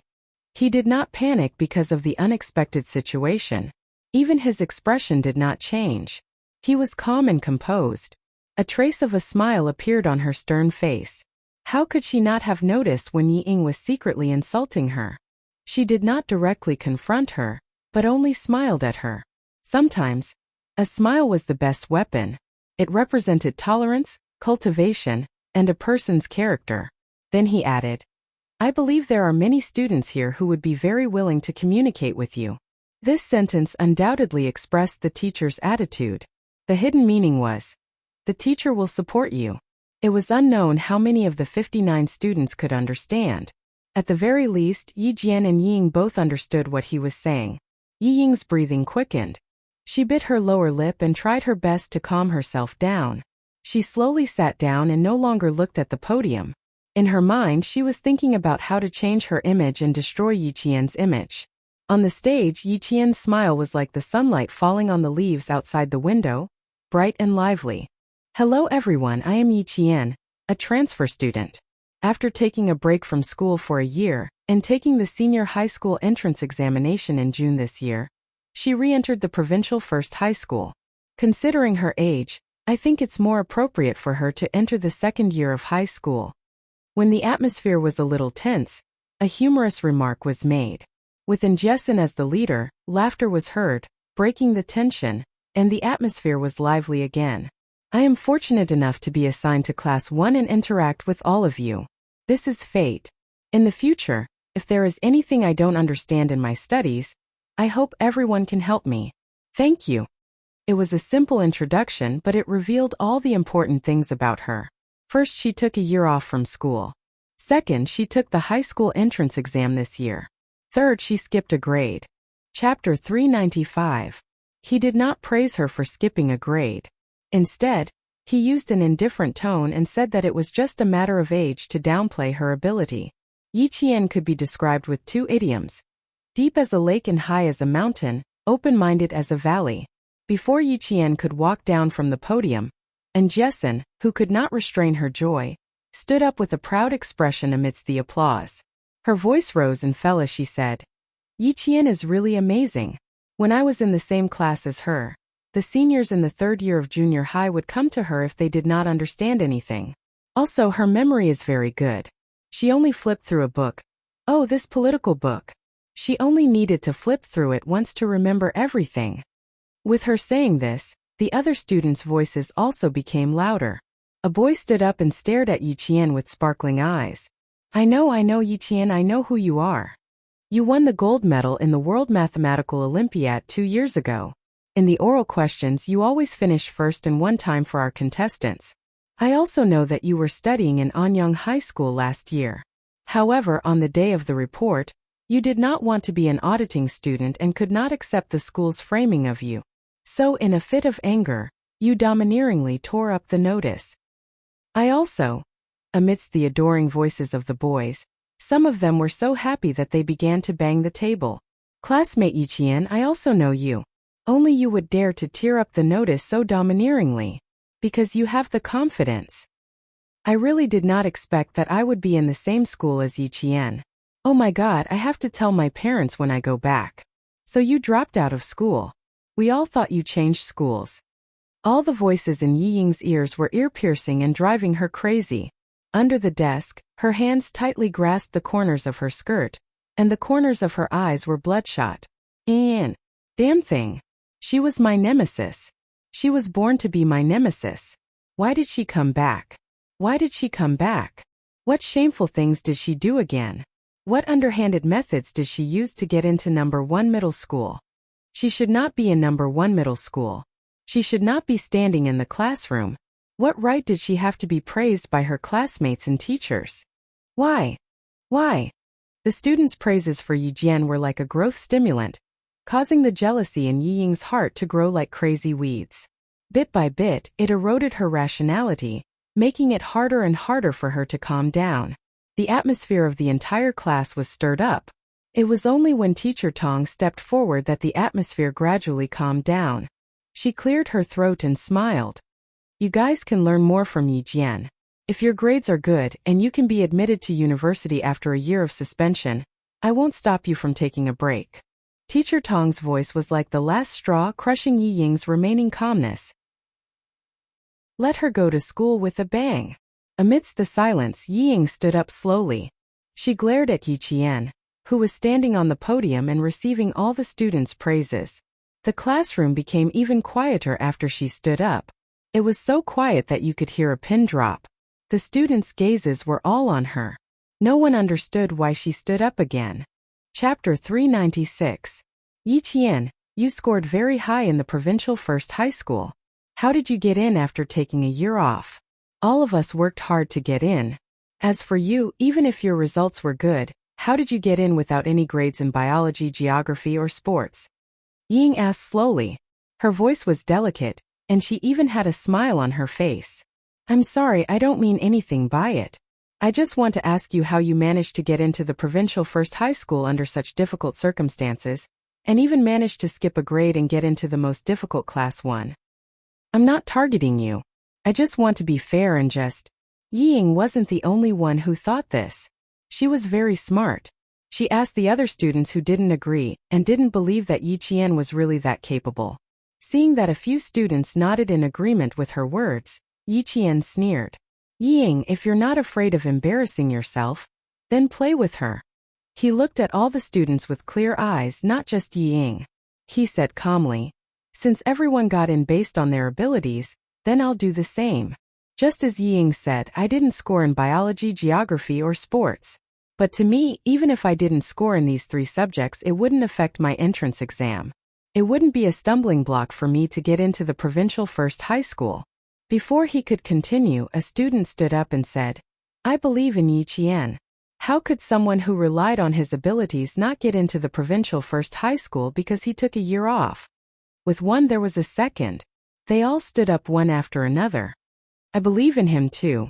I participated in the provincial first high school's entrance exam with Yi Qian 2 years ago. His answers in class were fast and accurate. He never missed a question. His ability from 2 years ago had been influential until now. Those who knew Yi Qian and those who had seen Yi Qian's ability with their own eyes believed in him. Their words were enough to form a high wall against the rumors and slanders. And Jessin, who had been holding it in for a long time, couldn't hold it in anymore. She rushed to the front of the classroom and said loudly, "I'm Yiqian's junior high school classmate. I guarantee with my life that Yiqian got into the provincial first high school with his ability." Then she glared at Ying and said through gritted teeth, "Ying, you're still the same as when you were in junior high school. Despicable. Saying that they were a family? What a joke. Since when did you treat Yiqian as family? Your mother did it again and again." If she continued to talk about it, the situation would worsen. Yijian did not want to alarm the school leaders on the first day of school, so she smiled and stopped her. "Jessin, let's not talk about the past anymore. Thank you for defending me. Let me talk about it myself." With that, Yijian glanced at Ying. Suddenly, she found a look of disappointment in Ying's eyes. Alarm bells went off in Yijian's heart and her eyes darkened. Did she miss something? Yiqian glanced at Teacher Tong, who had remained silent and had a serious expression on her face. Yiqian came to a realization. She knew what she had missed. Ying wanted to expand her influence to the point where even the school's leaders would be alarmed. She wanted to leave a deep impression on the school's leaders that she was a troublemaker on the first day of school. That way, there would be many opportunities to slip away from her. She was a troublemaker. Chapter 397.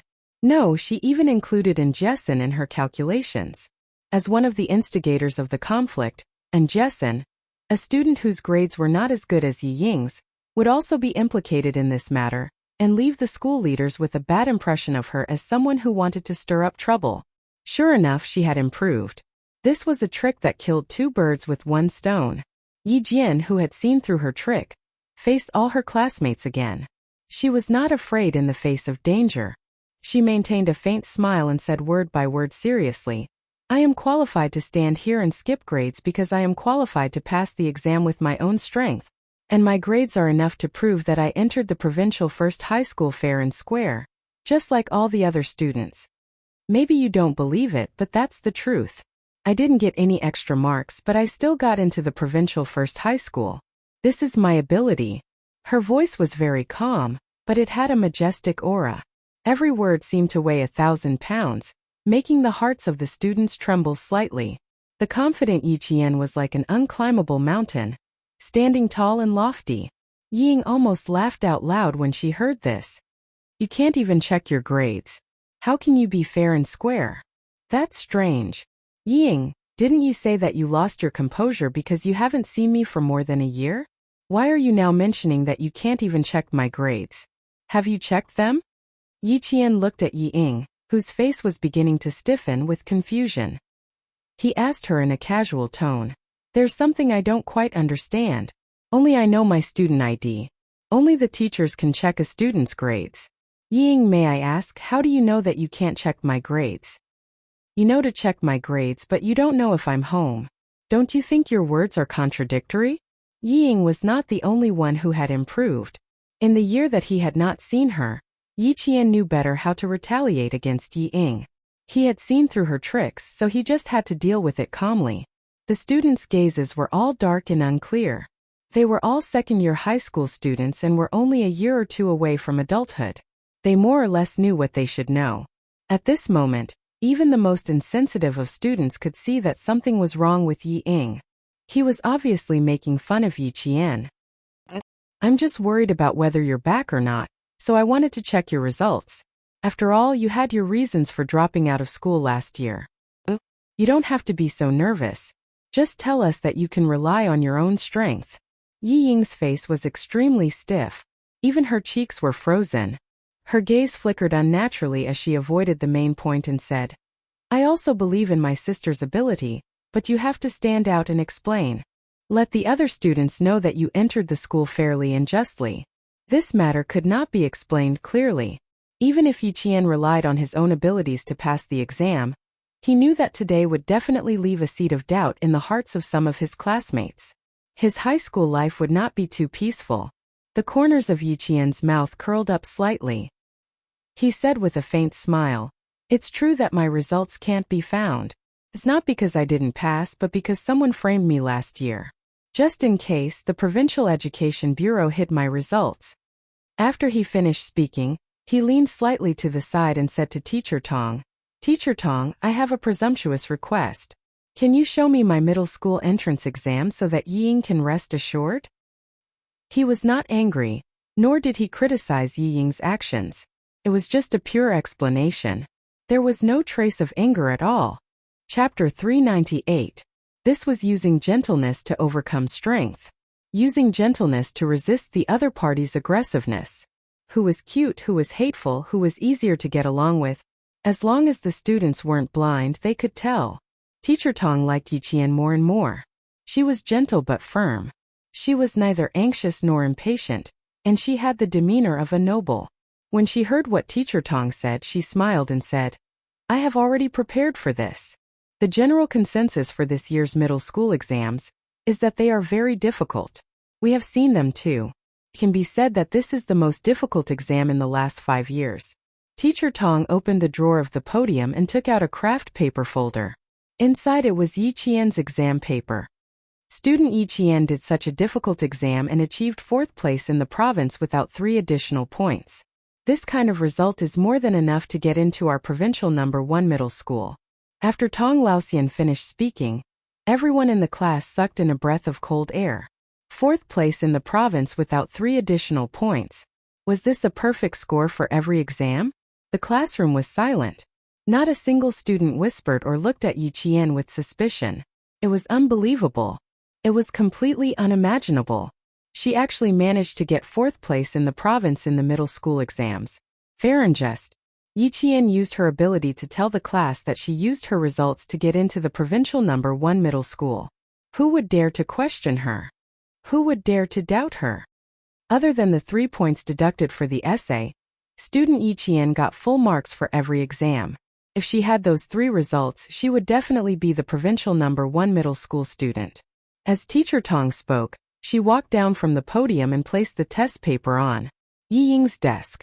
She sighed and said, "You children, if even the test is not fair and impartial, then the entire education system will fall into a state of eternal damnation."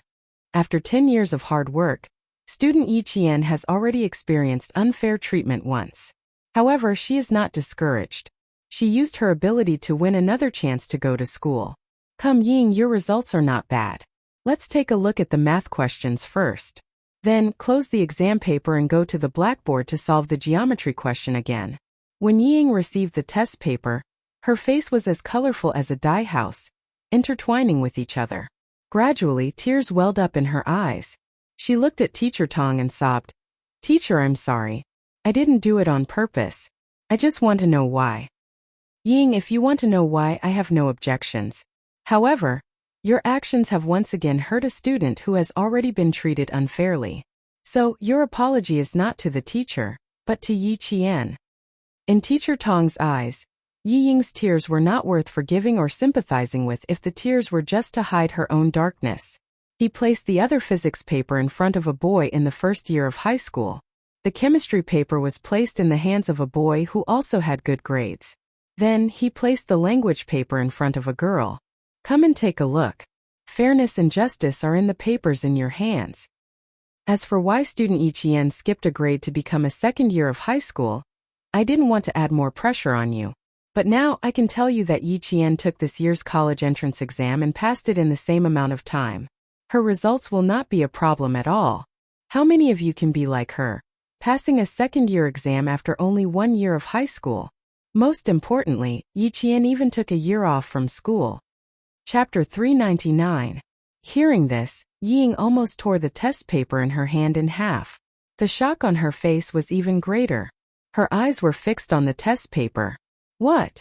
This wretched girl passed the entrance exam for a 2nd-tier university. Impossible, how could she surpass me? She passed the entrance exam for a 2nd-tier university without even going to high school. Wow, that's amazing. The question sheets are so clean and so are the rest of the questions. No wonder she participated in the World Mathematical Olympiad. The geometry questions at the back are indeed a bit difficult. If you want me to solve them now, I'll have to give it a try. The girl who sat next to Ying had good grades in science. After seeing Yi Qian's test paper, she couldn't help but exclaim in admiration. She was only impressed by Yi Qian's test paper. She didn't notice that Yi Ying's face was already covered with dark clouds, as if a storm was coming at any time. Yi Qian had already returned to her temporary seat. She was very tall, so she was very eye-catching sitting in the front. In the following self-introductions, the students who walked up to the podium would first take a second look at her before they started. When it was Yi Ying's turn to introduce herself, a boy joked, "We all know you and we all remember you." Unintentional words were even more hurtful, especially to someone like Yi Ying, who always wanted to show off her superiority. The boy's teasing was like a dagger fiercely stabbing into her heart. It made her the laughingstock of the class. When she came down, she glanced at Yi Qian from the corner of her eyes. She wanted to warn Yi Qian to show that she wasn't afraid. Who knew that Yi Qian didn't even look at her? Instead, he was talking to a girl behind him, with a faint smile on his face. Yi Ying's eyes stung, and she looked away angrily. After sitting down, she was like a proud peacock, using beautiful feathers to disguise herself and hide her insidious heart. The half-an-hour morning self-study session didn't let the 60 students in the class finish their self-introductions. After class, Teacher Tong seemed to have forgotten to let Yi Ying do the questions on the blackboard. When the bell rang, she only said, "The next 2 classes are math exams. Students, you have 10 minutes to prepare yourselves." How was he mentally prepared? It was like a bolt from the blue. Amidst the wailing, Jessen rushed to Yi Qian as if nothing had happened. She clung onto Yi Qian like a koala. "My Jane Eyre, you've kept me in the dark for so long." Jessen, who had spent the whole summer watching period dramas, still hadn't gotten over it. Every time she opened her mouth, she would speak in a strange tone. "Why didn't you tell me that day? Tell me, why didn't you tell me?" Yi Qian almost fainted from her strangling. "Because I want to go to high school safely. I don't want anything like last year to happen again, understand?" "You're right. I'm happy now, so I forgive you this time." Being in the same school and class as her good friend again made Jessen even happier than if she had won a ranking. The smile on Jessen's face was so wide that her eyes were about to become slits. There were only 10 minutes before class ended, but all the students who came to talk to Yi Qian found that she could accurately say their names after they introduced themselves once. By the time the math and language exams were over, she had already memorized the names of all the students in the class in just one morning. IQ and memory really have to be compared to know who's better. I'm impressed. With her IQ and memory, she could choose from any of the top universities in the country. She's amazing. She can't be compared to her at all. For both exams, she only used one class to hand in the papers. Pressure. Chapter 400. Seeing that even the top student in the cohort felt pressured, the other boys in the cafeteria laughed and said, "Bro, I'm afraid the top student in the cohort won't be guaranteed. That's normal. Yi Qian will crush us in terms of IQ, memory, and learning range. The top student in the cohort will become the uncrowned king." The top student in the cohort wasn't tall, only about 1.7 meters. He had a few pimples on his face and was a gentle and easygoing guy. He didn't feel pressured by Yi Jian's arrival, so he smiled and said, 8 immortals crossing the sea, each showing his own abilities. We don't have to compete with Yi Jian's results, we just have to stabilize our own. Comparing grades with her will only make us feel more pressured. Also, he paused and said, I think Yi Qian is easy to get along with. We can ask her if there's anything we don't understand. I don't think she'll reject helping each other and improving each other. That's right. I also think Yi Qian is easy to get along with. I'm afraid she's not easy to get along with. She's not as pretty as Yi Qian. Fuck, go to hell. You're always staring at girls. The 5 boys joked and laughed as they walked to the cafeteria. Yi Ying, who had been walking alone behind them, heard their conversation and felt her blood boiling in her chest. The hatred in her heart deepened. Yi Ying bit her lower lip so hard that teeth marks appeared. That damn thing. As long as she appeared, she wouldn't have a good day. No, she had to think of a way to get rid of her. She had to think of a way. It would be best if she could make this person disappear from this world forever. Yi Ying, who had wanted to eat in the cafeteria, turned around and jogged to the snack bar. Yi Jifan was about to get off work when he saw that the call was from the school's snack bar. He quickly sat down and picked up the phone. Hello, Ying. How come you still have time to call Dad on the first day of class? Dad, Yi Qian came to the provincial first high school. It's not that we can't check her grades, but the Provincial Education Bureau deliberately hid her grades. Dad, what should I do? Now the whole class revolves around her. I finally managed to get into class 1, but she appeared. What? Yi Qian has arrived at the provincial first high school. But he didn't have her results at all. Even the usually calm Yi Jifan paused for a moment. His eyes darkened as he asked in a low voice, "Did she say anything else?" "What? She didn't say anything. She just said that she relied on her grades to get into the provincial first high school. Moreover, Dad, she was ranked 4th in the province."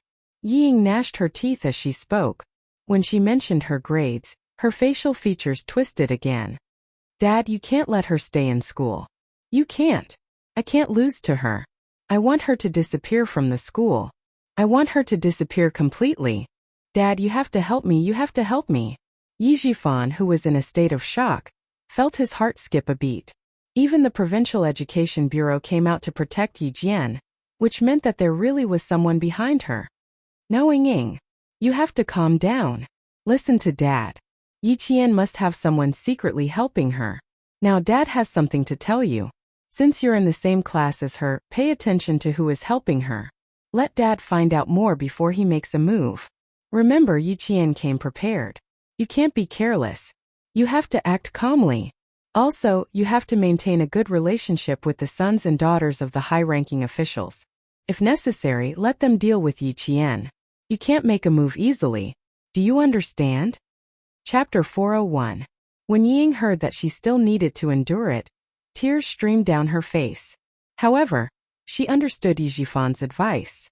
She cried as she replied, I know. Dad, I'll pay attention to who's behind her. You can step in when the time comes." "Dad will definitely step in for you. But not now." Yi Jifan's heart sank. He was very worried that his daughter would lose her composure because of Yi Qian's return. After a heavy sigh, he seemed to have an idea. He covered the microphone with his hand and lowered his voice. Ying, you must hold on to the jade pendant well. Dad can tell you that this jade pendant is very useful. Even if Yi Qian has someone behind her, she's still just an ordinary citizen with some small achievements. You will definitely not be an ordinary citizen in the future. Trust Dad. Bear with it for a while and calm the waves. Take a step back and the world will be wide open. It won't be too late to settle the score with her after we find out the truth. Ying was stunned. Why did he mention the jade pendant again?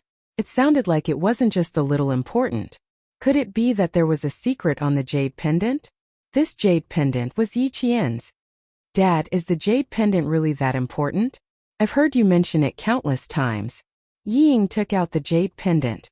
Because it was an expensive piece of jade, she used it as a decoration when she played with her classmates whose parents were officials in the first year of high school. Yi Jifan originally wanted to keep it a secret until his daughter went to university. After a moment of silence, he nodded. Yes, it's very important, very important. It's a symbol of status. A symbol of status? Ying's heart skipped a beat. She was overjoyed. So you're saying that as long as I have this jade pendant, Yi Qian will live at my whim for the rest of his life? Isn't that right, Dad? Isn't that right? She was anxious to get confirmation. Her voice was anxious and trembling. Yes, Ying, so. Before Yi Jifan could finish, Ying hurriedly said, So there's no need for me to be jealous of her grades, right? Because no matter how good her grades are, they'll never be as good as yours, right? After laughing, Ying's eyes narrowed slightly as she asked doubtfully. However, there's still something I don't quite understand. Why does this piece of jade represent an identity? Dad, please tell me. I need some consolation. I don't want to lose to that wretched girl Yi Qian. Yi Jifan knew that once he said that the jade represented an identity, then his daughter would definitely ask about it. After a soft sigh, he said in a low voice, I'm not too sure myself. When your aunt sacrificed herself, this piece of jade was sent back together with her belongings. Not long after Dad became the village chief, he received a call saying that he wanted me to take good care of the jade and not tell Sun Xueqing's daughter about it. Sun Xueqing, Yi Qian's mother. As for this piece of jade, Dad kept it because he thought it was valuable. When Dad was promoted to the position of mayor, the head of the city even talked to Dad personally. His words hinted that someone was helping Dad in the dark. In this world, there is no such thing as kindness without reason or resentment, and there is no such thing as help without a purpose. After thinking about it, Yi Jifan guessed that the person behind this piece of jade had been secretly helping him all this time. That was why he said that this piece of jade represented an identity. If it wasn't someone with an identity, how could they help him? But Ying, these are all Dad's guesses. Also, you have to do your best. Her grades are good, so you have to do better than her. My precious daughter is so smart, how could she be defeated by someone who has been inferior to her since she was young? Chapter 402. Compared to Sun Dongqing, Yi Jifan's words ignited Yi Ying's fighting spirit more. That's right.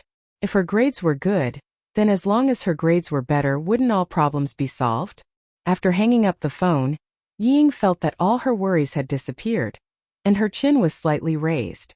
Even when she walked, her gaze was slightly raised. It was a sense of superiority. After returning to the dormitory, Yi Qian and Jessen, and 4 other girls from the same dormitory whom they had met briefly, went to the cafeteria to eat. Just as they were about to reach the cafeteria, they bumped into Yi Ying, who had just returned from a phone call. Their gazes met, and the air seemed to freeze.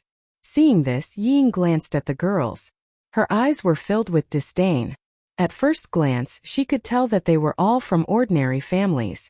Birds of a feather flock together. People of different backgrounds would associate with the same people. Sister, call home when you're free. My dad is very worried about you.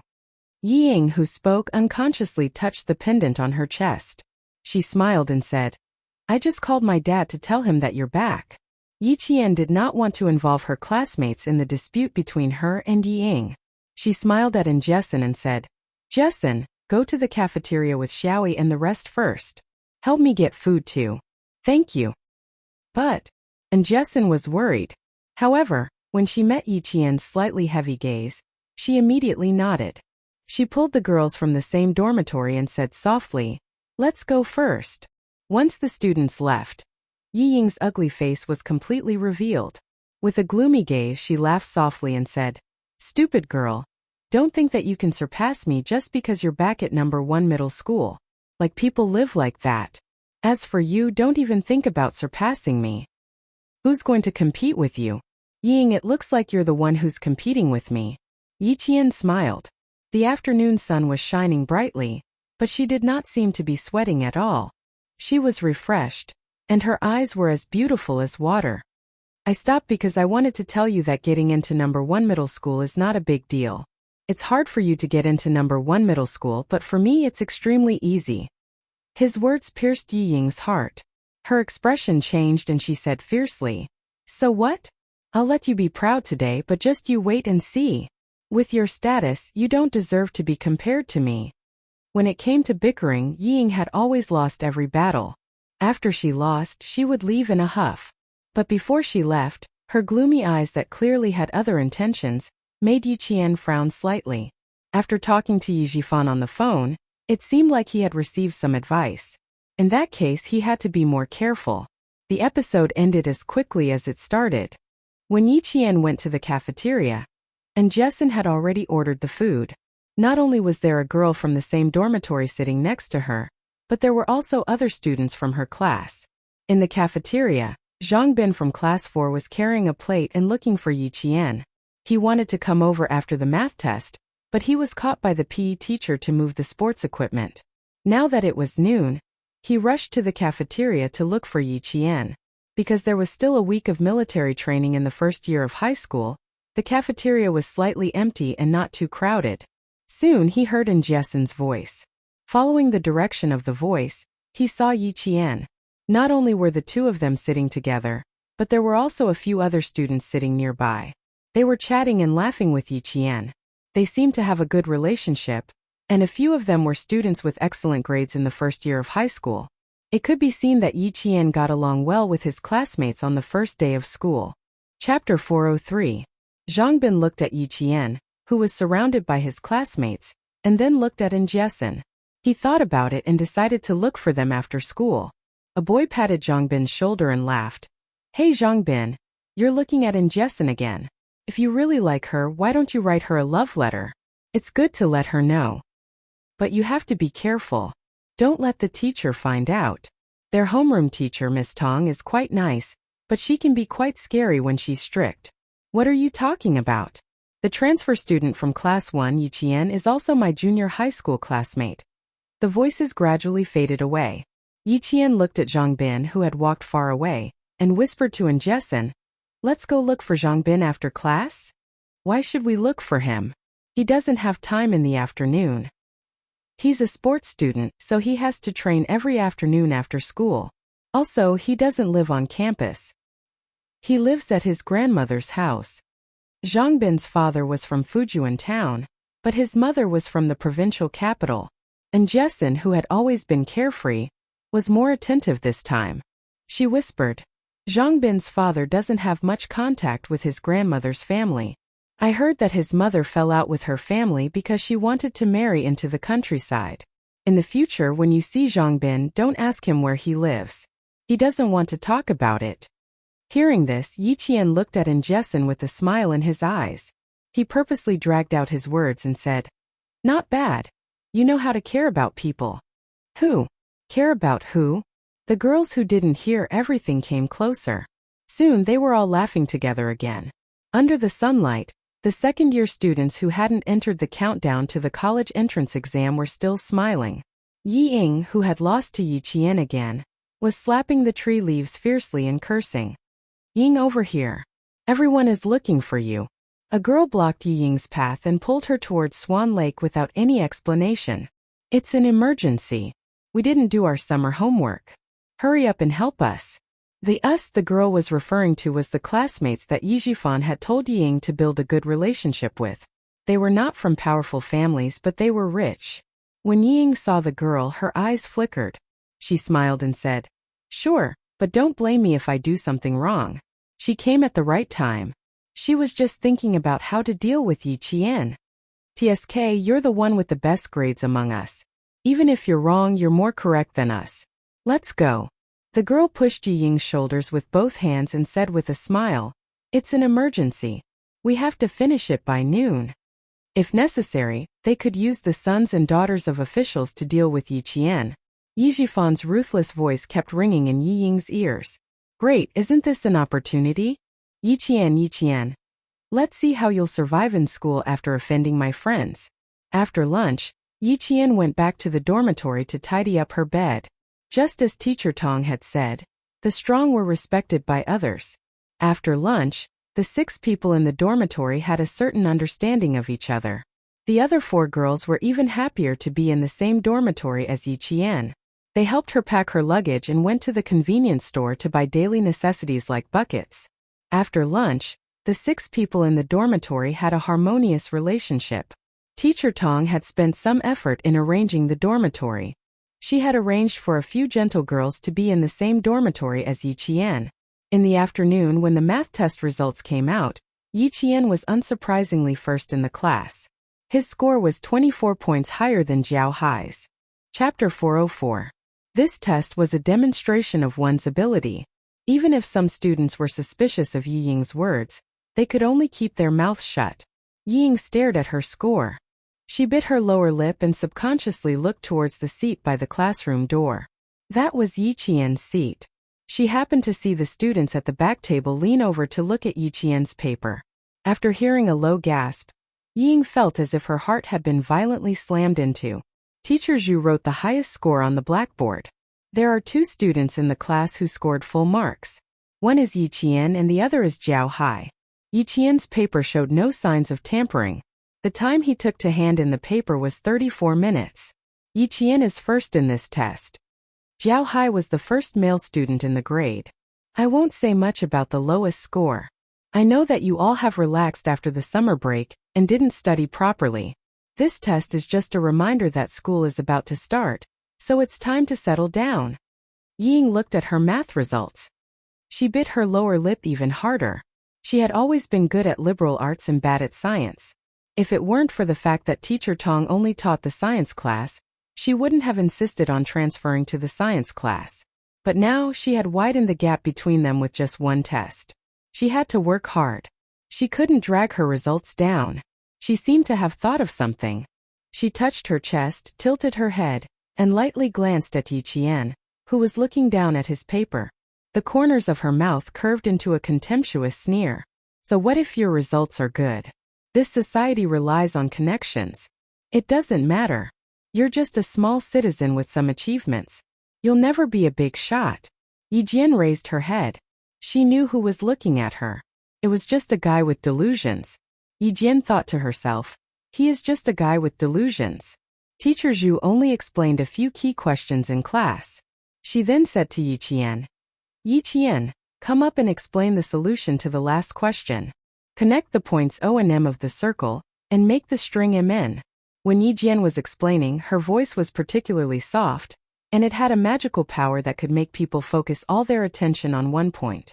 Cicadas were chirping outside the window, and there was only the sound of the leaf fan hanging on the ceiling rotating in the classroom. All the students in the class were listening to her explanation carefully, and there was no extra sound. Only when the value of point N is taken on a semicircular arc that does not include point M, our answer is obvious. Yi Jian wrote down her analysis step by step on the blackboard as she explained the questions. Some white chalk foam fell on her black hair. As she turned around, the ends of her hair swayed slightly, and the white powder fell off. The math class passed by quietly. Yi Qian's analysis process was written on the blackboard. Some students were still copying the answers on the blackboard step by step. There were also students who took their test papers to answer Yi Qian.